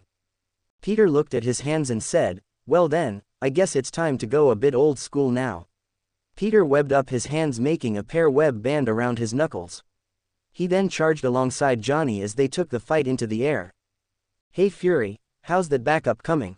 Need to stall as long as you can. The Avengers have been notified. I'm in the middle of turning Doom's diplomatic immunity status into enemy of the state." "You did good, kid, now just hang on," Fury replied. "I'm taking the fight over the Hudson River. Tell the Avengers to meet me there," Peter responded. Peter then leapt into action and charged Doom alongside Johnny. Doom shot green beams of magic at Peter, but thanks to his trusty spider sense he dodged them all and pulled Johnny aside with a jerk of his webbing whenever he was about to be hit. Peter zipped in front of him and raised his fist into the air, sending him flying upward for Johnny to tackle him in the gut and send him flying off towards the Hudson Bridge. Peter blasted off beside him, and when Doom was ready to strike Johnny, Peter activated his Nova Burst through boosters while webbing Doom's face and chest. He then shot off ahead of Johnny, carrying the villain behind him. Spider-Man flexed his muscles as stalled in the air to meet with his target that was quickly catching up. Once he was close enough, Peter punched once, raising his fist high in the air, and collided with the bottom of Victor's chin. The blow launched Doom out past the Hudson Bridge, but Peter kept up and started fighting him over the river. After getting hit multiple times, Doom expanded his magical shield and destroyed Peter's webbing again while he shouted in anger, "Go to hell, foul creatin'." The villain created a giant triangle of magical energy over their heads that glowed with nefarious intent. However, when Spider-Man's web hit it, the magical energy from the spell dispersed and caused Doom's eyes twitched as he shouted, "Insolent bug. Ah, come on, Doomer Van Doomington. I thought you were one of the smart ones." Johnny shot Doom in the back, sending flying into the water as he floated next to Peter and said, "He's an arachnid." "Hey, only I can make that bad joke," Peter said as he webbed Doom in the back of the head and lifted him into Johnny's attacks. The Human Torch shot dozens of fire beams into Doom before the villain created a sphere of energy around Johnny and blasted him towards the city. It didn't take his trusty spider senses to know that Johnny had been turned into a bomb that would destroy a part of the city as he saw the teenager rapidly increasing in luminosity. Thinking quickly, he webbed the sphere and watched as the shell he made around Johnny began to crack and crumble. Before it could blow, he pulled it back and threw it at Doom's face. However, in doing this, he opened himself up for an attack. His spidey sense shot off his move to the side, but he was too slow. A beam of energy shot through his stomach and caused Peter yelled out in pain as he started falling towards the river. Doom raised his hand to stop Johnny, but the Human Torch had other plans. He focused all his energy into his legs and fist before breaking through the spell and punching Doom down towards Spider-Man. While falling, Peter webbed up Doom's face and pulled his head into his feet, hitting him as hard as he could. Doom's head snapped back with a loud crack. As he grunted out in pain, Doom reached out for Peter and was shot in the side of the face by a beam of energy that wasn't from Johnny. "Hey kid, did you miss me? Iron Man," Peter shouted, happy to see another friendly face. A lightning bolt crashed down, on top of Doom, making him yell out, "Spider-Man, it is good to see you again." Peter yelled out. A shield flew out of the sky and bounced off of Doom's mask, revealing his scared face. "Wow, now that's a face only a mother could love," Peter said as he looked over to see Captain America wearing one of Tony's suits. It looked like the Iron Patriot armor, with the red, blue colors being most prominent and with a white star on his chest. Captain America looked to Peter and asked, "Everything okay here, Spider-Man?" "Fan-fucking-tastic, nice suit." Peter gave a salute with the wrong hand. "Language, and it's a special occasion. After all, I can't fly," Steve replied. While Doom was falling towards the water, he suddenly felt Peter start to web him back up. The villain quickly destroyed the webbing by raising his hand and slammed them together. A green wave of magic erupted from every part of his body, sending the heroes flying back. While Peter was being hurled through the air, he raised his arms and shot out dozens of web lines out towards his target. The webbing counteracted the wild and unrefined spell, slowly breaking it down until Peter saw his opening. 2 more web lines shot out and he finally got a hold of Doom before he pulled himself over and punched him in the face. Of course, Doom was no pushover. He countered by punching back with enough force to destroy a small building. Peter dodged, rolled over his arm and wrapped his legs around his neck before flinging him towards Thor's hammer swing. Johnny jumped in on the action and aimed his fire alongside Thor's powerful divine bolt. The hammer and the superheated fire slammed into Doom in unison. The blast exploded with a great force that shook the surrounding space and made the villain scream out in pain. Captain America's shield bashed Doom's back while Tony barraged him with a halo of laser-guided missiles. With his frustration reaching its peak, Doom raised his arms and shouted as a giant pillar of raw magic energy that shot them through the air. Peter felt every bone in his body creaking from the concussive force. Since it was an attack powered by magic, he worried whether or not his allies would survive such a blow. However, upon seeing that Tony and Captain America's suits only slightly damaged by the attack, Peter knew that Iron Man must have used the M-Titan organic webbing compound to upgrade his suit's defenses. As he regained control, Peter floated next to everyone and said, "If you can keep him from destroying my webbing, I'm sure I can seal his magic. That is, if I can tie him up with enough of it."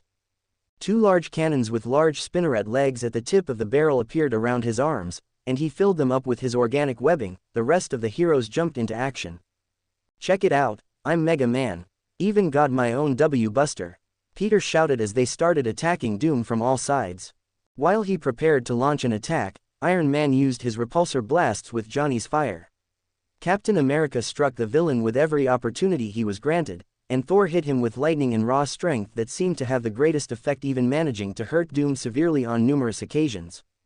Peter raised his hand as 2 large web lines shot out of the web cannons. As soon as it hit Doom, he felt his magic control drop significantly, He tried to break it, but this time, thanks to the aid from his friends constantly hitting him, Doom couldn't so much as muster a single spell. Spider-Man continued to wrap Doom up in the thick strands of webbing and could hear him cursing vehemently at the foes in front of him throughout the whole process. Just as Peter managed to seal Doom up in a cocoon of his organic webbing, he threw them on top of the Houston Bridge and leaned in close to put his ear near the cocoon. "What was that?" Peter asked as he held his hand up. He could only hear his muffled screams in every other word, and they were most certainly not nice words. "The potty mouth on you. You're lucky I don't have a bar of soap on me. Well, don't you worry, where we plan on sending you, no one will ever have to deal with it again." Peter looked over to see that Reed approaching. The fantastic hero stretched over to them carrying a box that was similar to the one he had when Peter captured the insectoids. "Toss him here," Reed shouted. Peter nodded his head before grabbing the ball of doom and throwing it towards Reed. Mr. Fantastic hit a switch on the box, causing a portal to open before the villain fell into the pocket dimension. "Reed, just in time," Peter shouted. "Quick, Spider-Man, get him back to the lab," Reed shouted at fellow hero. Peter grabbed the box and shot himself towards the Baxter building. As he passed by Reed, he heard him shout, "Sue's waiting by the dimensional transference device, that box won't hold Doom for long." Peter accelerated as fast as he could. As he reached the Baxter building in sight, the box began to shake and chip away. Peter didn't wait as he flew up to the room where the portal to the negative zone was opened and waiting for him. "Good to see you again, Sue. I guess we can say Sue long to this guy," Peter said as he chucked the box into the portal, and watched as the invisible woman started to close it. "That not the negative zone. No, it was the void realm. As far as we can tell, there is nothing in this extra-dimensional space," Sue replied. "Oh, and that Sue joke was lame." As the portal shrunk, Doom broke out of his constraints and charged towards Spider-Man. "Oh shit," Peter frantically placed his hand out and webbed Doom with an organic web cannon shot. He hit his mark, webbing a line to the villain's chest, sending him flying back. "You're grounded, Doom. You've been a very bad boy. Hopefully, you'll learn your lesson in there. Damn you, Spider-Man," Doom shouted as the portal closed. Peter fell over on his back. "Okay. Doom down, Avengers. He's been banished to the Void Zone. However, something tells me he'll be back someday. We need to prepare anti-Doom strategies for when that happens." The intercom in his helmet came on and Tony's voice came through. "Please tell me you're joking, I don't want to have to do that again. Anyways, what the hell was up with that guy?" "Magic happened, Tony. Freaking magic," Peter replied. "It looks like we still have to clean up," Captain America said through the comm. "I don't suppose we're in trouble for exiling the King of Latveria to the microcosm?" Peter asked. Fury came back on. "Not a chance. Latveria revoked their allegiance to Doom to avoid a war. They've had no other choice but to back down and chose a new ruler." "That's good news. Even if he does come back, he can't pull that diplomatic immunity BS again. Now we can justifiably beat the gravel off of him until he's out of American soil, get it? Gravel, soil, because his skin is deformed," Peter added. "Door, there," Johnny pointed to the exit. "Seriously, you think that guy is coming back?" Tony asked with a nervous expression. "You can't keep a baddie like Doom down forever, and he is most definitely one of the most powerful villains in the world. Do you see him staying put in the Void Zone forever?" "Good point, kid. I'll start thinking of some countermeasures," Tony said as he started helping clean up Doom's mess. Peter joined in on the clean-up as well. Thankfully, they managed to keep damage to the city down to a minimum. However, Peter wasn't exactly in tip-top condition. He was still aching from having 2 giant holes in his body. It had healed, but the soreness was apparent. Doom's magic is really something else, and he isn't even as powerful as he could be. Peter thought of the Doom who killed the entire Marvel Universe. Nothing could stand in the way of that variation of Doom. Even before he had the Infinity Stones, he managed to kill every hero on Earth that fought against him, and not to mention every alien or god-like being that was an enemy of the human race in the universe. After cleaning up the mess, he thanked the Avengers again and headed off back to the sanctum. After reaching the house, he walked in and dragged his feet all the way to his room that Strange and Wong had prepared for him. He laid down and passed out. While he slept, across the city, Eddie Brock hovering over a microscope, he smiled and jumped up. "Success. The parasite is growing." Brock pulled up his test papers and began marking down his results when he picked up and placed the sample in a vial and stored it in his locker. After packing up, he had a chipper expression on his face as he made his way to the door. Suddenly, a glass beaker fell over, the sound of slithering could be heard, and the lights in the room started to flicker. "Who's there?" Eddie shouted, but no one answered. Eddie tried to reach for his locker when a black ooze fell on his arm. What the? Venom started to fuse with Eddie when he felt the darkness inside him and shouted, "You're not my Eddie. Too much darkness, so much filth." The symbiote freaked out and shot its tendrils across the room, destroying most of the lab. Eddie, wearing the suit, was freaking out as Venom tried to separate itself from him, but whether it liked it or not, Eddie was a near-perfect match to Venom's own Brock, which only sped up their merger. While the symbiote struggled to free itself, they busted through the campus wall, ran out into the city while lightning crashed to the distant landscape, and it started to rain. As he vanished from view, the red symbiote that Eddie had made slowly crawled out of the containment locker and started crawling towards Riker's prison, as if it was searching for part of itself. Issue 38, Trials of Merlin Part 9. MJ was reading through her latest dead language when Crystal knocked on her door. She put the book down and got up to open it. "Hey MJ, hope I'm not bothering you," Crystal said as she walked inside.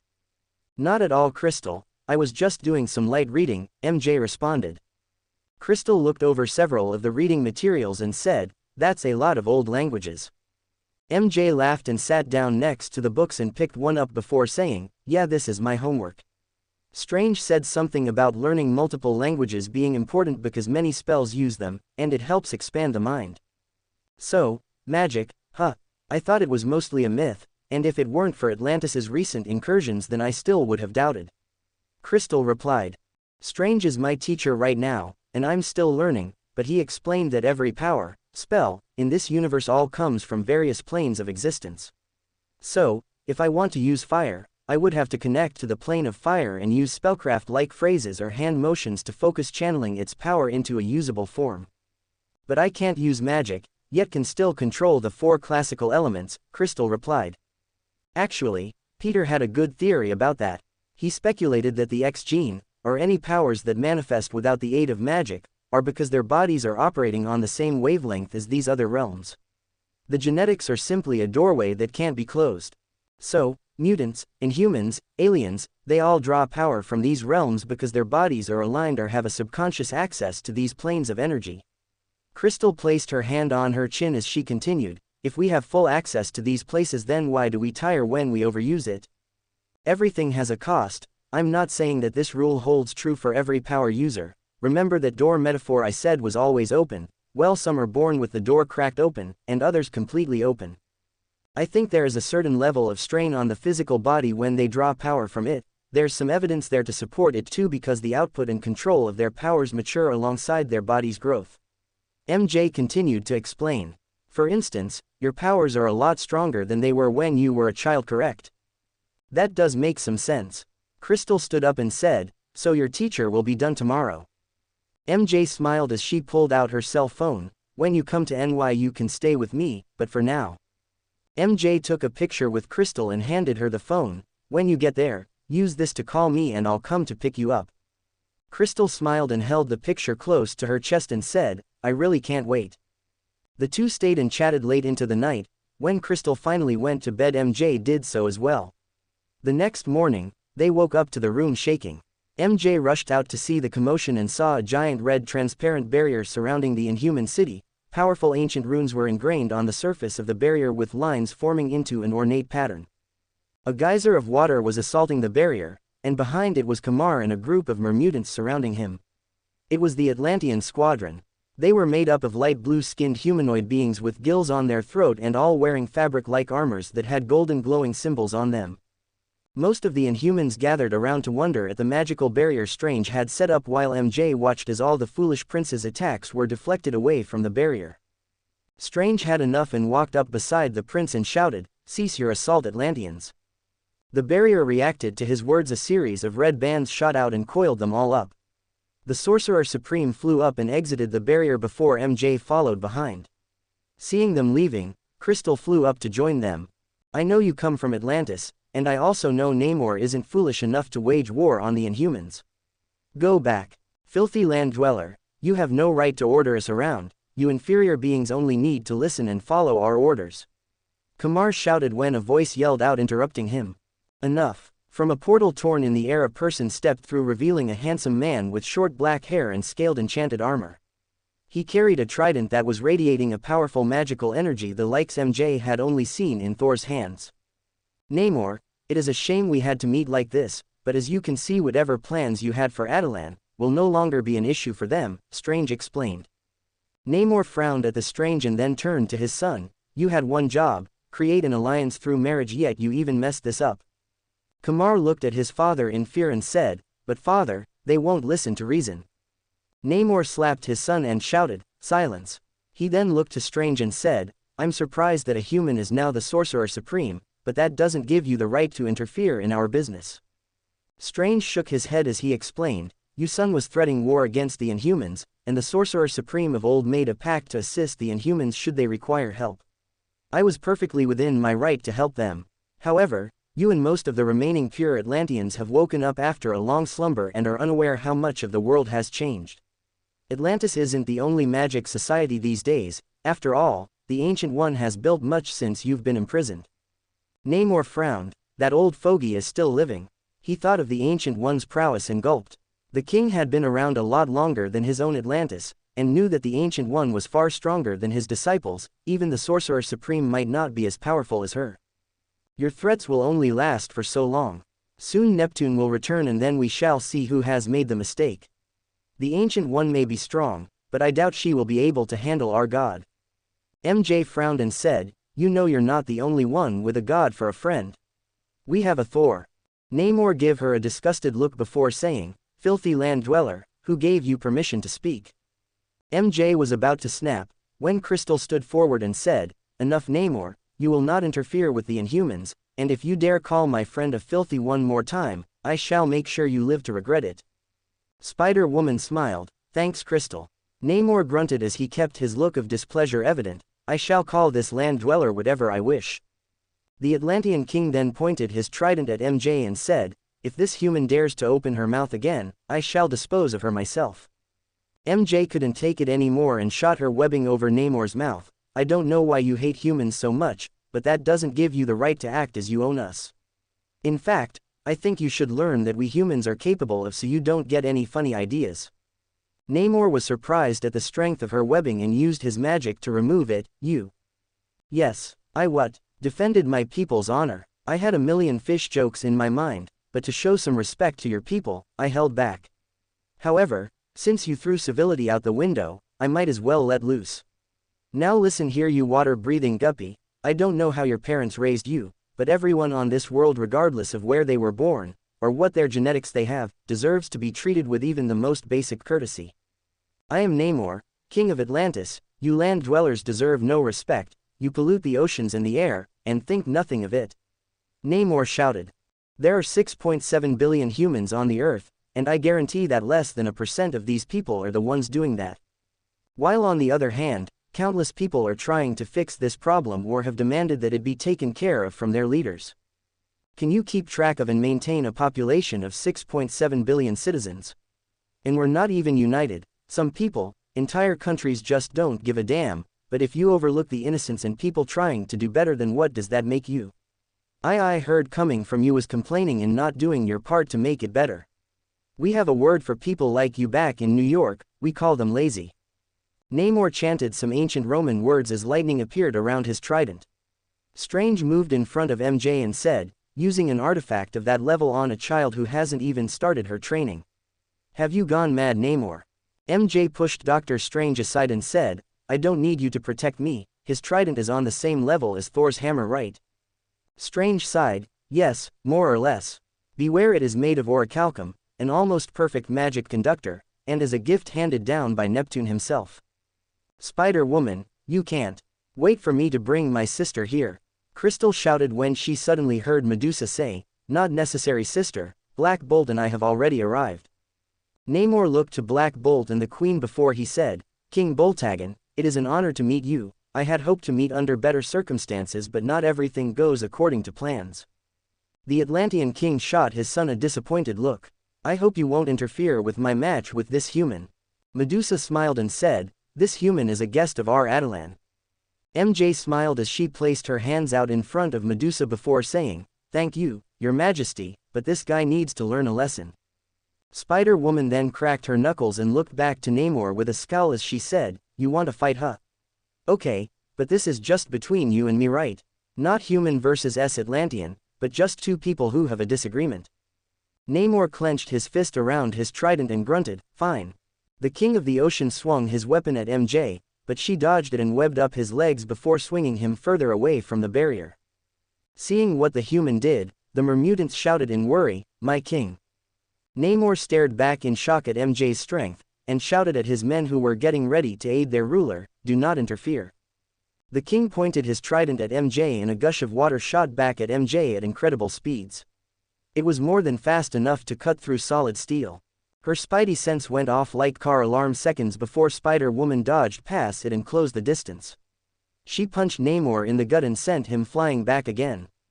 Before he could get very far, she pulled him back with her webbing and punched him in the face, making him flip around multiple times in the middle of the air. Namor gritted his teeth as MJ was surrounded by a water bubble. MJ then used her suit to make a sound-repulsing device and blasted his bubble apart with a sonic blast. Namor's eye went wide as a blaster formed around her and shot a blast of electric energy at him that looked like a lightning bolt. The Atlantean king shot back his own lightning in response, absorbing MJ's bolt while forcing the current to switch directions. MJ raised her hand and thought, if Peter was right, then regular electricity wouldn't work. The only reason he was able to improve his spider gene was because of the divine attribute of Thor's lightning. If Neptune's power of storms is what allows the trident to conduct electricity, then maybe it has the same property. Please let Peter be right. After activating her electrokinesis, she absorbed the bolt of energy and felt her body scream out in pain, fight through it MJ. She thought as she started channeling her Kai and the symbiote to convert it and direct it to her cells. MJ's body glowed as she felt her strength surging. The gene she gained from Rhino's strength grew as well, along with Electro's serum as well.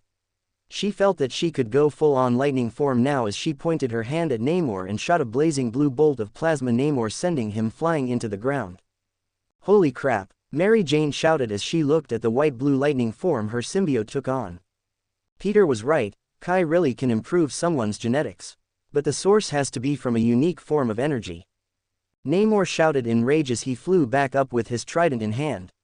Human. Namor summoned a giant swirling vortex of water and lightning and then started chanting. Just as he was about to complete the spell, MJ webbed out with her suit's webbing and covered his mouth. The moment he felt his mouth being sealed, his control over magic begins to wane, shattering the spell. So, you still want to continue? MJ raised her hand and formed a series of automated cannons. Have to wrap this up quick. She could feel her body temperature rapidly starting to rise and knew if her current condition was anything like Peter then she wouldn't have long till she lost consciousness. Issue 39, Trials of Merlin Part 10. MJ charged up her cannons with the power of the 4 classical elements and aimed them at Namor. I don't want to harm you, but your arrogance might lead to the death of innocent lives. What is it that you hate about the humans that you can't even attempt to try and understand them, not the politicians, not the leaders, but the people? Namor was steaming. To think I, Namor, an ageless being, would be scolded by a mere mortal. The king looked to MJ who was still charging up her cannons and shouted, "What is your name, human warrior?" "Call me Spider-Woman," MJ said, starting to feel a bit wobbly. "I will retreat for now, but this is not over. We will finish this at another date." Namor opened up a portal with his trident and pulled back his son and every other Atlantean that came here and returned to their city.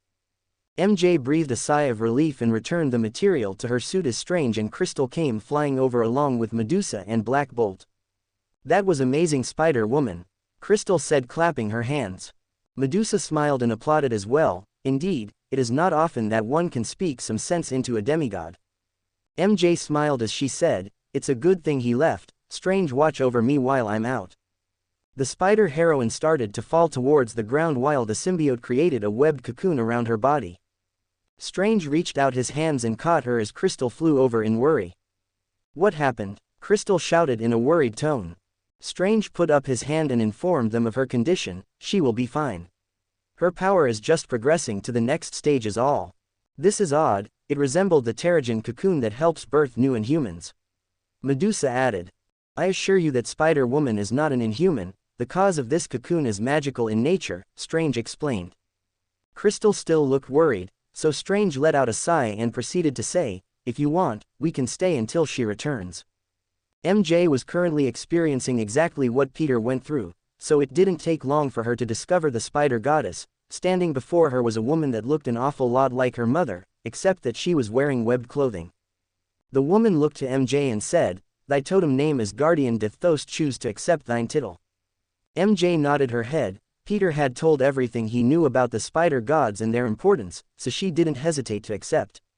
Her body grew stronger as she felt her bones turned into the same substance as Peter's. She then felt her organic web shooters forming, but different from Peter, she had gained the ability to turn invisible in a new symbiote gene that was similar to Peter's blank gene.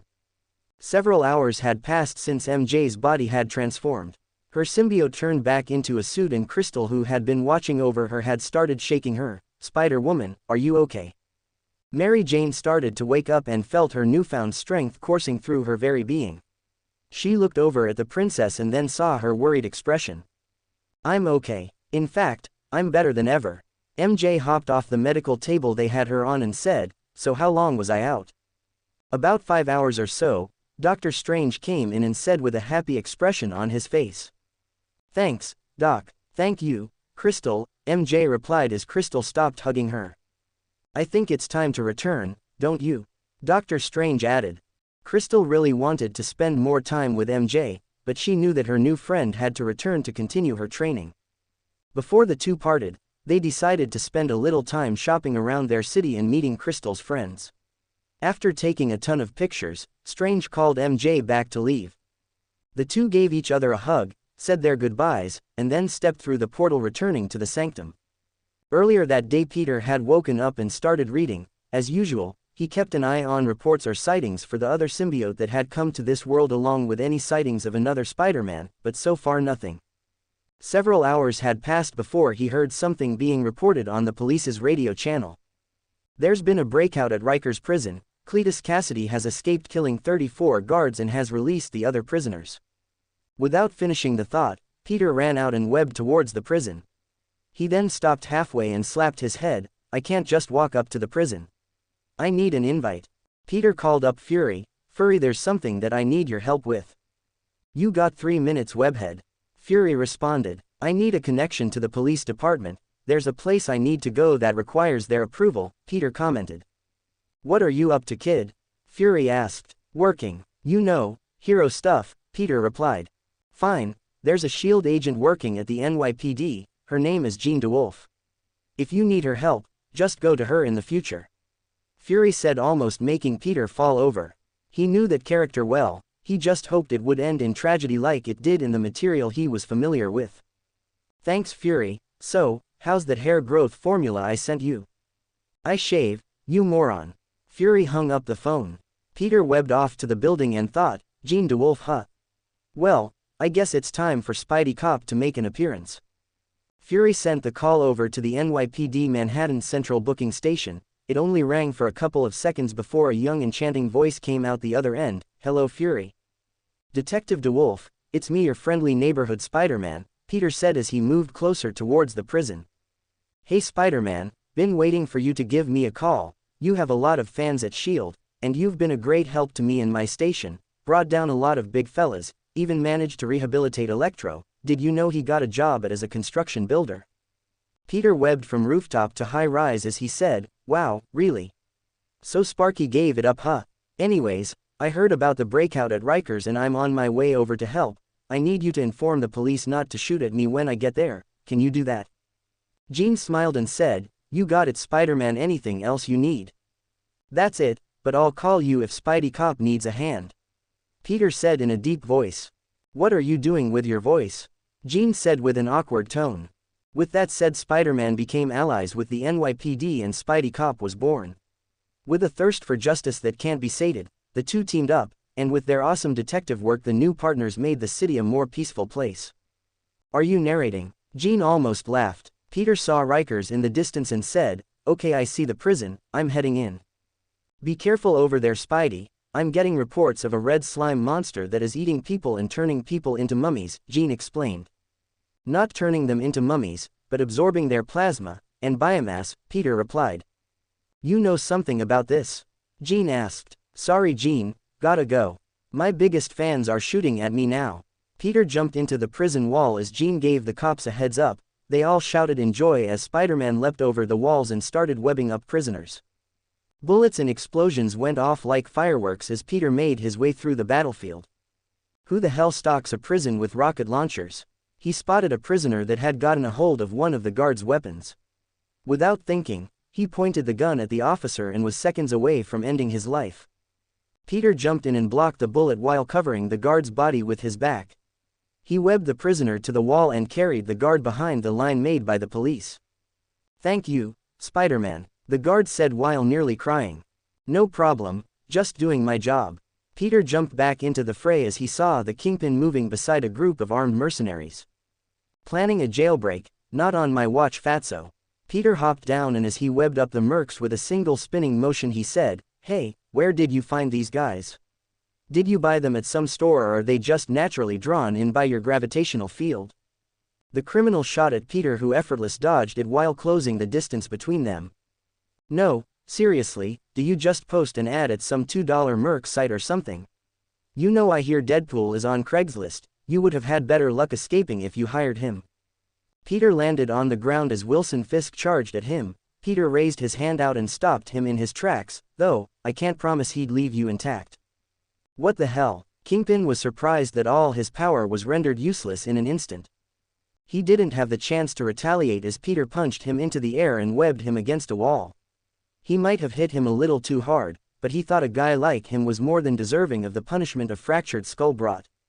Maybe that'll put the fear of God into him, Peter smirked as he jumped back into the hail of bullets. He moved through the battlefield and danced through the rain of ammunitions like he was taking a stroll in the park. Spider-Man went on to pounce on every crook and criminal he could get his hands on while evacuating the guards to safety. After the situation started to calm down and the police began to overrun the prison, a large explosion went off at the raft. Peter stared at it only for a second and turned to one of the cops. Can you guys handle it from here? We got this, Spidey. We'll send some boys in blue to assist, a cop who seemed to be the senior officer shouted as he cuffed another prisoner. Keep up the good work, boys. Spidey cop out. Peter webbed into the air before flew over towards the raft. As he reached the facility, he saw dozens of people, both guards and criminals, running for their lives. Peter looked over at a red and black symbiote standing on top of the tallest building carrying 5 individuals, the Tinker, Sandman, Shriek, Speed Demon, and Killer Shrike. Peter's eyes widened when he realized what the symbiote was up to and rushed even faster as he shouted, No! He tried to fly over but it was too late. The symbiote had absorbed them into his body completely and let out a terrifying laugh as his body grew to around 8 feet. I am Cassidy no longer. We are Mayhem, ha ha ha ha ha. Peter was freaking out because according to Webster this symbiote didn't come from another plane of existence, but his own. This is my fault, Peter thought. I just took the samples expecting Eddie to give up, never did I think this would happen, I should have been able to stop this. He then looked around at the dead bodies consisting of guards, cops, and criminals that the symbiote left in its wake. His vision shifted then to his hands. However, he saw that it was covered in blood and then looked around seeing nothing but a sea of blood. He freaked out before realizing that he had hallucinated such a vivid scene. Peter clenched his fists tightly as he looked at the new symbiote Mayhem and shouted in anger. Without exchanging words, he flew over and blasted Mayhem with a sonic attack. However, it had no effect. The powers of Shriek allowed for the control over sonic energy, and a few other types that Peter hoped that Mayhem didn't know about. Shriek had abilities to cause others to go insane, affecting their minds in horrifying ways, such as can-swapping morals from to light the dark side in people. During Maximum Carnage, she used this power to make the city to go mad, causing all kinds of issues. For example, she made a woman like the idea of killing her children, or making a man give in to their more violent tendencies. She could make an entire city suddenly commit to acts of anger, vandalism, and mayhem. Peter punched Carnage lookalike up into the air and felt his spider sense screaming at him every step of the way. He knew how dangerous this was, but he wasn't thinking with his head. Peter activated his lighting and fire form at the same time before he suddenly felt like his body was going to explode. However, he pushed through the pain and continuously punched away at Mayhem while expecting to hear the pained screams of Symbiote. But, all Peter heard was the sound of Mayhem growing excited. "Brother, you're just like me." Mayhem laughed uncontrollably. "You're no brother of mine." Peter charged up Kai and shot it alongside a beam of his fire and lighting energy. A giant blast covered the sky, and for a second, Peter thought he just made his own version of the Kamehameha, but to his immediate dismay, Mayhem fell to the ground and reformed in an instant, completely unharmed. "Spider-Man, we're here to help." Police officers rushed forward before Peter turned around and shouted for them to run. At this moment in time, MJ and Strange had returned to the sanctum. Spider-Woman called out to Peter, but there was no answer. Wong then pointed them to the sound of a television blaring at a loud decibel.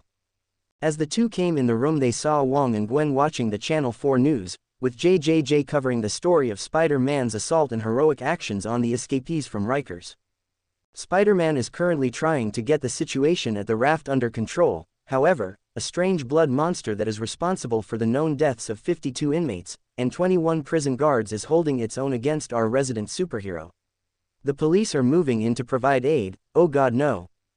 The image of Peter webbing back cops and him grabbing hold of the tendrils Mayhem launched out played out on the screen. However, it wasn't enough, as the symbiote pierced through around a half a dozen officers and they were drained almost instantly. Mayhem even killed a few for fun instead of absorbing them. Issue 40, Trials of Merlin Part 11. MJ was suddenly noticed by the others and Gwen freaked out. "OMG. You're Spider-Woman." MJ didn't even hear her as she started to run out of the sanctum. She tried to contact Peter telepathically, but all she could get out of him was, "It's all my fault," stuck on repeat. MJ's worry grew even more as she felt Peter's mind descend into madness. "I'll kill him, make him suffer, he'll regret." "Peter, come on Tiger, snap out of it." MJ shouted, trying to snap Peter out of it. But it was no good, he was too entrenched in his fight with Mayhem to return to his senses. In his rage-fueled daze, he continued to pound away at the symbiote, who was laughing hysterically. Peter noticed that the symbiote was trying to steal away his powers, so he put a stop to that when he started going supernova. His body glowed with pure white heat, making Mayhem scream in agony. Peter webbed his mouth and kicked Mayhem across the sky. The red and black symbiote, which became Mayhem instead of Carnage, flew back and tried to make a move towards more people to absorb. "Peter, snap out of it." Her voice rang throughout his entire body when he suddenly came out of his daze and looked around. "What the hell is wrong with me? This isn't how Spider-Man should fight. Use your damn head, Peter." Spider-Man thought as his head was starting to clear. Thanks to MJ's telepathic presence, his irrational behavior became instantly apparent, and he managed to finally come back to his senses. "Why didn't my suit stop the psychic attack? Don't tell me Shriek's powers aren't psionic or magical in nature. Does her ability work on the soul like Mr.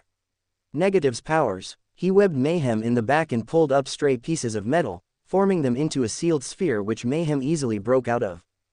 Peter was starting to grow more worried. Mayhem had absorbed Tinker, one of the smartest known villains in the Marvel Universe that could give any techno-whiz a run for their money. Sandman is able to convert his body into molecular and quantum structures that can reform, and Shriek could control Sonic's soul, and had telekinesis. Speed Demon was essentially the Yellow Flash but much slower, and Killer Shrike was a warped version of Captain America.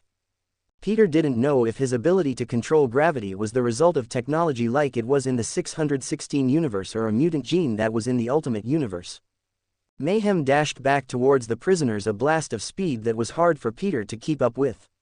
He had to use his lighting form to catch up, shooting out his organic webbing coated in lightning. The webs covered Mayhem's torso before he could touch another victim. Peter used all of his strength and threw him far out over the river as he could, yet Mayhem still laughed at Peter like he was having a good time. Peter shot out dozens of webs as he spoke to MJ. "Hey baby, thanks for pulling me out of that. I think you just saved my life. Contact the Avengers, tell them that the raft, you know, the place we keep all our supervillains at, is compromised. I need his help on this one." "Peter, what is that thing?" MJ asked with a worried tone. "A mistake, MJ, my mistake," Peter said as he dodged Mayhem's tentacles. Spider-Man continued to keep Mayhem away from the raft and was thinking of taking this fight into space. Realizing what he was up to, Mayhem let out a growl as he shouted, "Stop ruining my fun, Spider-Man. Why are you stopping me? You should be helping me. Have fun with me, brother." Peter felt his mind slowly slipping into madness when he said, "MJ, keep talking to me. Just tell me anything, I need your voice to keep me grounded. I'm almost there, Tiger. Just hang on. MJ started telling him about her time at Adelan, about the people she met, and the friends made. Peter took a deep breath and managed to keep fighting back against Mayhem's ability to corrupt a person's soul. The hero kept him far enough away to reduce Shrek's ability, but he knew that he couldn't harm Mayhem either. After all, symbiotes were practically immortal, and this one had absorbed some troublesome fellows that made him more so. Spider-Man, Spider-Man, can't save everyone, Spider-Man. Can he stop me from killing? No, he can't, he's too wimpy. Look out, here comes the crazy Mayhem. Mayhem sang as he started to turn into dust particles spreading out over the distance. Peter was racking his head for a solution when MJ showed up and used her hydrokinesis to create a dome of water rotating at an insane speed around them. Mayhem reformed at the center of the bubble and shouted, "Stop fighting me, we're the same, why don't you absorb and steal all the power you want? So, what if we kill people here and there? With them we could be all powerful, with them we could absorb this whole universe. We can all be one." MJ held his hand and the two carried on with a conversation to stop whatever influence Mayhem's power had over them. Something about their telepathic link allowed them to resist Mayhem's madness.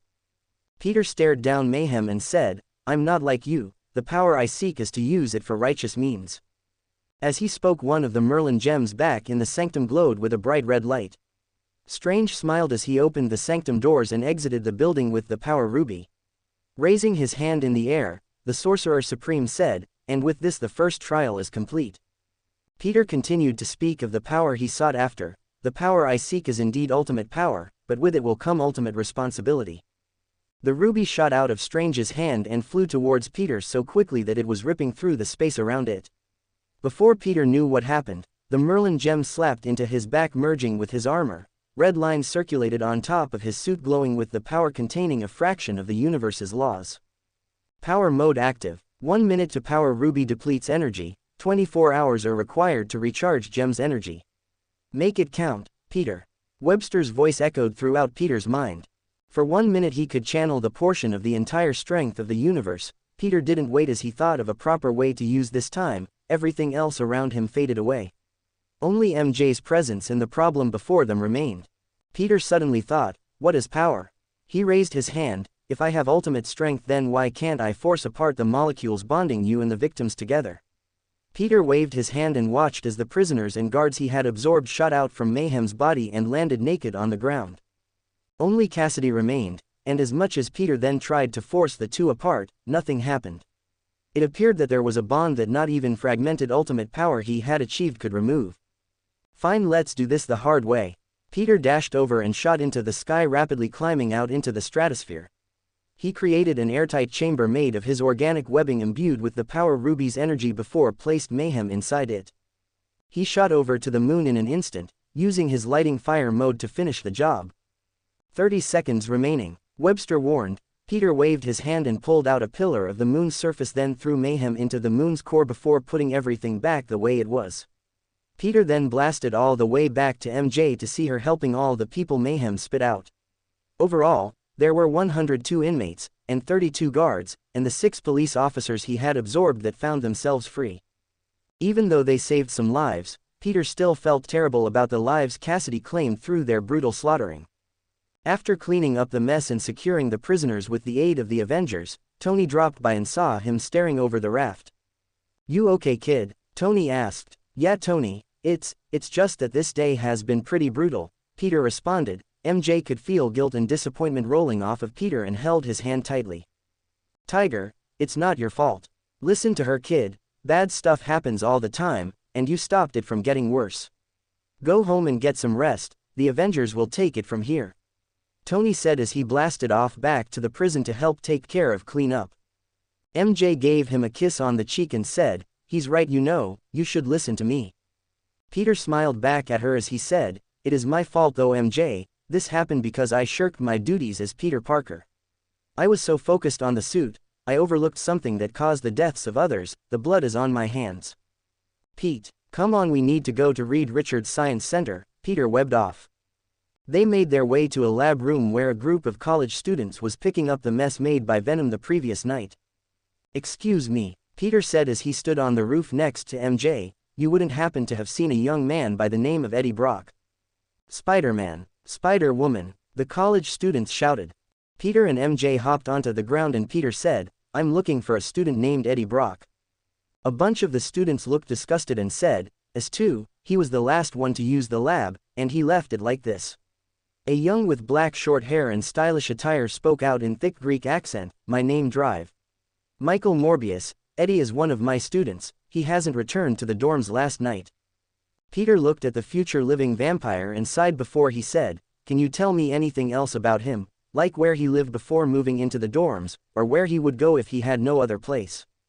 Morbius went into his office and pulled out a student profile on Eddie. He came back out and handed it over. The spider hero flipped through it and learned that Eddie had an apartment at a complex in the Bronx. After handing it back, Peter and MJ thanked Morbius.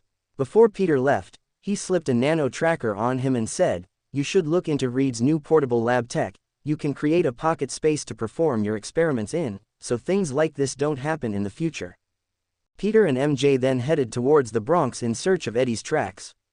They entered his apartment and found that it hadn't been used in a while. There were large cloth sheets covering up most of the furniture, trash littered here and there, and several books on genetic engineering lying about here and there. Peter and MJ began searching through his stuff when Peter found a hidden floor cover. After opening it up, he discovered a set of old videotapes. MJ looked over his shoulder and said, wow, don't know of anyone who uses cassette tapes anymore. You got a VCR, Peter? 'Cause there's not even a TV in here. Peter placed a few surveillance bugs around the room and headed to the window before saying, yeah, back at my place, but we have to sneak in. I don't want Strange's spell to break. After sneaking into his aunt and uncle's basement, they started viewing the videos. Peter and MJ discovered that Eddie's father was working alongside his parents, and most of the material was their experimentations on making the symbiote prototypes. They reviewed a lot of stuff they already knew about the symbiotes, but only one video seemed to be of any importance to them. After putting the tape in, Eddie's father appeared on the screen. He was a tall, well-built man with a scar over his left eye. He had buzzed short blonde hair, piercing blue eyes, and wore a long white lab coat. The man stared at the camera, cleared his voice, and gave a stern expression before began talking. Eddie, if you're watching this, then that means I have died or have returned to where I belong. The Parkers have been lying to me, they've started to suspect what I've been up to.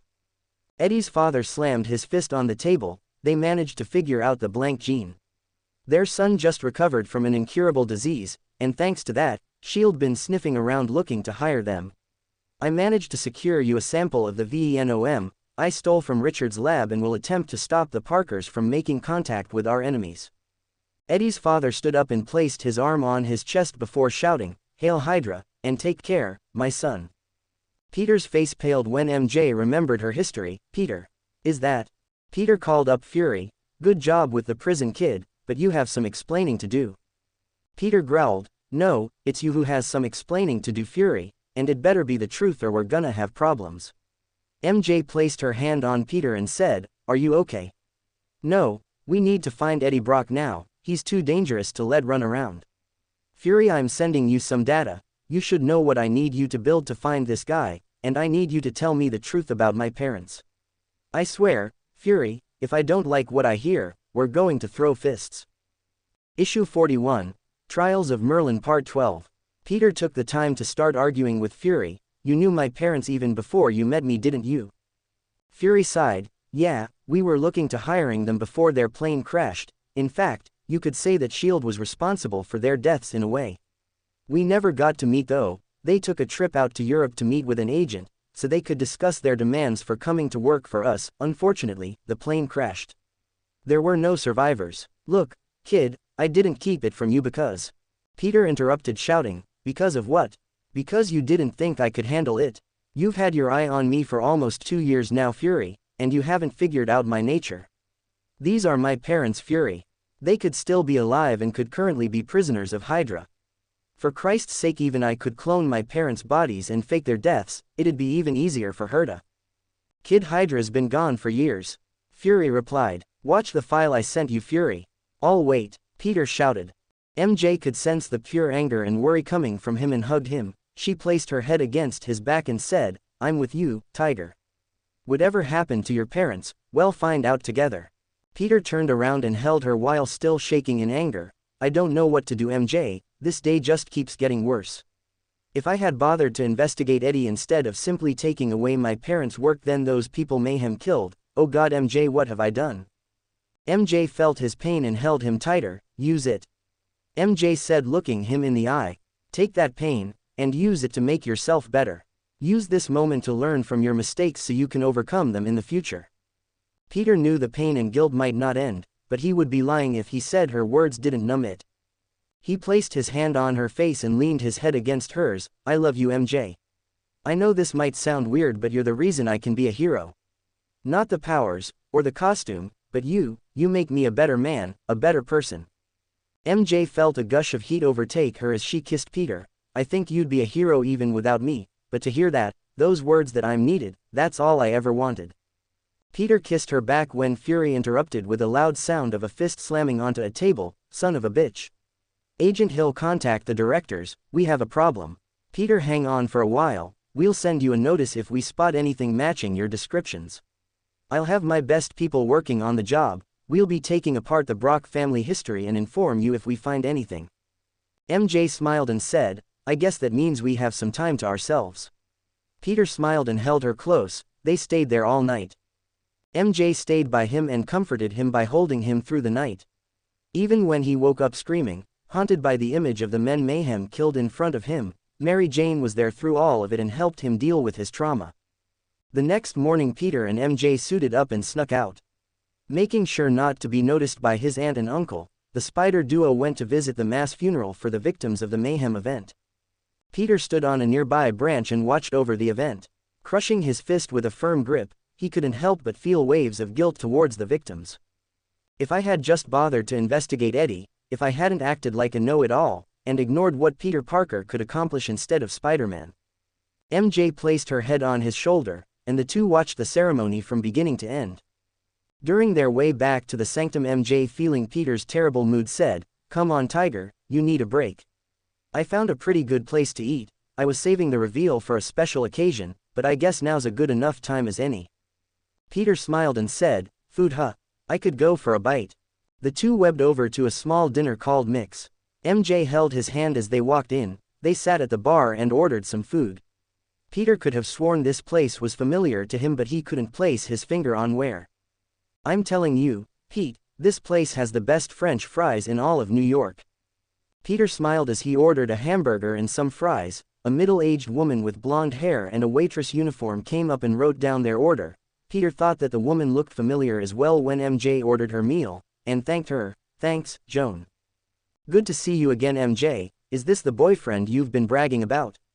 Joan said as she looked back and forth between the two. MJ nodded her head up and down, before asking, Where's Stan at? Doesn't he usually handle the register? He's out back helping the delivery truck unpack today's food supplies, Joan commented. Peter smiled and said, I'll go help out. I would appreciate that, sweetie, but there's no need to worry yourself like that, Joan responded. MJ giggled and said, You know, I brought you here to relax, right? Peter laughed. It's just helping him carry in a few boxes. Peter gave her a kiss on the cheek before Joan told where to go and let him walk out to the back of the dinner. His spidey sense went off the very moment he stepped out into the alleyway. Out of habit, he stuck to the wall and peered around the van to see a man pointing a gun at the owner of the dinner. Peter could see the crook shaking with nerves. Give me everything you got and load the food into the car. The man known as Stan held his hands up next to the delivery men that were only here to drop off Stan's produce. Okay, son, just don't do something you'll regret. Stan kept a gentle smile as he held up his hands. He got ready to do as instructed when Peter came out holding his hands up. Hey, couldn't help but overhear what was happening here. Peter looked around at the situation and noticed a kid sitting in the back of the robber's car, and the fact that he looked malnourished and sick. Who the hell? No matter, you help him load the boxes into the car, the robber ordered. I can see your situation isn't good, but is this the example you want to set for your son? Is this how a good man, a good father behaves? Peter pointed to the car. The man looked back and shouted, Stay down, Jimmy. Peter took the chance to move closer to him. Look, you don't have to do this. The robber pointed his gun at Peter and shouted, Stay back. What would you know? I lost everything in the invasion, my job, my wife, house. Everything. Peter walked closer to him and said, a bunch of people lost a lot during the invasion, but doing this won't make it right. Is this what you want to show your child, to rob what you need instead of earning it? Peter placed his hand over the gun and said, please stop, there is a better way, there has to be, so please. The man lowered his gun and started crying. Peter pulled out around $4,000, all the cash he had on him, and said, take this, and get some place to sleep and eat. There are shelters for this kind of thing, I can give you the names of a few good ones. They can help you get a job, and maybe help your life back on track. Peter talked with the guy for a while and gave him the name of a few good shelters. When the adrenaline finally wore off, and the man realized just what his child must think of him, he started crying before falling to his knees. He continually thanked Peter through his sobs, but still forced himself to get back in his car. After the man left, Peter let out a sigh of relief when he suddenly felt that a hand was placed on his shoulder. You did good, kid. Peter turned around and almost fell over. In front of him was middle-aged Stan Lee, and his wife was Joan Lee, the woman who just took his order earlier. Peter shook his hand with an excited expression. He knew it wasn't the same Stan Lee from his universe, but nonetheless, Stan Lee was in front of him. It's not a big deal, the guy was just down on his luck is all, Peter commented. But you know you're out $4,000. That's a lot of money to just give away, kid. You all right? Stan asked when Peter saw the delivery men relax and wipe the sweat from their foreheads. It's just money, besides, he needed it more than I do, and this way no one had to get hurt. Stan smiled and said, that's a nice way of thinking, they don't have too many people like you nowadays. What's your name, kid? Peter Parker. I actually came out here to offer a hand taking in the supplies, Peter answered. Well, thanks for that too. Tell you what, you can count that $4,000 towards meals eaten here, but don't abuse it, or I'll cut you off. Stan moved over to the boxes and started picking up a few. Peter came by and helped as well. Pretty strong, aren't you? Stan asked, seeing Peter pick up around 8 of the boxes. I work out, Peter replied. As he walked back into the dinner and set them down, Stan looked at him and asked, what's bothering you, son? You don't look like someone who just saved the day. Well, to be honest, I messed something up a while back and it's been eating away at me, not to mention, my usual method of dealing with those kinds of guys was a black eye. I really think I need to change, Peter replied. Oh, and what did you mess up? Stan asked. Peter sighed as he went back out and picked up a few more boxes. I had the chance to stop something from happening, but I chose to ignore someone because I didn't want the trouble. Some people got hurt. That's a tough one. Well, are you doing anything about it now? Stan asked. Yeah, Peter responded. Then aren't you taking responsibility for your actions? Humans aren't infallible. They're not omnipotent, omnipresent, nor omniscient. They make mistakes all the time. What matters is what you do next. Are you going to let that mistake define you, or are you going to correct your mistake? It kind of reminds me of this old saying, success is not final, nor is failure fatal, it is the courage to continue that counts. If you gave your all, then who can blame you? Winston Churchill, right, Peter said with a grin on his face. Yeah, that's it, good philosopher that one, Stan commented. Peter smiled and finished helping them unpack. Once the truck drove away, he walked back inside the dinner and sat next to MJ. Something happened. Mary Jane noticed his expression. Nah, just helped out the owner, and now we get to eat here for free for a while. Peter said, smiling. Really, what happened? Peter explained what happened. After he finished giving her the cliff notes, she gave him a kiss on the cheek and said, see, you can do just as much good as Peter Parker. It isn't, you know who, he isn't the hero. It's always been you, Pete. He placed his head against hers and laughed. You always know how to make me feel better, babe. They were brought their food and chowed down. Oh my god.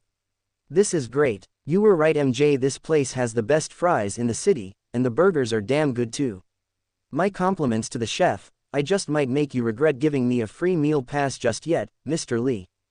Ha, you can try, but remember I said I'd cut you off if you bite off more than we let you chew, Stan replied.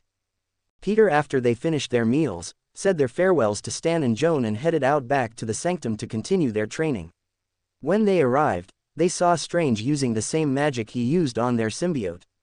He created a copy of Gwen's personality and morals, then transferred it into the symbiote. With the symbiote's new understanding of the human mind, it became far safer for her to wear. Peter then pulled out a pen and scribbled something down on a piece of paper. While he handed it over with a vial of what looked like black powder, he looked Gwen in the eyes and said, "This is our martial arts teacher's address and our contact numbers. If you run into any problems, just give us a call. I also managed to make you some unstable molecules for your symbiote to absorb." "I can't stay with you guys?" Gwen asked with pleading eyes. "Not untrained, you can't. Once Shang-Chi says you're ready, then you can patrol on your own, or with us," Peter said while crossing his arms that gave off an air of authority. "Rest in peace, Stan Lee. I hope you happy, wherever you are." Issue 42, Trials of Merlin Part 13. 1 month had passed before Peter and MJ had finished their ancient language classes. After memorizing and becoming fluent in over a dozen dead languages and some still living ones, they were finally ready to start learning spells and considered to be geniuses amongst other sorcerers that came before them. Though, they couldn't take all the credit. The boost they had as superhumans played a part in why they were so good at memorizing new information. Peter and MJ both sat on a meditation pillow inside a complex magical array. Strange walked circles around them and continued to make small adjustments to the design of the array as he explained. "Everyone has affinities towards certain magics, and you two lucky dogs have more than a few of them," says the guy who has an affinity for all forms of magic. Strange hit him on the head with a teaching ruler. "Quiet. This magic circle will let your astral forms visit these realms briefly to loosen your mind and allow the aspects of magic to reveal themselves to you." When he finished, he said some Latin words and their minds were sent on a spiritual trip across the many realms. Peter saw a massive web hanging in the void. On the web were glowing dots that represented different realms of glowing with their own unique forms of power. Suddenly his mind was thrust into these immaterial planes of existence. Peter felt the bonds that connected everything together, atoms, molecules, the energy that glued them together. Next, his mind shifted over to a realm of pure fire, almost as if he was sitting in the heart of a star, no even hotter than he could imagine. It was like everything burned away, only leaving raw heat and pure power. Thinking that he had discovered the source of Johnny Fires, he couldn't help admit that it does indeed come from a dimension of heat. This place was like the universe before the Big Bang. Once upon a time, 14 some odd billion years ago, a cosmic explosion released an immense amount of heat and pressure. All the particles and energy in our universe, once confined to space about the size of a dime, before they raced away from one another at tremendous speeds. As the hot particles cooled and continued to expand into space, matter formed and the stars and galaxies of our universe were born. Johnny could tap into this realm's power that was probably equivalent to the temperatures of an active Big Bang, temperatures that far exceeded 1 billion degrees Kelvin, the scientists theorized for pre-Bang universe. Next, he visited a realm of pure lightning. The light blinded everything that existed. Only a rapidly moving positive and negative charged molecules existed and were only in an excited state. It was as if the realm mirrored the laws of conductivity and electrical manifestation. Next, he found himself at a spring pure water that spread out for eternity. He didn't know what to think of this one, because he didn't have the ability to control water. As he touched it, he felt a surge of vitality enter his body. A recovery realm. No, this is something more. I can't quite understand this. Eternity. The last place he visited was a bright red realm that was filled with a red mist. Only pure unadulterated power could be felt coming from this plane. Peter then felt his body shift back to the web before he was pulled back reality.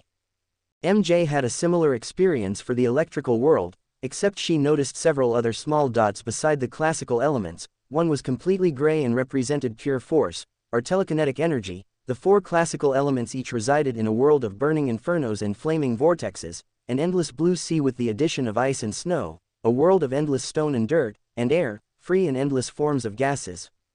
MJ tried to explore the others but thought back to her door metaphor with Cerstal. These are doors I haven't opened, not even Crystal has opened yet.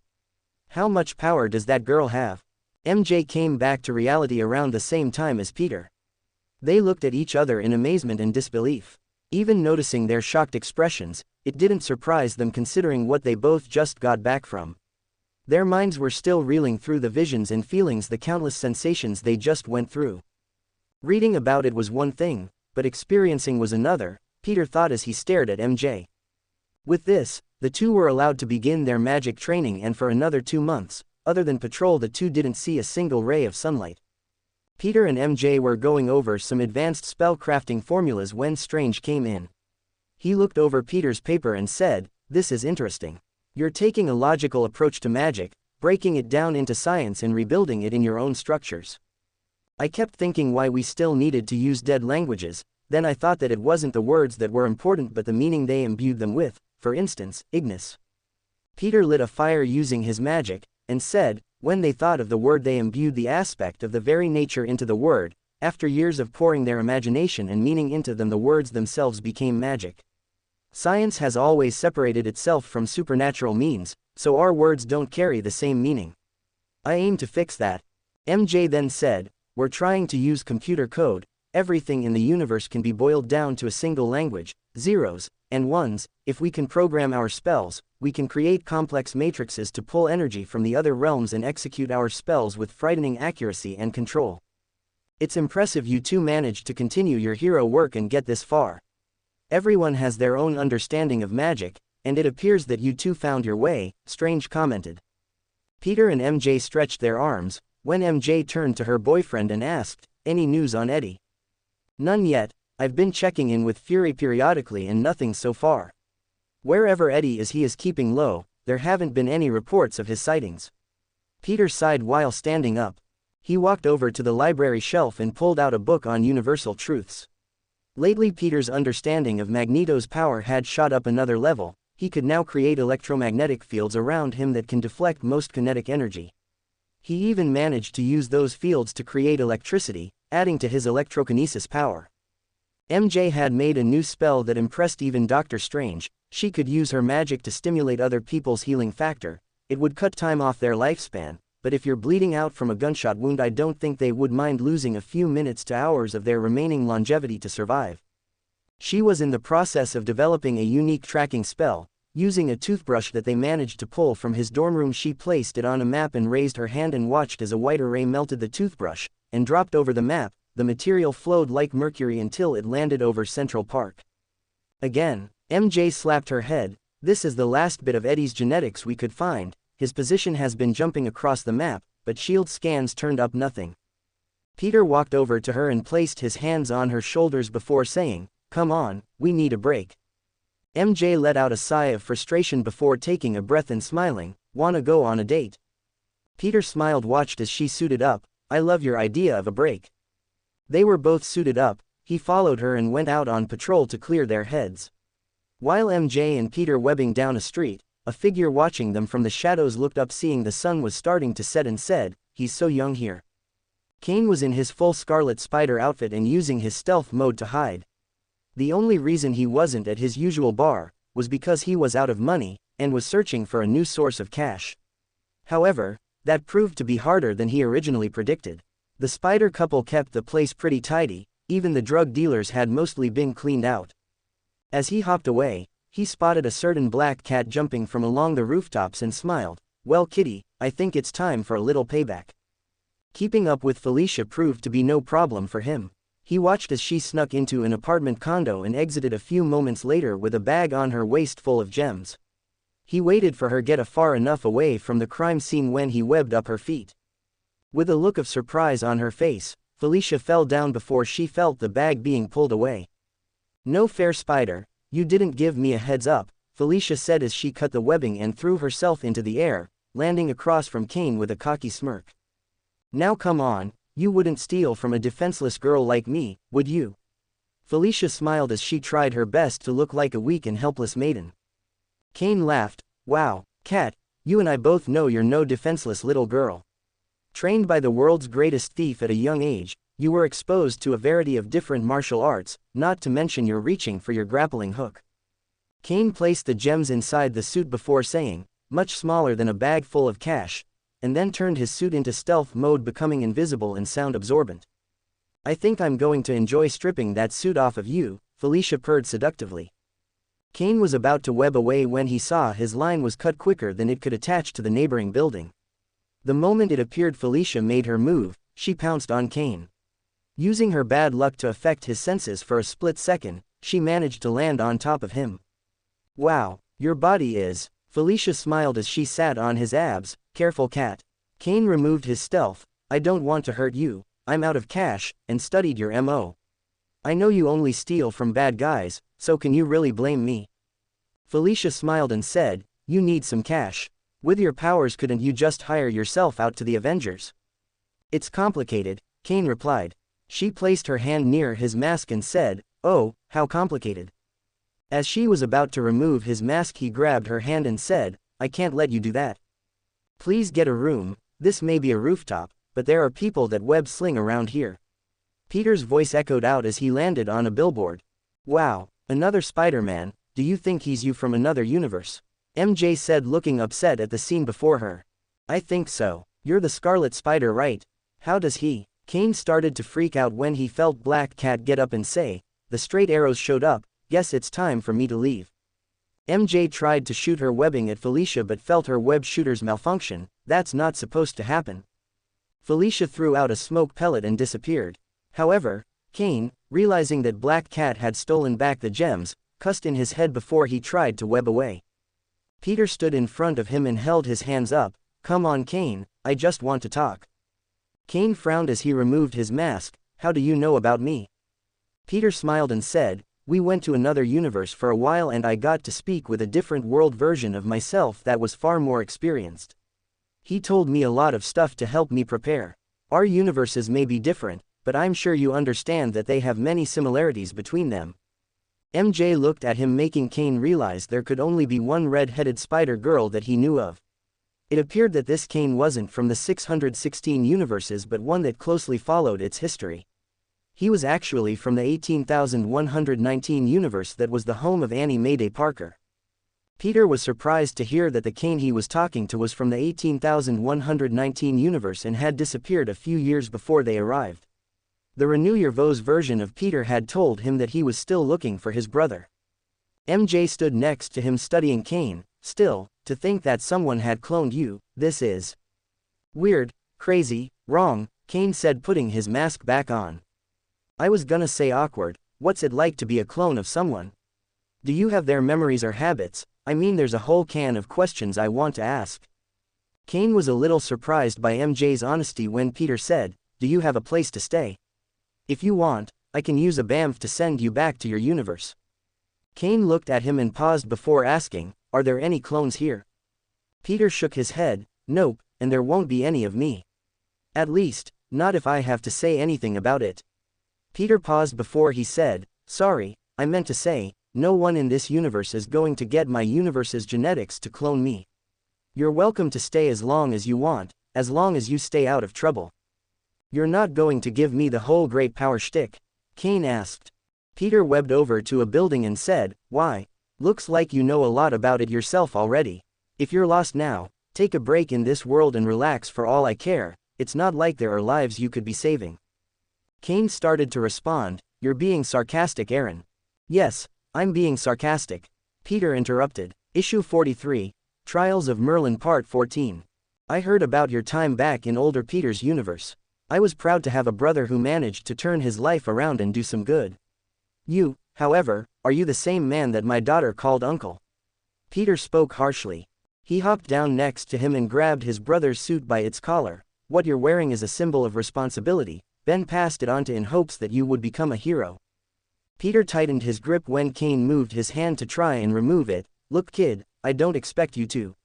"What the?" Kane tried to move his wrist. "Odd, I thought I was the stronger one."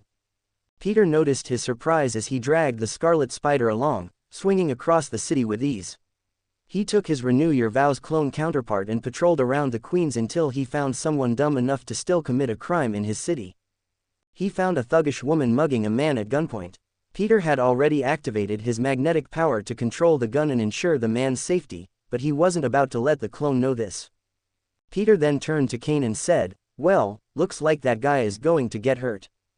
The Scarlet Spider shook his head and got ready to move when Peter stopped him and asked, "What are you doing?" Kane frowned and replied, "Saving them, obviously." "Why?" Peter asked. "Because." Kane was stumped. "What do you mean? Are you planning on just letting this happen? It's not your responsibility, so why are you going to help?" Peter asked in a dark tone. Kane started to grow irritated when the man called for help. He looked at Peter in frustration and said, "Let go." "Why?" Peter shouted. "Because I can." Kane felt Peter let go of his arm as he leapt down and webbed the armed woman to the wall. Peter smiled as he followed after. snatching the gun from the robber's hand, and used his ferrokinesis to crush the weapon into a solid smooth sphere. Kane was surprised to say the least as he saw Peter's actions.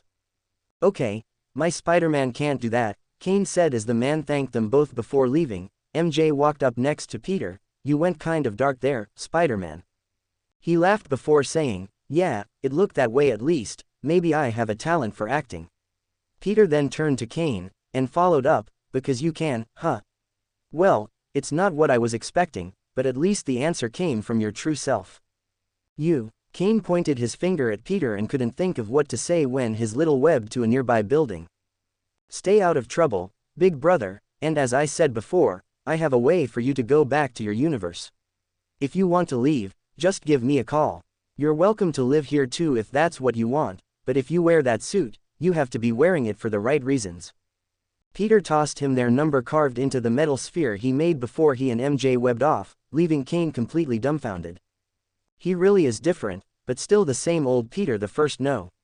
Why does he have to care about a clone like me, and even call me a brother?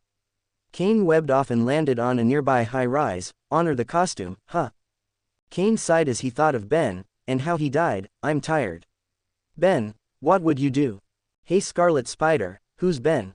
A familiar voice called out, as Kane turned around to see Felicia using her claws to pinch onto the side of the building. Kane shook his head and said, "He was my brother, and he never gave up on me.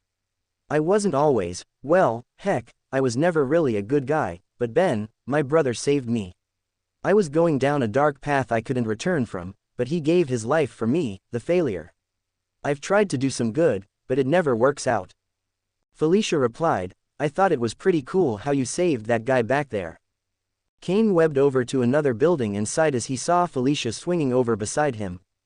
"Hey, do you need a place to stay?" Felicia asked. "You willing to put up with me?" Kane landed on a building top and said, "I'm a monster though." "What does that mean?" Felicia asked. Kane tried his best to explain how he could morph into a spider creature known as the Other when he gives into his instincts. Felicia scratched her head, "So it's like a self-defense mechanism. Can you control it?" "Kind of, it's like walking on a wire. Any second I could lose it and give into the spider, but as long as I keep the balance I can stay in control," Kane explained. "Cool," Felicia said with a smile, making Kane stumble. "What?" he replied with a look of disbelief. Felicia laughed and said, "It's not like you lose completely it in that form, and you can even control it, so why aren't you happy about having an ability that makes you stronger? That's all it is, an ability, right? At least you're not like the Hulk who goes apeshit on everything around him the moment he has a bad day." Kane grinned and replied, "I'm not so sure. But if you're willing to put up with me knowing what you're getting into, then what happens next is all on you. Just don't say I didn't warn you, cat." Felicia smiled and grappled over to a ledge and began swinging. "Follow me." They made their way across the city until they stopped at an old decommissioned subway tunnel. The duo continued on going deeper inside the tunnel when Kane said, "You live here? It's nicer than you think." Black Cat grinned.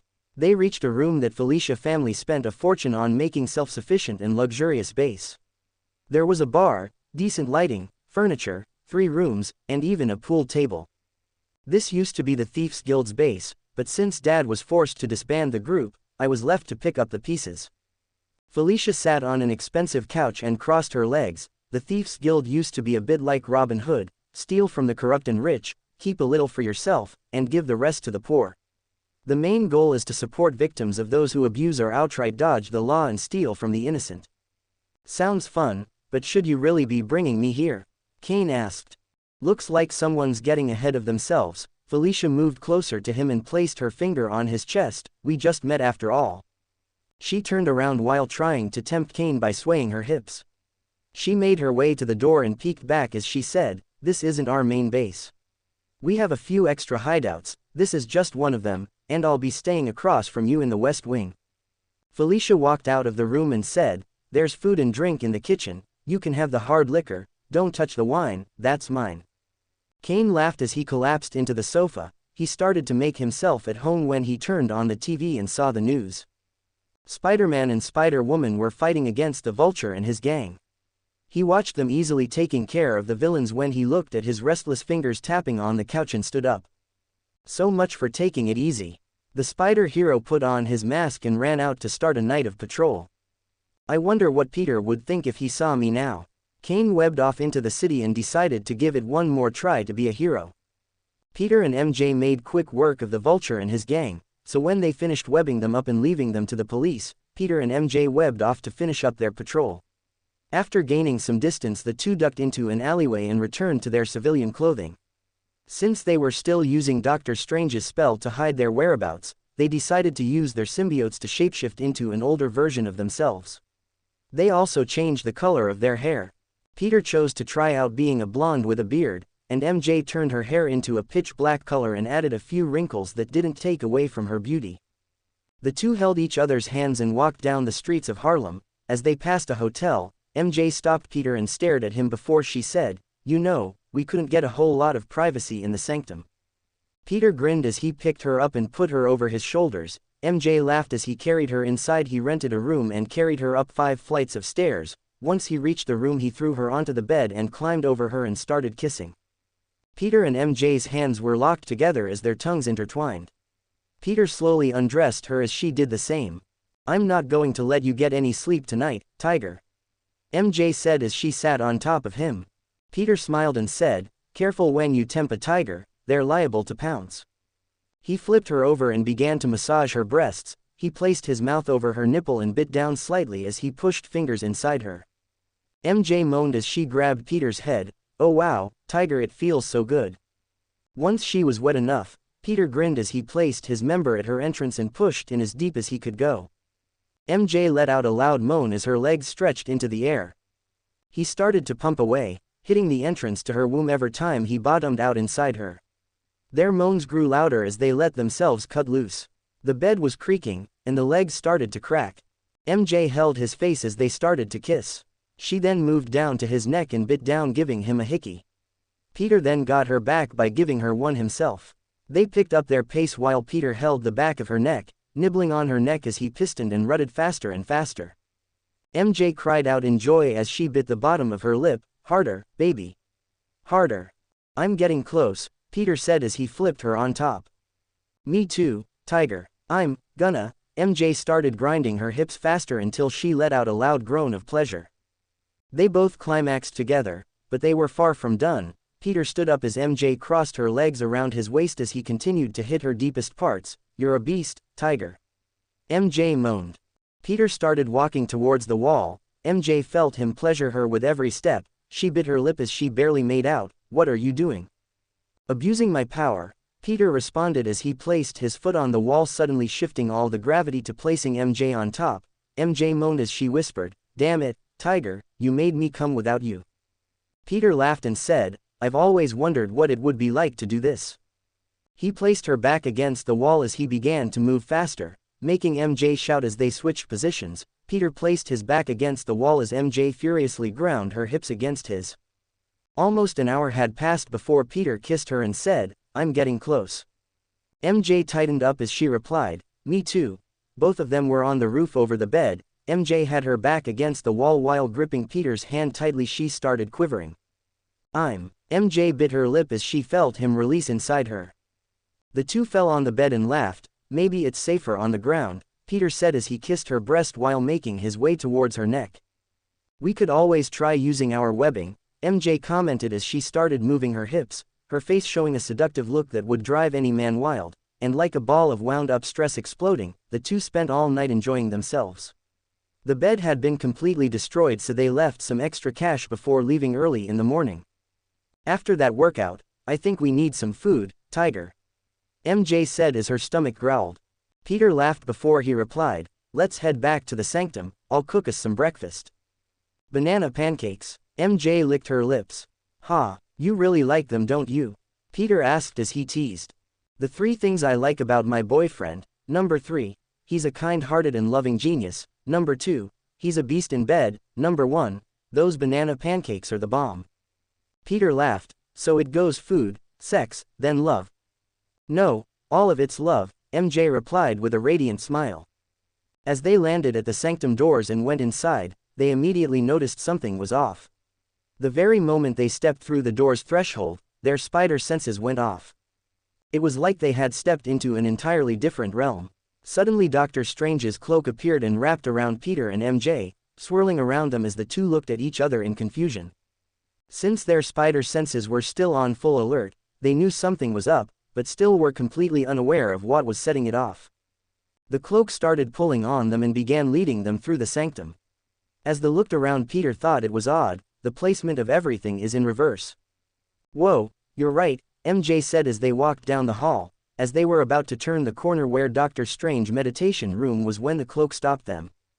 The spider heroes honed their senses and focused on what was behind the door when they heard someone talking. It was the voice of a woman in her prime, and it seemed to carry a bit of an English accent.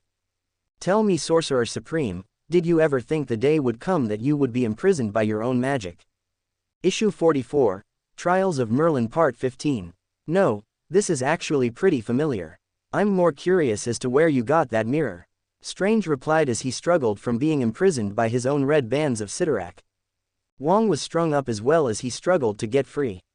Oh, this old trinket, it was made from a carbuncle's gemstone. Merlin gave it to me as a gift when he tried courting me. Way back then when he was the Sorcerer Supreme. The woman spoke with a confident tone. You mean you stole from Merlin? He has died, Morgan Le Fay. He died a long time ago. Why have you returned? Strange spoke loudly for anyone that might be listening in. He died because that pesky ancient one wouldn't mind her own business. If he had joined me, then we would have conquered this world and ushered in an age of untold magic.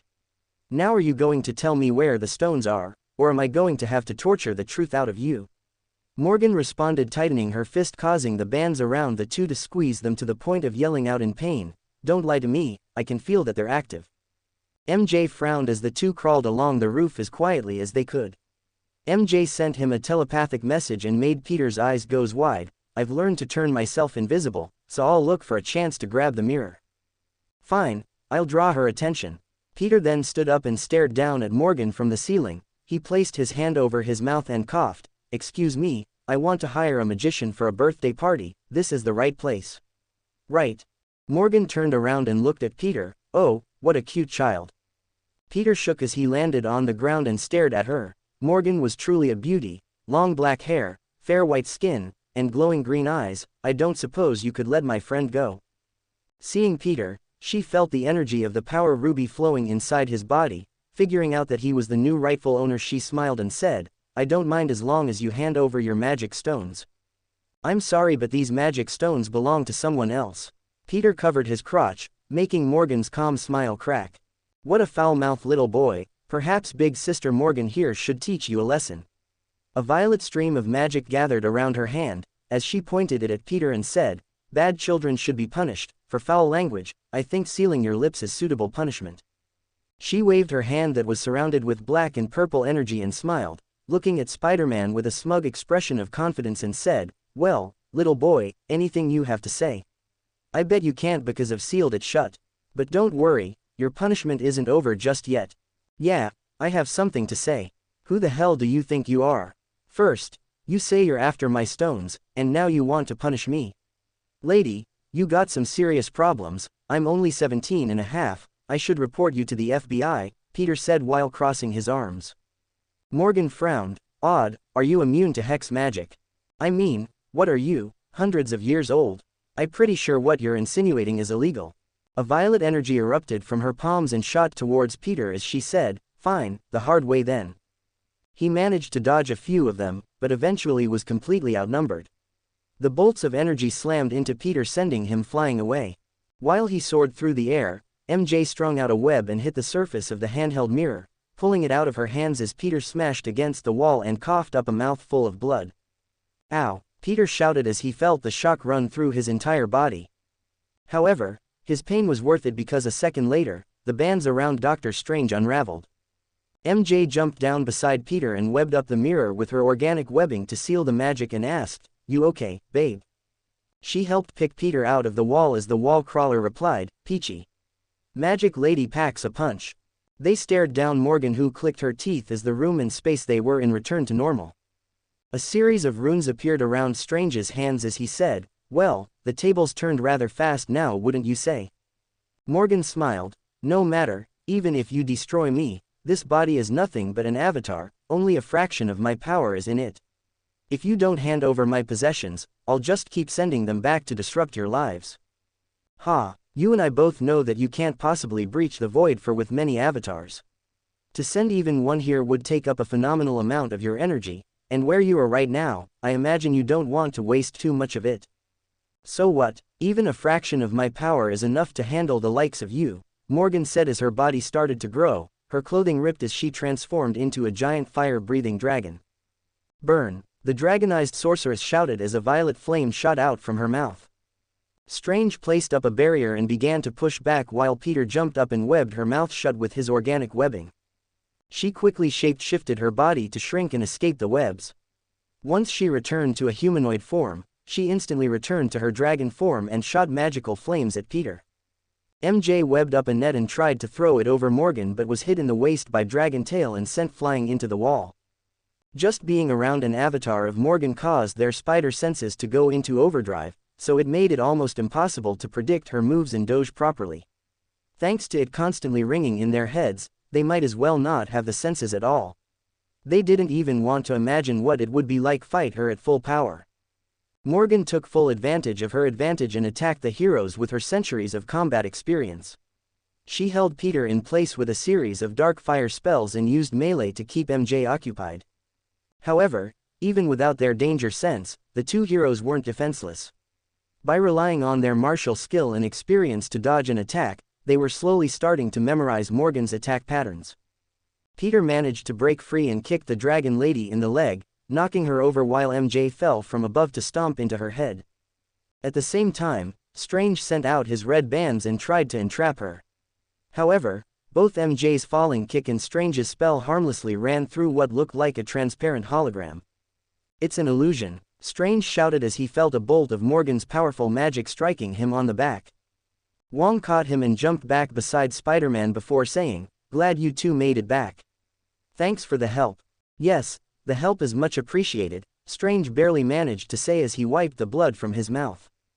Peter cracked his knuckles and said, "No problem, now what do you think about bringing an ancient legend down?" Spider-Woman looked to the giant dragonized Morgan. "Looks like you have some bad luck, Morgan. Since this is just an avatar, we don't have to worry about killing you. For once, we can go all out." Peter jumped forward and charged towards Morgan. The evil sorceress laughed as she glared down at them and said, "Foolish child, you think you can match the might of a dragon?" MJ appeared beside her and said, "Who knows? We haven't exactly gone all out since we constantly have to worry about our opponents' lives." Morgan went to attack her when MJ grabbed her tail. Her feet slid across the ground before she managed to stop the full force of the blow. "That wasn't so bad," MJ grinned as she held her in place. At the same time, Peter jumped up to the roof and leapt from it to punch her on the top of her skull. "Normally I'm against punching ladies, but for you, I'll make an exception."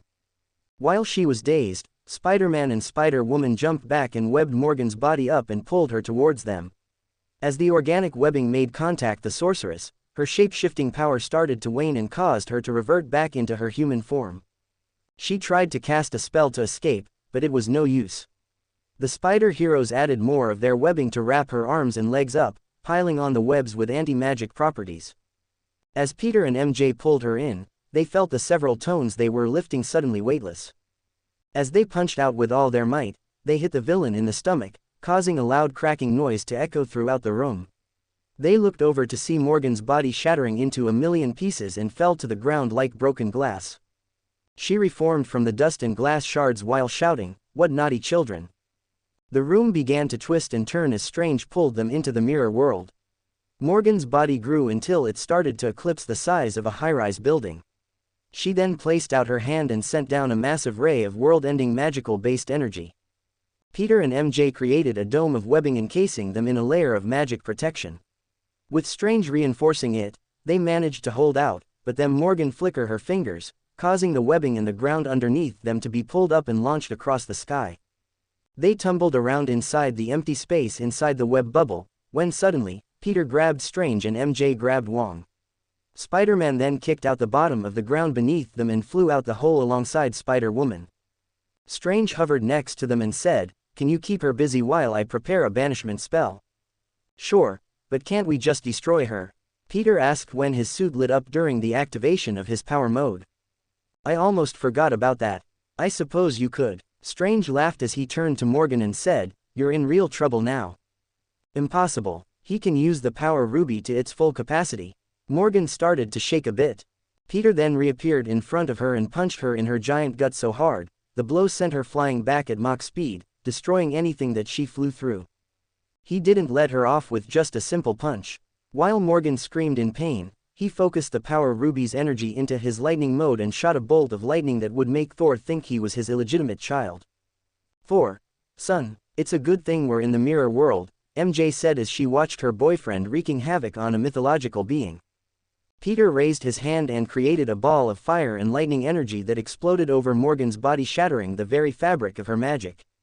As she started to crack and crumble into dust, her avatar screamed out in vengeance, "I will remember this child.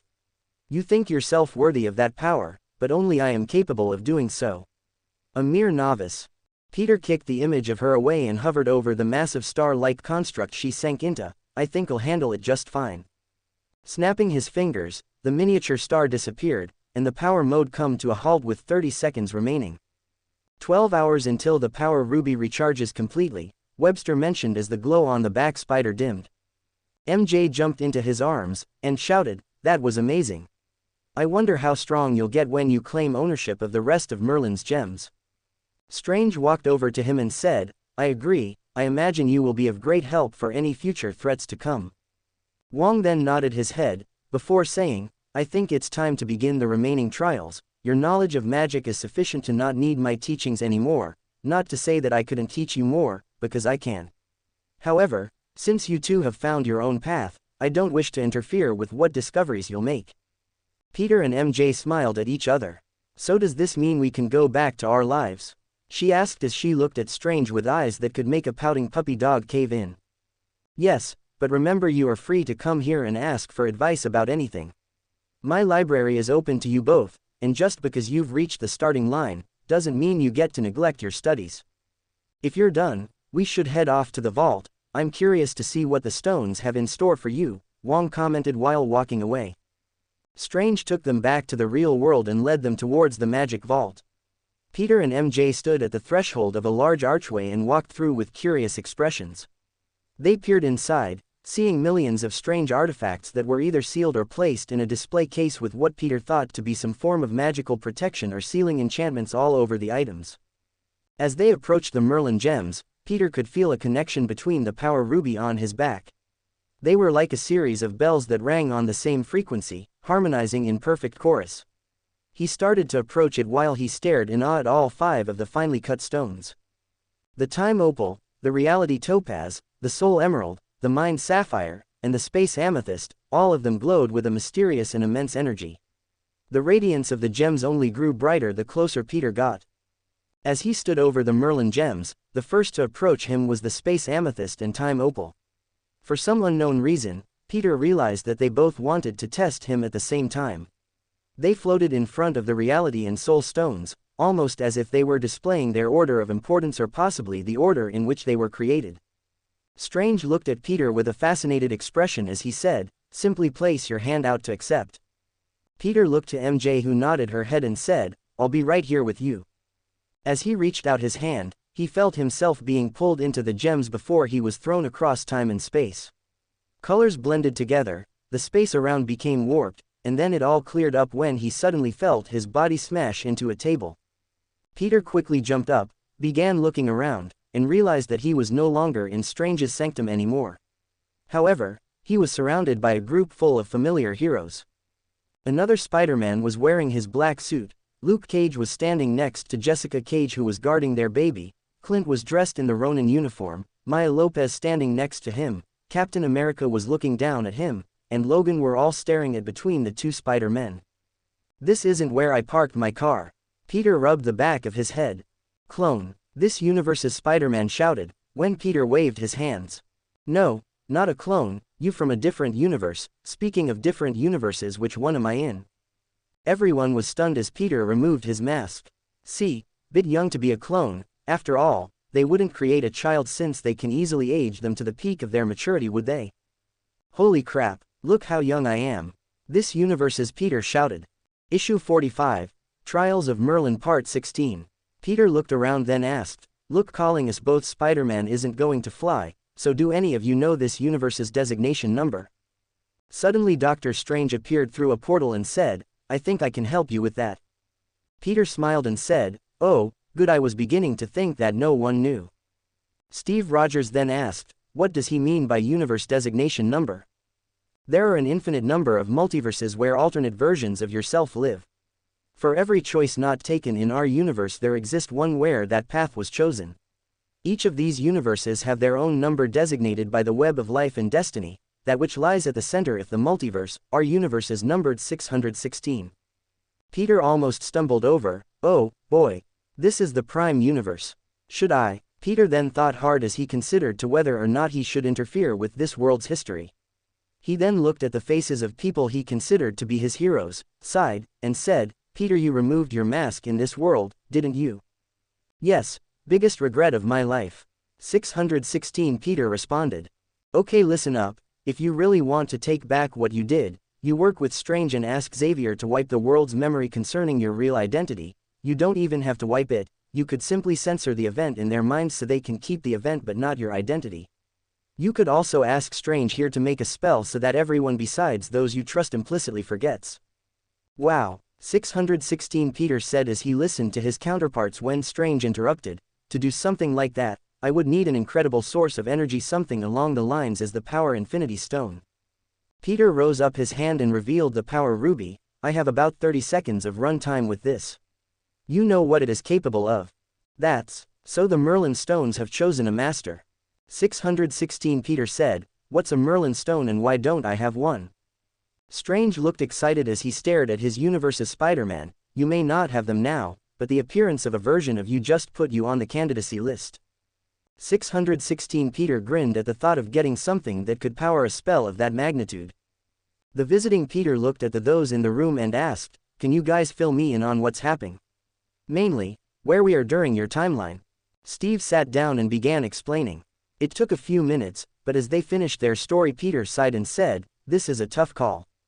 On one hand, I fully agree with Steve's reasoning. The right to protect ourselves and our identity is a fundamental right all United States citizens are afforded. Technically, as long as we don't break the law we're perfectly within our rights. On the other hand, there's no doubt that a Hero Registration Act could work out, as long as the list is in the right hands." Steve frowned and said, "No one can handle that kind of power."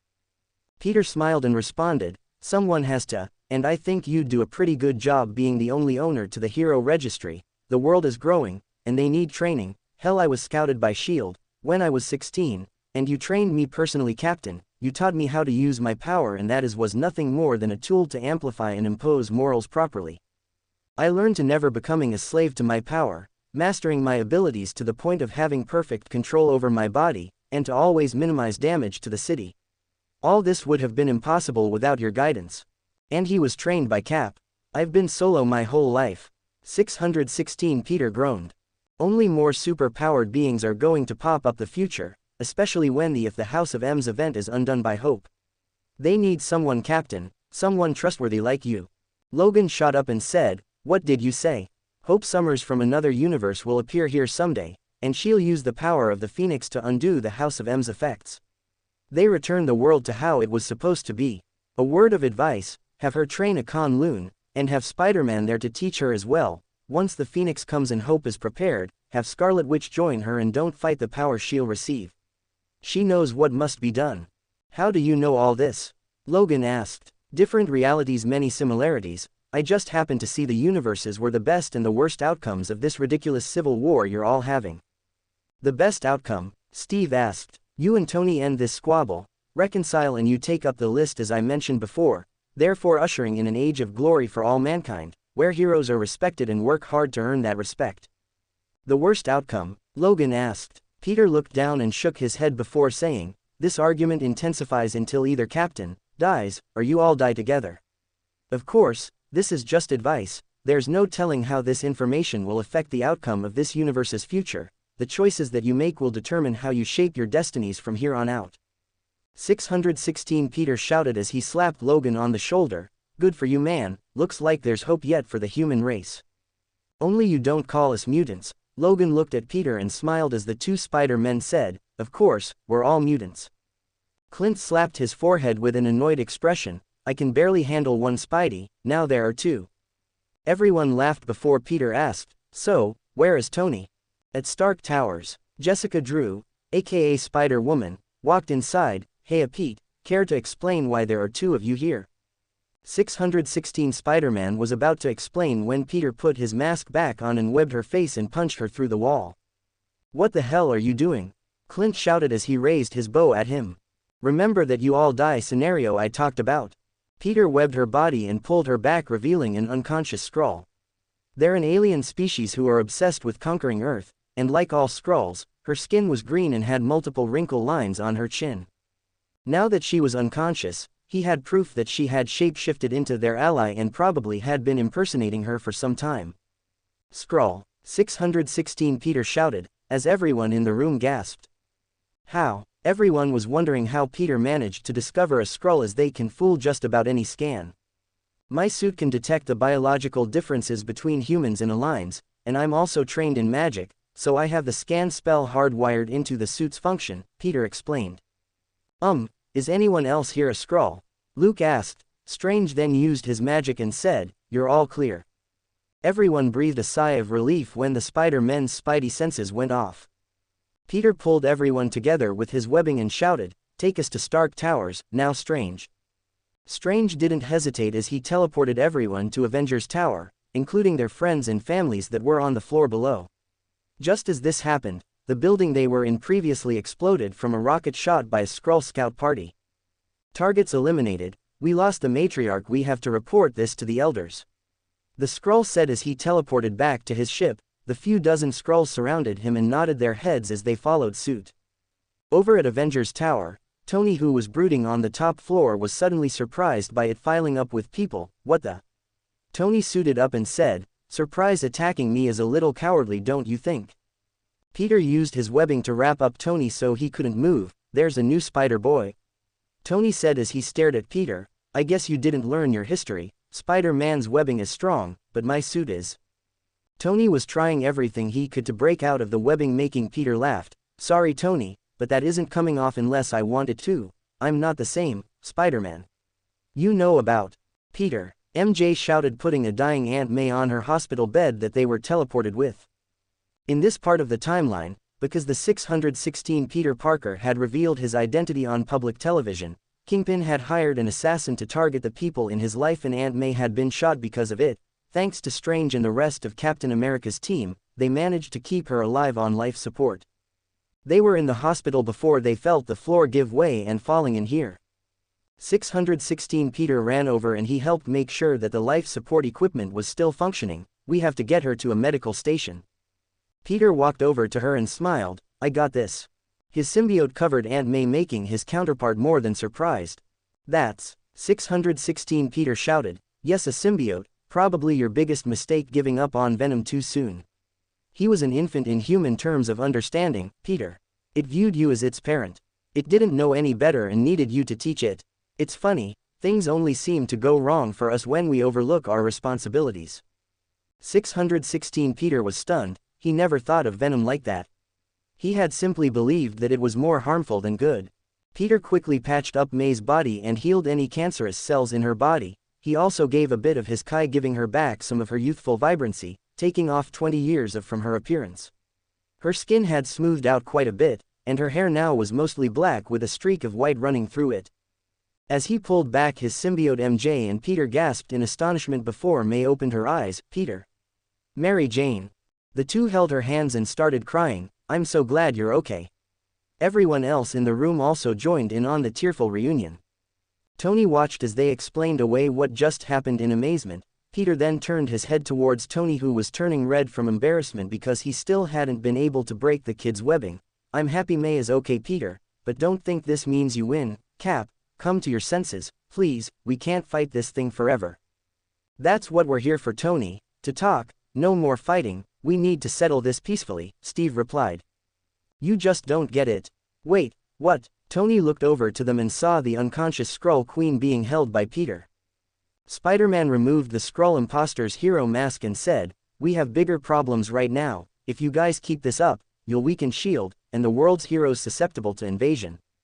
Peter threw over the webbed-up Skrull as he used his ability to remove the webbing from Tony. He then looked at the leftover webbing, and as he stored it away, he looked back to MJ and May. If MJ can protect herself, then Peter would have a lot less to worry about. Peter thought how to handle that issue as he turned to Cap and Tony to say, "You two have a lot to talk about, so I'll leave you to it. I want to talk to Strange about developing a Skrull identification device." Tony was still quite speechless when Cap walked up to him and said, "I'll explain." Peter walked over to MJ and took off his mask. Aunt May and MJ's eyes widened as Peter tugged on 616 Peter's shoulder and said, "Daddy, aren't you going to introduce us?" Logan, Luke, Danny, and Clint started busting up. 616 Peter turned pale as MJ and May gave him scornful looks. "Peter, that has to be the best joke you ever told." Logan slapped his shoulders while wiping the tear from his eye. As he looked at their expression, the short bestial man laughed again and fell to the ground while holding his stomach. "It wasn't that funny," 616 Peter shouted as he turned back to MJ and May and began to explain.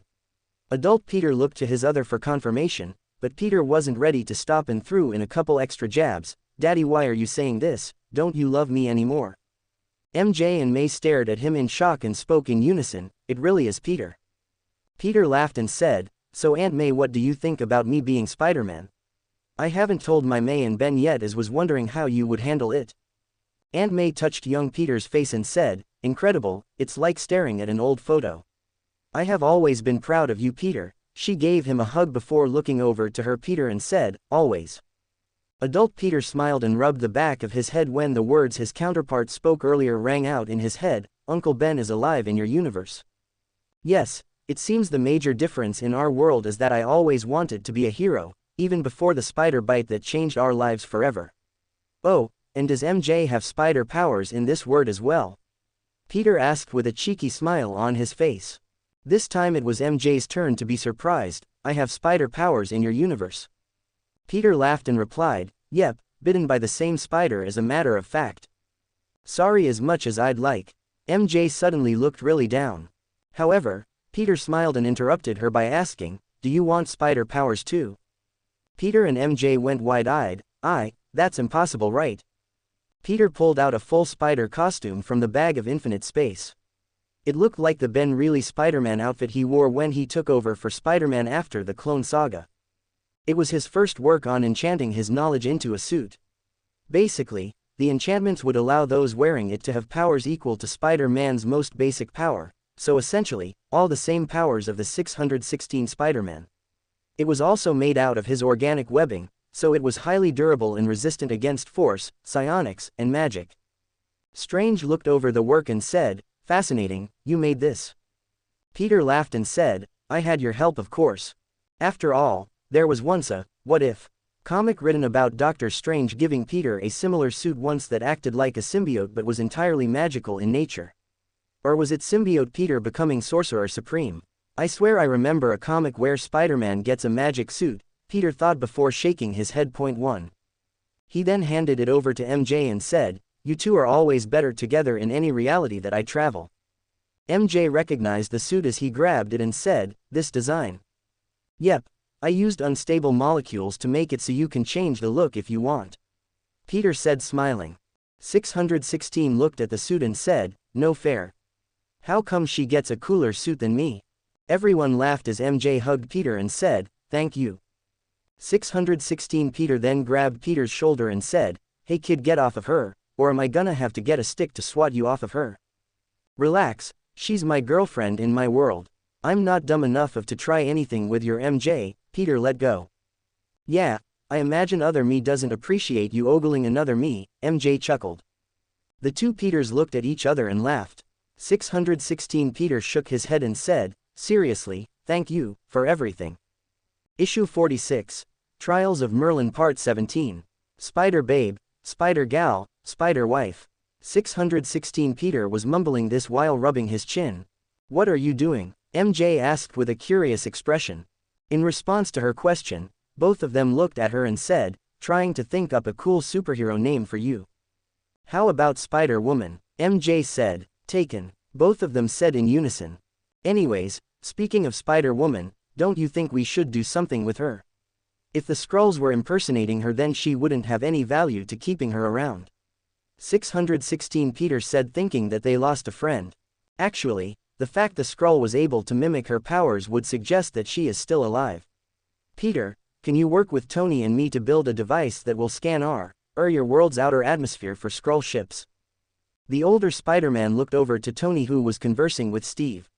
He thought of all the crap Tony had put him through and swallowed his anger and gripped his fists tightly. I can, 616 Peter responded simply. Peter smiled and said, good. So Strange, can you help me replicate this spell matrix? Peter held up his hand and a glowing white magic circle appeared above his hand. Strange stared at it in astonishment. Incredible, you actually took a scientific route for your spellcraft and succeeded. 616 Peter then said, wait, why is that so important? Strange looked to Peter and said, I can see why the Merlin stones chose you now. Did you know that you weren't the first to take this path? It was actually Merlin was the first tried to mix science and magic, and from what I've read, it wasn't nearly as advanced as you made it. Strange looked to Peter's 616 universe counterpart and said, your other self here didn't just make his own way of casting spells, he created a form of spellcraft that specializes in making magical items anyone can use. So, can you help me make a couple of components for the machine we need to build? Peter questioned. Strange looked at the matrix and said, it would take us all night to build this. Peter then turned to Tony and shouted, hey Tin Can. Iron Man looked over to Peter. Having been informed of his history by Steve, he realized that he was actually here to help. What is it, kid? Peter held out his hand and used a simple light hologram spell to show his schematics for a worldwide Skrull scanner. Tony looked over and nodded his head. It's solid work, but wouldn't it be better if you altered the coding like this? Tony imputed some data and used a hologram projector of his own. This way the scan will reach the far side of the moon.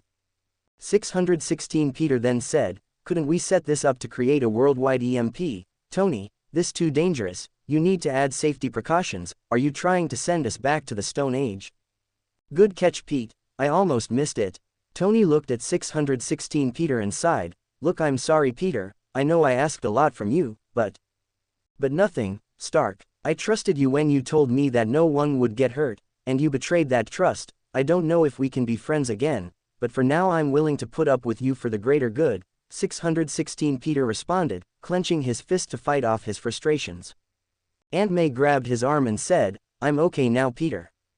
Peter placed his hand on his counterpart and said, I know what Tony did was messed up, but his heart was in the right place. Peter then glared at Tony, you didn't prepare for any of this. You just opened the package and started building without reading the instructions first, headfirst into the fire, like always. I don't think that's fair. Tony looked away. Fair, 616 shouted. If you had prepared even a portion of the security you protect your company assets with to someone you're expecting to unmask, would my aunt have been shot? The Hero Registration Act wasn't a bad idea, but you went in without a plan, a proper plan, and you lied to me about that, Tony. You said they'd be protected. You fucking rush-jobbed the whole thing. Prime Peter took a breath and finished by saying, you're a grown-ass man, maybe next time before you start a world conflict, you ask for help in preparing everyone for this, so every family is taken care of, and no hero has to worry about their identity being found out by their villains. I don't think I've been scolded like that since my dad, Tony reacted with a look of shame. Well, I feel like I got a chip off my shoulder, now let's get to work. Those Skrulls aren't going to defeat themselves, Peter said as he nudged his older self while they headed towards Tony's lab. My shoulder, 'cause we're both the same person. I get it, 616 chuckled. While the Avengers worked through their issues, the Spider Heroes mostly spent their time working together on the device. Tony and Cap managed to work through their problems and agree on a method to stop their fighting.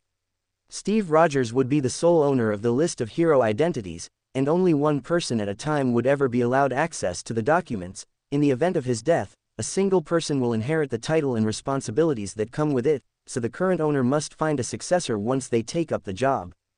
Peter was working alongside his counterpart with glee when MJ came in the room walking on the roof using the suit Peter gave her. As she landed, she wrapped her arms around her husband and said, you know, I think I get it now, why you do what you do. Honestly, if I had this kind of power, naturally I'd have to act. I can see why you can't sit still when someone's in danger.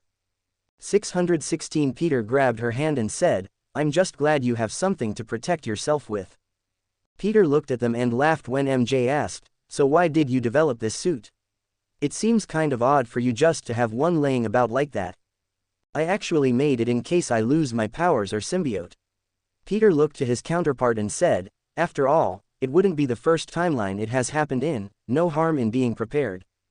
How many realities have you traveled? 616 Peter asked, I know about a few dozen or so, but have only visited 2, excluding my own. Why are you here? MJ asked. A test from the Merlin Stones, even I don't know why I'm here yet, so I just decided to be the hero I am and help out, you know, since I have nothing better to do, Peter replied as he stuck his head into the contraption they were building. Using his powers, he massively cut down on the build time. So how do you have all these powers? 616 Peter asked. The younger counterpart laughed, I told you losing Venom was your biggest mistake. It copied your powers, why wouldn't it be able to copy other powers as well? Peter then pulled a miniature version of the symbiote's head out the suit and said, this is Webster, my parents made him, and I used Strange's magic to educate and impart my spirit and life experiences into it. Essentially, I let it live a life believing it was Peter Parker, using my own memories as a catalyst to help it understand human morals and behaviors. Huh, interesting methods, but do you wipe their previous memories? No, mine hadn't bonded to anyone, so it was blank. It wouldn't wipe a sentient being's memories, well, not unless they deserve it.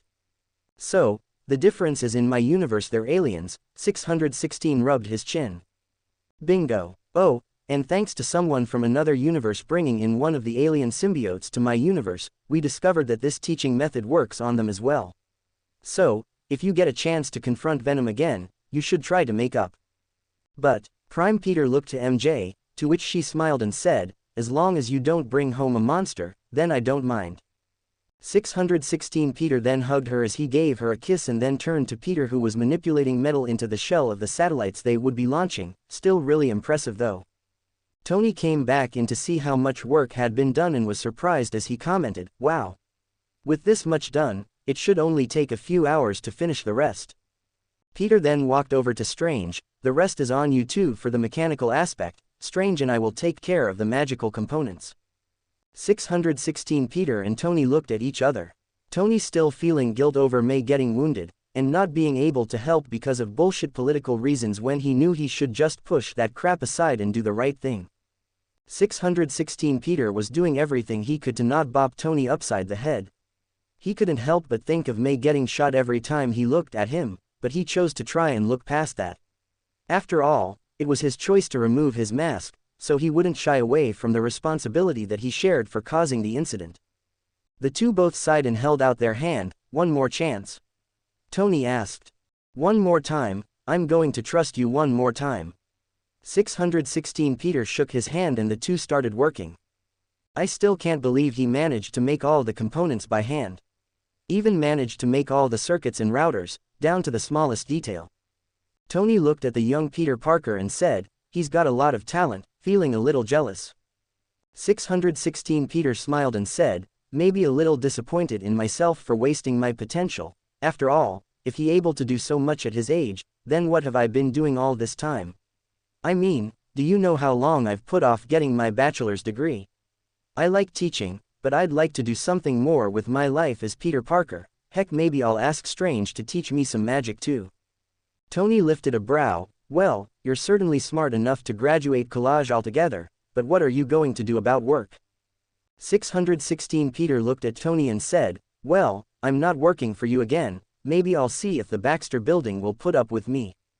As the two started to get to work, Peter and Strange began creating the spell matrix for the scan spell. I still can't believe you managed to turn a simple spark spell into a spell matrix that would only need electricity to power it.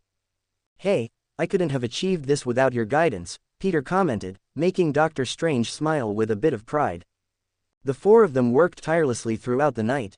Tony and 616 Peter insisted on making constant improvements to the scanner's capability, so by the time they finished it, the device had increased its range from the dark side of the moon to the entire length of their solar system.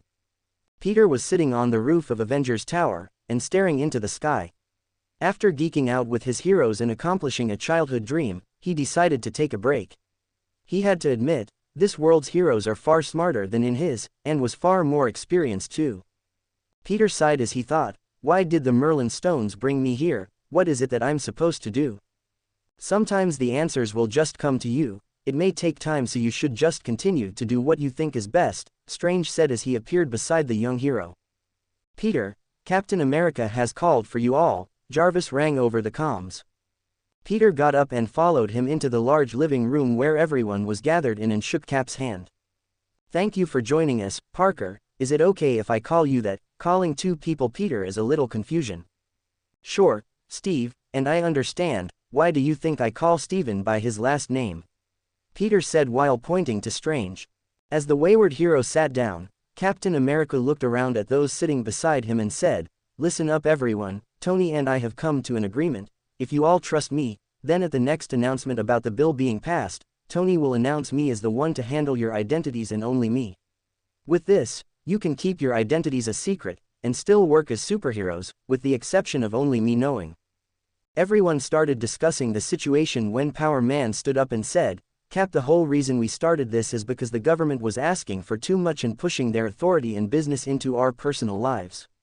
If you're in charge of the registration, we know you won't abuse it and bring harm to us because you've been dealing with this stuff far longer than any of us. Iron Fist stood up next to him. I have to agree with Luke, you've seen the best of times, and the worst, Captain. If there was one man I trusted with my name, then it is you. Everyone started to speak similar remarks when Steve started to smile. He once again felt the warmth of comradeship that he did before with his fellow Avengers and admitted that it felt good for some semblance of it to be back. The star-spangled hero then turned to Peter and said, thanks to this visitor, we managed to avoid a worst-case scenario. Tony and I have been trying to interrogate the prisoner for hours now, but she won't crack. An Avenger of ours has been kidnapped and is being held somewhere against her will. Our planet has been invaded by Skrulls and we haven't even noticed. Thanks to the combined efforts of these four, we've managed to make a global scanning device. Universal scanning device, Tony corrected. Sorry, universal scanning device, we've also made multiple portable scanners as well. Cap then threw out a pair of glasses to Hawkeye, put them on. As Clint put on the glasses, he noticed a very computer-esque style visual effect as a circle hovered over the faces of everyone, revealing them as human. Clint then passed them around so everyone could see. When the last one confirmed that they were all human, they breathed a sigh of relief. As you can see, everyone here can be trusted. I think an honorable start to reforming the Avengers would be stopping an alien invasion, don't you? Captain America asked, rallying the heroes into action as they cheered. Issue 47, Trials of Merlin Part 18. Captain America smiled. He listened to their cheers and waited until the room calmed down before saying, we start the scan tonight. At the crack of dawn tomorrow, we hunt down every last Skrulls and end this war before it ever begins. Everyone cheered louder as Peter left the area. He headed up to the room Tony had assigned him to and stared at the ceiling. He was stumped on trying to think of why the gemstones sent him here. I know it has something to do with time and space. Think, Parker, think. Is there something special about this moment in history? Perhaps something to do with me altering history. Peter scrambled his brains that night and didn't sleep at all, so instead, to take his mind off of the whole ordeal, he decided to craft another suit for his counterpart, that way he would be more helpful in the battle to come. After he finished the suit, he went back to trying to solve his problem. Peter was starting to feel like he was losing it after staring at the ceiling for an hour, when he suddenly thought of something. He jumped out of bed and started to head towards the confinement chamber that Tony made for the Skrull Queen. As he snuck into the room, he saw a single 6-foot-tall, and 4-feet-wide pod made out of proto-adamantium, with a transparent hard light shielding that acted like a glass window. On the other side was the queen of an entire alien species. Peter tapped on the prison cell. However, she gave no reaction to his attempts to gain her attention. Hey, I know you can hear me, Peter said, standing in front of her. The queen feigned ignorance, leaving the room in silence. That was until Peter said, tell me, Queen Varenk, tell me about the prophecy your people had. The queen's eyes twitched. I know somehow, someway your people once had a prophet, and that he or she predicted the death of your world. I want you to tell me the exact words. The queen opened her eyes. How do you know so much? You first, Peter responded. The Queen frowned and said, "Do not dare to presume you can talk to me in this manner of speaking, you insect. I am a queen, and you are a lowly bug." Peter's temperament turned cold. He didn't want to resort to this, but the Queen's scroll left him no choice as he said, "Do you know what it feels like to have your molecules ripped apart atom by atom?" Peter briefly activated the power ruby and channeled it into his magnetic control. Only by using the Merlin gem was he currently able to forcefully activate this ability. The Skrull Queen looked on in horror as her fingers started to evaporate into dust. She screamed out in pain. Peter slowed the processes of her disintegration as much as he could, then shouted, "Now tell me your prophet's words." The Queen tried to start talking, only able to make out few words before Peter stopped using his power, in a time before the Skrull conquered the Andromeda Galaxy. Peter stopped using the power ruby when she fell over and started panting heavily before continuing. "A herald of destruction will visit our home world and destroy the majority of the Skrull race, and our right to rule the universe will be lost, but a blue planet of the Sol in the Milky Way shall be our salvation." "That's it." Peter rose his hand up, making the Queen almost shrill back, "That is all." "I swear. Not what I was looking for." Peter frowned as he thought about the implications of such a thing. He then looked to Varank and said, "You stupid shallow-minded morons, the god of the Skrulls would be ashamed of what your people have become, mere harvesters of worlds that leave nothing of terror, death, and destruction in your wake. Did you know the reason that the original Skrull Eternal and your blood ancestors only became gods, was because they were compassionate people and met the criteria of the Celestials' requirements?" The Queen looked at him in disbelief and responded, "You can't possibly know of such things, we Skrull have no such gods, and there remains no record of such things. The saddest part is that you misinterpreted your own prophecy. Earth could have indeed been your salvation, but not like this. If you had come in peace instead of out of conquest, then your people would have welcomed. As a matter of fact, you don't know it, but there are species on this planet that could terraform entire new planets for the Skrull to live on, not to mention there are plenty of worlds floating in the infinity of space that could be terraformed with ease. Oh, and let's not forget the countless worlds that exist out there that would accept your people if you all didn't slaughter 80% of the Andromeda Galaxy's life forms." Peter looked at her in disappointment before he said, "Let me tell you something that's going to happen because of your evil ways, your entire armada will be wiped out." Peter then placed his hand out and pointed to himself as he continued, "And I personally will be on the front lines against the assault towards your current base world. Normally I would choose for peace over war and spare your people from tragedy, but for sick warmongering fucks like yourselves, only death on a large scale will make you fear the Earth, and unfortunately for you, the Skrulls will become nothing more than a warning sign to the rest of the alien species eyeing this world." For the first time since the destruction of her world did the Queen felt fear. "You think you are powerful, we have the Super Skrull, you are no match for him, no one on this Earth is," the Queen reputed, trying to rally her confidence. "If I see that bastard Klurt, I'll kill him myself. Since I know firsthand what will happen should he survive this event, my consciousness would never be at rest thinking of all the innocent lives he will take." Peter then looked deeply into her eyes and said, "To you, he may be the strongest Skrull, but to me, I think he'll only barely manage to give me a challenge. That's only if I don't use my ace in the hole." Peter's statement made the Queen go wide-eyed. "Who are you?" "Just a man moving through space and time, a singularity of unknown origin." Suddenly Peter felt something pulling on him. There was no one there, but he could feel it nonetheless, like a string wrapped around his head.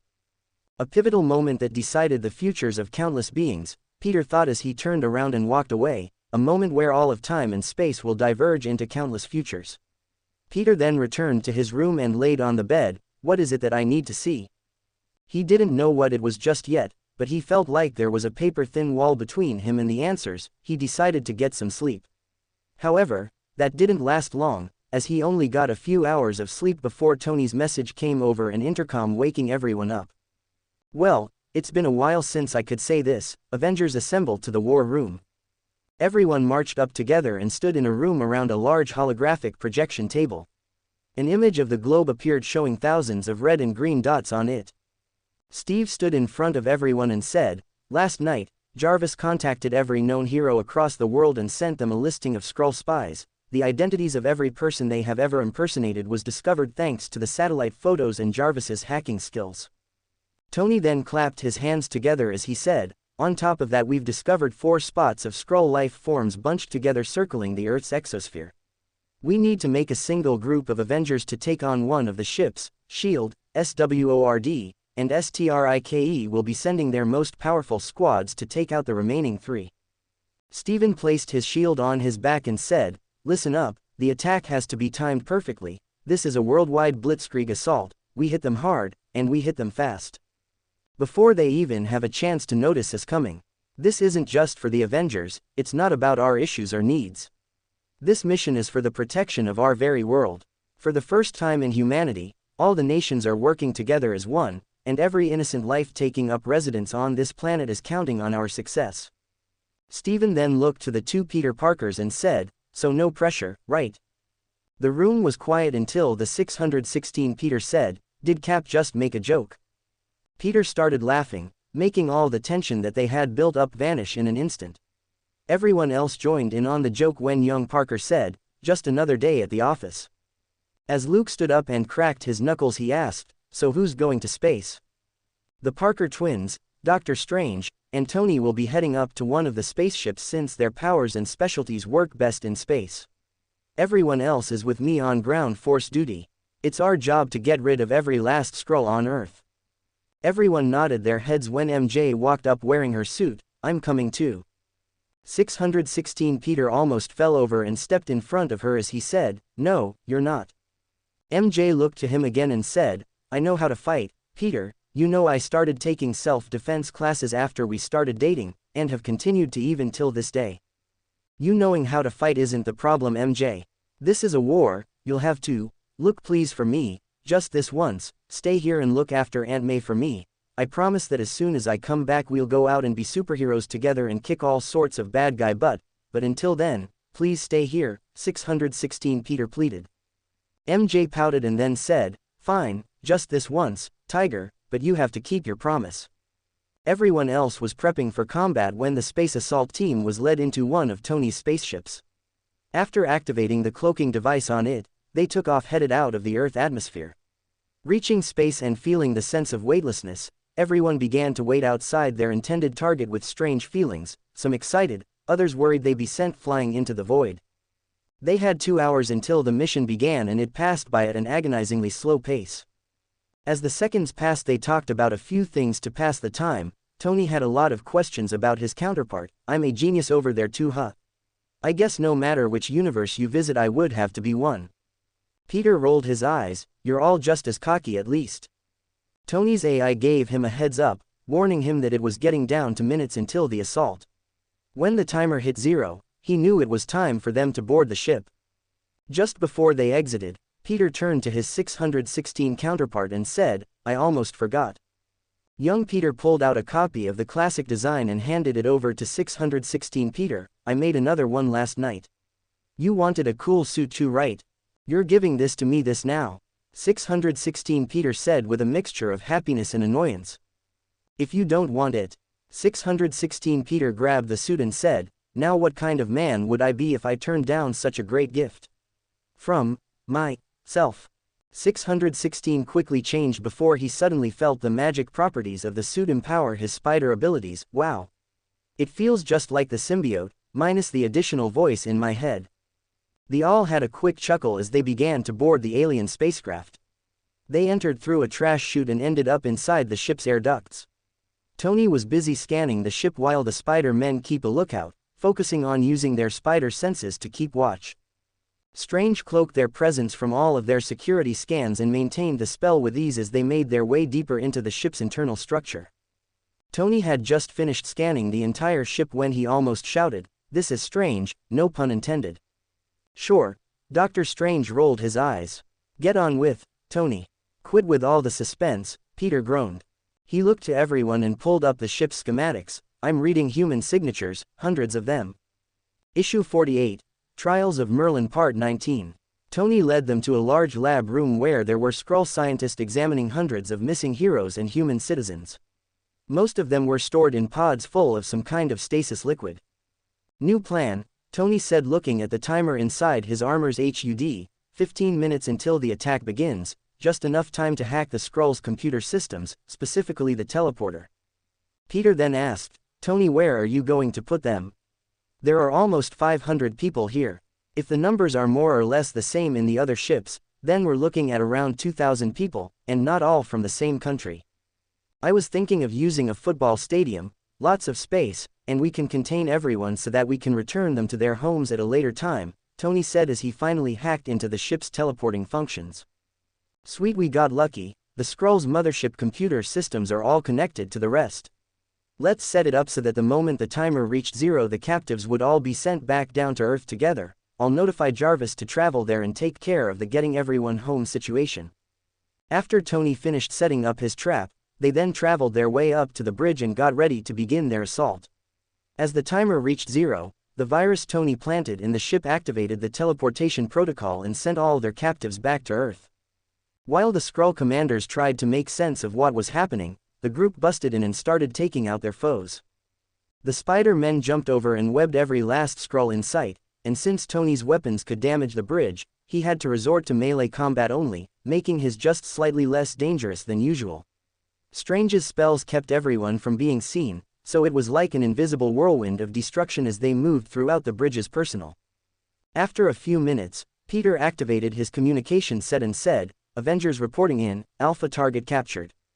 Everyone then received similar callbacks, "This is SHIELD, Beta target secured. SWORD target Gamma in check. Reporting from STRIKE, Delta target is under our control." Alright, now let's send the targets out of the hatch. Tony was about to purge the ship, when Peter said, "Wait, we don't need to kill them." Tony lifted a brow, and said, "That's not what you said last night during your little conversation with the Skrull Queen." Tony then pulled up the video of what happened. 616 Peter looked at his counterpart with a bit of a disturbed expression. "What? Yes, I tortured her, but this is war, Peter. You can't be nice to your opposition. Besides, she can heal from that kind of damage without any problem. All that stuff about me killing her and her people was mostly a bluff to rile her up. There are times when you should at least learn to act the part. People won't learn their lessons if you just keep slapping them on the wrist." "Then why did you say that in such a cruel way?" 616 Peter asked. "People don't change easily, and normally, I'd prefer the more peaceful approach, but since we're short on time and every second counts, fearing us is a good start. If we are able to make the entire Skrull race fear Earth's forces, then do you think the Kree or any other big-time evil alien overlords will come to try and conquer our home anytime soon? Even if they do, it would at least give them some pause." "Then what did you mean by mostly a bluff?" Tony asked. "The Super Skrull has to die.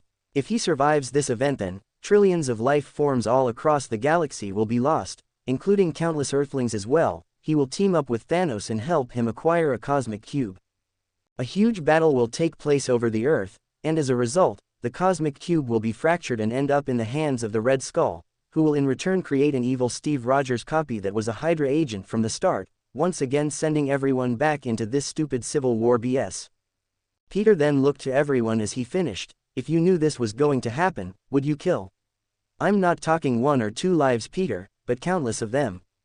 616 Peter then looked at his hands and then around at them before staring back at his counterpart and saying, "But does it have to be you? You're just a kid." "He's right, you know, it doesn't have to be you," Tony replied. Peter then smiled as he said, "Tony, I've already fought in an invasion war before, and I've killed Chitauri during that time as well. Me choosing to kill the Super Skrull is my mercy towards the rest of the Skrull race, and it will avoid an all-out war." Peter then began to divulge his plan. The Skrulls see him as an idol to worship, almost like a god, and if that god falls, then the rest of the Skrulls will lose confidence in the underlying principle that their entire empire is built on. They all think that they are the most supreme beings across all universes. These Skrulls don't think of humans like people at all. If you don't become their slaves, then they will kill off your entire race and steal your planet. Peter didn't know where this confidence towards his prediction was coming from. It was like he could see the road being paved as he talked about it. "Is this some kind of effect of the time Opal has on my spider sense?" he thought to himself. Peter then turned to Tony and said, "So if you're done testing me, would you please send the Skrull to the prison I know you've prepared for them?" Tony laughed. "Smart-ass kid." He activated the ship's teleportation protocol and transported every last Skrull into the phantom prison he designed with Reed Richards. Peter moved over to the ship's navigation center and said, Okay guys, this is where you get off. Everyone flinched at Peter as he placed his hand over the console and began using his symbiote to hack into the system. Within seconds, the symbiote powered with an overpowered supercomputer broke into the system to locate the Skrull's current-based world. Peter, what are you doing? Tony noticed that he lost control of the ship's functions. Sending a message, Peter responded as he teleported everyone but him back to the Earth's surface using the ship's functions. Peter then sent the ship flying towards the Skrull home world. It would take him a day's travel to reach the planet, and during this time he began to study the ship's technology with great interest. Back on Earth, the 616 Peter Parker and company had been transported to the top of Avengers Tower. Peter slammed his fist on the ground and shouted, "Damn it! That me! Damn me!" Strange tapped him on the shoulder and said, "He walks a different path than you. Look up, Peter, your city needs you." As he did, Peter saw the city breaking out into chaos. Skrulls everywhere had their identities ousted and chose to retaliate against their arrests. They were attacking everything in sight. 616 Peter stood up and gripped his fists tightly. "Come on guys, the Avengers' work isn't done yet." He looked up into the sky and said, "You better come back safe." The group then sprang into action. They were joined alongside their fellow Avengers and began to thoroughly stomp down this invasion. It took them several hours on non-stop combat to finally quell the war that had begun, and thanks to 616 Peter's power being augmented by the magic of the suit, he managed to subdue a great portion of the invading force almost by himself. His arrest count was so much higher than most that Iron Man begged to let him take a look at the suit when they were done. "Oh no, Tony, this is property of the Parker family. I don't care if it was me from another universe. What's Parker's will stay Parker's," Peter replied as he webbed up a group of Skrulls and suffocated them until they passed out. After moving the webbing aside and letting the Skrull breathe again, he looked back towards the sky and said, "Still, I hope he doesn't have to kill." Back on the ship, Peter had spread out his symbiote along the entirety of the spaceship's infrastructure and said, "Wow. I can really take control of the whole thing. Webster, you're amazing." "Thank you, Peter. Is there anything else?" Webster asked in response. "Yes, begin the conversion," Peter said as the ship started to rearrange its shape into a more Earth-like construct, boasting the size of 5 helicarriers combined and a living space that could support up to 5,000 people. Peter was quite happy with what he nabbed.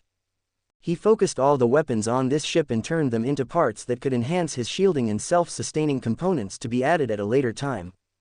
Peter laughed a little as he said, "I think I'll keep this ship in my bag of infinite space when I'm done with this." Realizing he had a lot of time to himself, the hero sat at the bridge while looking out into the vastness of space.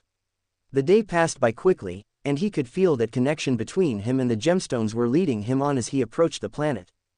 When he broke through the atmosphere of the alien world, a group of flagships belonging to the royal family approached his ship. "Stand down, you are entering unauthorized space. If you proceed, then we will have to shoot you down."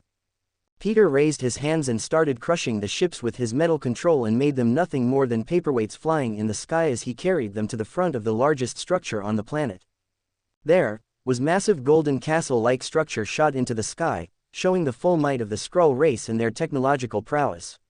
Peter walked out onto the deck of his new ship and stared across the army of approaching Skrulls, ships, platoons, and armadas of machines that surrounded him. Peter then swiped his hands, causing every piece of metal, and the very weapons they carried, to all be crushed into scrap trash. He floated down and surprised everyone as his ship disappeared into his bag of infinite space. Walking straight towards the royal chamber's entrance, Spider-Man made sure every person who tried to stop them was webbed up like a fly and stuck to the ground or walls. With his goal in front of him, he walked over to the large golden doors and kicked them down. Peter came into an audience room that was surrounded by Skrull politicians and a single elderly Skrull who was wearing a fancy robe and sitting on the throne. "Who dares to interrupt our council?" Doric the Seven shouted. Peter then walked up to the throne chair and said, "An Earthling that doesn't care for your invasion." Doric looked over Spider-Man and said, "What nonsense is this? Your stupid invasion force has failed to capture our planet, and now you're suffering the consequences." Peter webbed Doric and pulled him over to the ground and stuck his foot over his face before shouting, "Bring out the one you call Clert." The royal guard tried to make their move but was webbed up by Peter's organic webbing and stuck together. Everyone gasped because they couldn't understand what was going on, or how a mere human could be so powerful and know of the existence of their greatest weapon. "You fool, you dare to challenge the Super Skrull. Doric shouted, making Peter push down on his face, making a few cracking noises as the Skrull's face sank deeper into the ground. Yes, I came here specifically to end his life. Peter could feel that space and time starting to split away from the reality that surrounded him. It was as if he was watching a tree grow a new branch. A mere human dares to make a ruckus on my world. A deep and powerful voice echoed throughout the chamber, as the crowd started cheering that their superhero had arrived. The Super Skrull is here. Now you will know true suffering, filthy human. We will invade your planet and force you to watch as we drown the earth in human blood, and your closest family and friends are executed in front of the whole society. You will crawl at our feet and worship us or perish like the rest of the worlds that we have conquered. Doric screamed in laughter. Peter then threw Doric onto the wall and webbed him up so he could watch what he was about to do. So you're the Super Skrull, I'm not impressed. Issue 49, Trials of Merlin Part 20. Kl'rt was 7.4 feet tall and built like a 400-pound professional bodybuilder. In comparison to Peter, he looked like a giant. He walked up to Spider-Man and attempted to reach out and grab his head. However, Peter placed his hand out and grabbed his hand first. Without much effort, the hero easily held the fake alien god in place before saying, "I wonder how strong you really are." The Super Skrull grunted as he found out he couldn't move his hand. No matter how much strength he used, it wasn't enough. "I can't copy your abilities," Kl'rt said with a thick layer of confusion in his voice. Of course, he couldn't. The Super Skrull would at least need to access Peter's genetics through touch, but thanks to the symbiote who was a far better gene manipulator, he couldn't as so much take a peek at his abilities. Peter clenched his fist, causing the Super Skrull to cry out in pain as his hand was broken. However, it wasn't for long. After healing his hand, the wannabe Skrull god looked to Peter and covered his fists the same material Ben Grimm's skin was made of. "Perish," he shouted while punching at Spider-Man, who in turn punched back. The two met with their fists sending shockwaves throughout the room, knocking over those watching and destroying the throne room's decorations. While the two exchanged fists, Peter had to admit, the Skrull was well trained in combat, but even with his years of experience and technique, he was no match for Peter's spider sense. Every time the Super Skrull attacked, he would dodge it within inches of the blow and land a counter-punch on his foe's body, hitting him dozens of times before he could even throw another. Exchange after exchange occurred as Peter countered every punch with dozen of his own, making the Super Skrull look inept at combat. Almost like a toddler trying to attack a fully grown bear. Peter could feel that he was using an invisible barrier around his body to dampen the blows. However, even with that aiding his defense, it wasn't enough. Every time the Skrull increased the density of his shield, Peter would use just a little more strength to break through them. After thoroughly embarrassing him in combat, Peter smirked and said, "Ah. What's the matter, big guy, why are you so angry? You need a nap." Peter then punched him through the wall, sending him flying out into the public eye, and similar to Earth's, the Skrulls had their own form of news media that hopped on the hot story. Within minutes, word began to spread and video footage of what was happening became viral.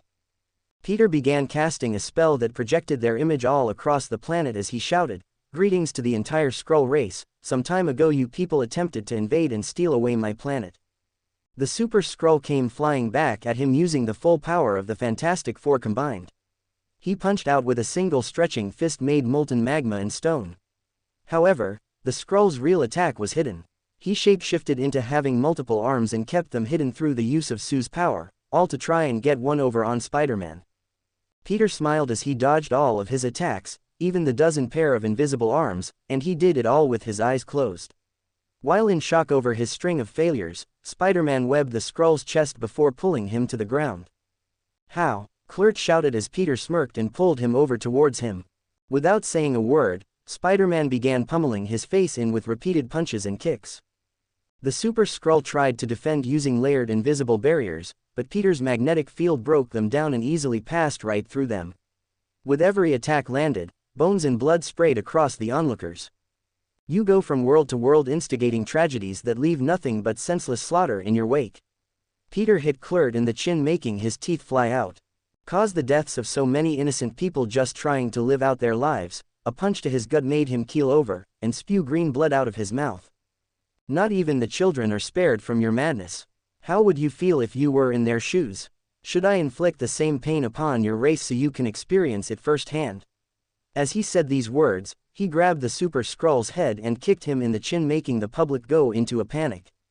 As Klurt's face collapsed in on itself, Peter then kicked Klurt so hard in the groin it sent him flying into the air. Your people have wasted your potential by becoming what you are today. If you had chosen to use your gifts and knowledge for good, would any of this occurred? If you had taught and acted as friends or allies, would the countless lives you've already slaughtered have lived up to something given enough time and patience? You could have been teachers, kind and loving people who spread prosperity across your galaxy. Klurt came back with a furious expression the Skrull populace had never seen before. His body started growing until it reached 30 feet, his skin cracked and took on the forms of Ben Grimm and Johnny Storm, resulting in what looked like skin that rivers of magma flowing through it, and to top it off, the Super Skrull shaped out millions of invisible smaller molten fists out of his flesh and shot it towards Peter. By combining fire, electricity, and magnetism, Peter created a massive railgun that shot a giant hole through the Super Skrull's gut while destroying all his arms. He then punched the giant Klurt right in his chin, sending tumbling back into a few buildings. The hole in his body started to recover very slowly and shrink back to normal size. The regenerating of his body slowed immensely because of how powerful an attack the electro rail gun was. The sheer energy attacking his very cells was taking everything he had to heal. Peter then webbed and pulled over the Super Skrull's battered body before he continued speaking. If your race does not change its ways and repent for all the evil you have done, then your fate shall the same as his, because Earthlings are not weak, they are not stupid, nor are they your playthings to experiment with. We are the same as you, we feel emotions, bleed and get wounded, we grow old and die, all the while desiring to live as free people. Peter could feel the timelines diverging as if he could see the multitude of futures appearing once he killed the Super Skrull. Peter could see the lives he would save, the families that would grow up making an infinite number of realities through their choices. Then he saw this world split into factions from the Skrull race, leading to a new ruler, a kinder ruler. All he would have to do is kill him. Peter raised his hand ready to activate the power gem and disintegrate the Super Skrull into nothing when he stopped. The image of Thanos snapping away countless lives overlapped with his own image and made him freak out. What the hell is wrong with me? Peter said, staring at the scene before him. Can I really do this? Murder someone in cold blood? Is this really my choice, what I want? Peter looked at the citizens of the Skrull planet and saw their terrified faces, the young, the old and everyone in between. Even if I pick this future, will it be my own? Suddenly a radiant orange and violet energy surrounded him. I won't let my power consume me. I won't choose a future that has been shown before me, I'll write my own. Suddenly a new branch in time and space sprouted solely through the efforts of his actions, not something that was not shown to him, but something he created. As the time opal and the space amethyst appeared on his suit's back spider next to the power ruby, Webster announced, time and space modes activated, 1 minute of usable energy. Peter used the power from the Merlin to turn the Super Skrull into baby Super Skrull. He then teleported said Skrull to an alien world that was full of strife and desperately needed a hero. It was only a matter of time until a loving family would find and raise him. One day, when he would inhabit the true ideals of a hero, he would save that world, leading it to salvation before returning to the cosmos in order to seek out his origin. To everyone watching, it looked like he had aged him out of existence. Shivers went down their spines as he stared at them. I did not wish for this, but you have brought this upon yourself. If you want to survive, then you must change. Peter then teleported away, leaving the whole Skrull world reeling from shock. Some people even began to think that he was the true god of destruction foretold in their prophecies. Even the king of their people had felt true despair. They had lost their champion, and every race they conquered would soon find out about it. The future of the Skrull race had been changed and would never be the same again. Peter arrived over the Earth and shut down the Merlin stones as he flew towards Avengers Tower. He saw that the battling had stopped. It only took the Earth 1 day to stop the Skrull invasion. I guess humans can be pretty powerful when we're all united. Peter then landed on the top of the building and walked inside to see everyone gathered around the television. Tony was at the White House, standing in front of a podium on live television, the cameras all focusing in on him and Captain America, who was standing beside him. Ladies and gentlemen, thank you for coming on such short notice. I'm sure you're aware of the current situation. Our world was moments away from being controlled by a shape-shifting species of aliens called the Skrull. Thanks to the Avengers' efforts and our advanced scans, we managed to root out every last one of them before they managed to do too much harm to our society. However, The reason I called you all here is to announce that there has been a major development in the conflict over the Superhuman Registration Act. It is over, we have reached an agreement. The act will be administered by the Avengers, under the one man we can all trust to do their duties with honor and sound judgment. Tony raised his hand to reveal, Captain America, ladies and gentlemen. The president watching this blew up as he called Director of S.H.I.E.L.D. Agent Hill. Stark didn't clear any of this with us, what the hell are you guys trying to pull? Well, Mr. President, like it or not, they just took their idea for ending this thing directly to the American people and the world. Agent Hill responded with a smile on her face. Tony and Steve were led into the Oval Office and stood next to the president, who was staring them down. What the hell did you do? No disrespect, sir, you would have never signed off on this if we took this plan to you, Tony said as he crossed his arms. You're damn right I wouldn't, the Attorney General and I have serious concerns about your plans. The president snapped back. Steve stepped forward and said, frankly sir, and I am including Tony and myself in this. Not one of you bureaucratic assholes is completely happy with it, which is probably the best indication that what we have is good. There are also the latest poll numbers, an overwhelming majority of Americans support this arrangement. With all due respect sir, what matters isn't whether you like it, but whether you can live with it, Tony spoke out. The president looked at the S.H.I.E.L.D. agent beside him and said then back to Tony before sighing and saying, at times like this, I can see what Churchill meant by saying, democracy is the worst form of government except when compared to every other form of government. The president then turned to Steve and held out his hand, don't mess this up, gentlemen. When they came back out and announced that the government had agreed, the crowd in the Avengers Tower started cheering. They still hadn't noticed Peter's arrival until Jarvis said, I believe a party is in order, correct? Sounds fun, Peter said smiling. Everyone turned to see him and freaked out. He's back, Luke shouted as everyone crowded around. 616 Peter's family walked up to make sure he was all right. So what happened? Peter was suddenly bombarded by everyone's question when he jumped onto the roof and said, so you guys want to know what happened on the Skrull planet? Okay, sit back and prepare to be amazed. Peter then began explaining everything from start to finish, making them gasp with surprise. And then I took the Super Skrull by his head and was seconds away from ending this whole ordeal by ending his life. 616 Peter looked down in disappointment, but then he heard his counterpart say, I didn't though, instead I passed my trial and became the master of the Time Opal and the Space Amethyst. Peter showed the gems on his suit and then said, using their power, I reverted the Super Skrull into an infant and transported him to a world that would shape him into a true hero. Everyone's jaws dropped as Spider-Man landed on the ground. 616 Peter smiled, happy that his other could find a better way. Now when's the party? I'm going home after it, Peter shouted as threw his hands into the air. Issue 50, Trials of Merlin End. Tony and Steve came back to see a party in full swing. Peter was eating a piece of pizza while explaining the importance of space-time and how it operated. Thanks to gaining the Merlin stones, Peter's knowledge of the two seemed to be improving by the second. Millions of equations that baffled scientists before on these matters were slowly becoming more simplified for him to understand. So traveling manually through space at light speed is way too slow, in order to achieve faster than light travel. 616 Peter Parker nodded his head, fascinated by the findings his counterpart when Tony said, well, look who made it back in one piece. Peter smiled and said, hey Tony, just in time, I was just conversing with them about the possibility of faster than light travel to journey to other galaxies. Now this is my kind of party, Tony smiled as he joined in on the conversation. They partied well into the night with geek talk and good booze. By the time things had calmed down, most people had fallen asleep or passed out from overdrinking. Peter was getting ready to leave. He just had one more thing to take care of. He made sure to bring his counterpart before he called up Strange and had him find Professor X. They had to prepare the spell in order to hide Spider-Man's identity once more.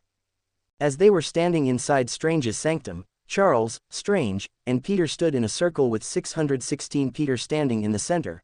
Aunt May and MJ had come along as well. The two of them were standing beside them watching with a bit of worry.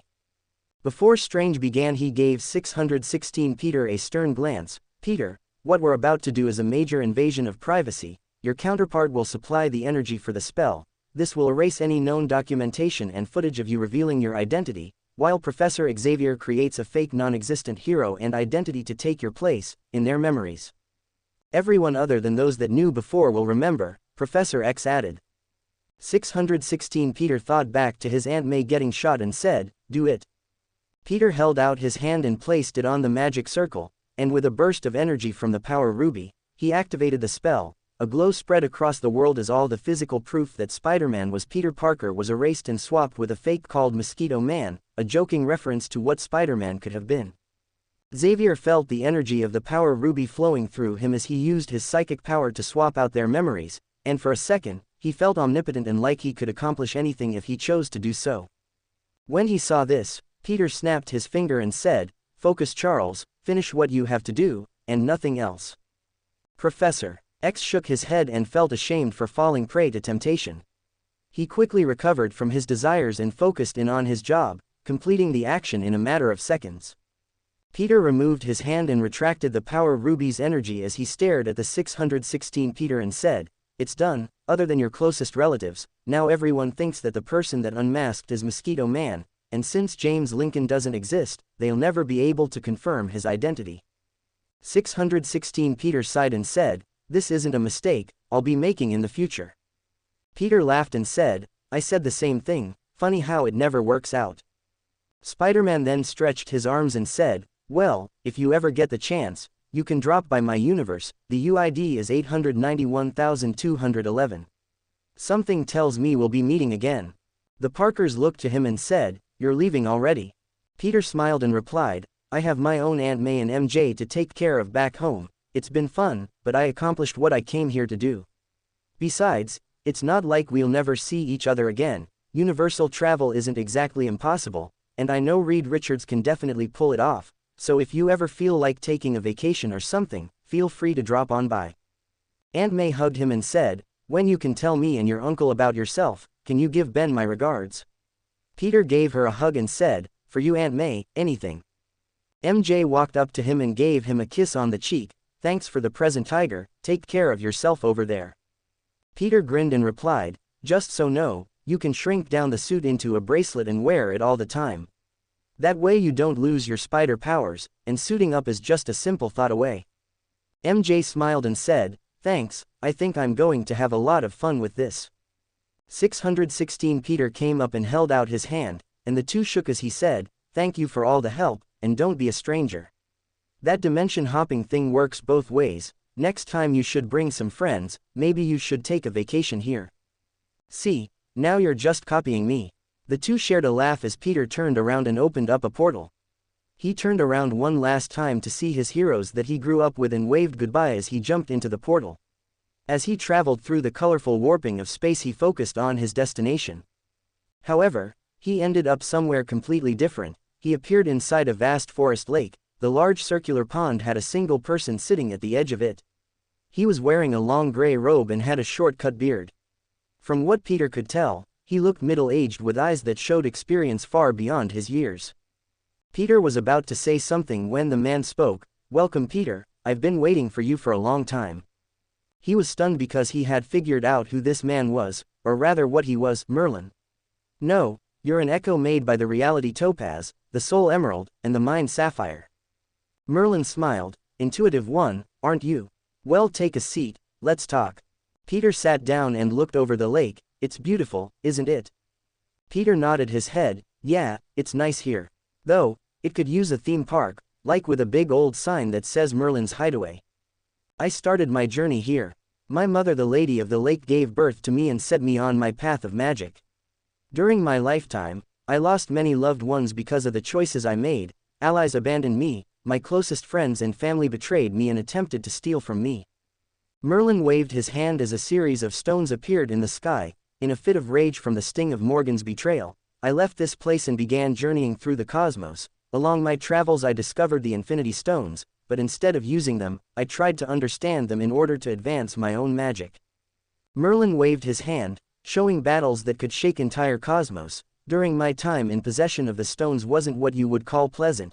Countless beings came to try and take them from me, and it came down to a major conflict between me and a mad titan. He came to kill me with the one being in the universe that was capable of such a thing.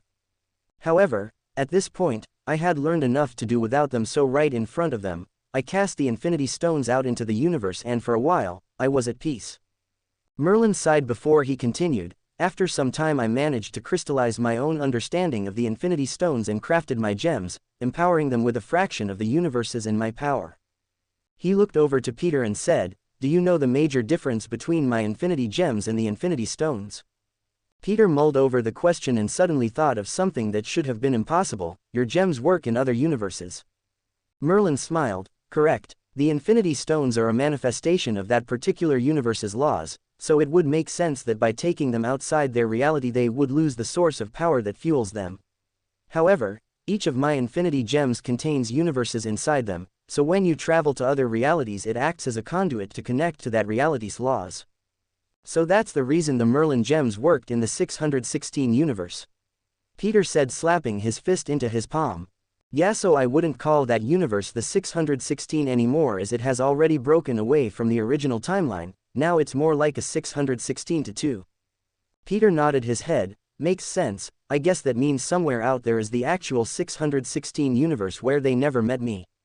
Merlin then responded, lifting a brow, disappointed. I can understand. It makes you think. Why bother interfering if it isn't going to have any real effect? Peter laughed and said, "Are you kidding me? I made a whole new universe. Any world where Spidey gets a happy ending makes me happy enough." Merlin smiled as he said, "You are an interesting one. My stones wouldn't choose just anybody. I guess that gives me some peace of mind." Merlin stood up. "But you know it isn't this simple. Taking possession of these gems are a big responsibility. I created them to maintain order in my world from beings that could alter it as they see fit. Certain gods that can destroy entire galaxies, beings that can control the fabric of reality, they all make mistakes and abuse their powers, or think they know better and end up causing havoc without realizing it. How many rewrites do you think a universe can take? Every time someone breaks the universe's laws, repercussions are always present. If you accept the responsibility now, then I will pass over the remaining Merlin gems and you will have successfully passed the trials. After becoming the master of the stones, will have to use that power to enact as judge, jury, and executioner towards these beings. You'll have abandoned being human and become something greater, but it is for the better. After all, think of all the lives you could save." Peter froze. He couldn't lie to himself. He wanted these stones, but when he heard of the responsibilities that came with it, he paused. He was still human, and still wanted to live a human life. If he chose to accept this power, he might change into something he wouldn't recognize anymore. If I refuse, then does that mean I have to give up the remaining stones? Merlin nodded his head and said, "Yes, you will forfeit the right to wield the stones in all their power." "I refuse," Peter said bluntly. "Why?" Merlin asked. "Because as much as I am about being power and responsibility, there is such a thing as too much. If a giant monster comes to Earth, believe me, I'll be the first one to help out, but I owe nothing to the rest of the universe. I want a family, and a life outside my superhero antics. I can't have one if I'm battling extradimensional threats every day. If I was given the choice to live like a god or a man, then I chose to live as a man." Merlin smiled and said, "You pass." Peter cocked his head sideways and said, "Say what now?" "I said you pass. I would never hand the power of my stones over to someone who thinks themselves a god. I made the stones to protect the universe's law, this is true, but I also only made it for humans to wield. Whereas if a person that sees himself a god would act on their selfish desires, seeing themselves above all others, it truly is never a good thing. People like that often would use the power to satisfy their greed and ego. However, as kind-hearted humans, all we can do, just try to move forward making the best decisions we're capable of. Sure, they may not always be the right ones, but at least they're being led by good intentions." Peter then looked up and said, "So are the trials over?" Merlin smiled and said, "On the contrary, they have only just begun. Stay sharp, Peter, and never let power change who and what you are. If you do, you might just lose everything." With a snap of his finger, Peter felt the entire world shift. "I look forward to meeting you in real life, my successor," were the last words he heard Merlin speak as he reappeared beside MJ holding her hand as if he had never left. "Peter, what happened? The stones, they're gone," MJ shouted out.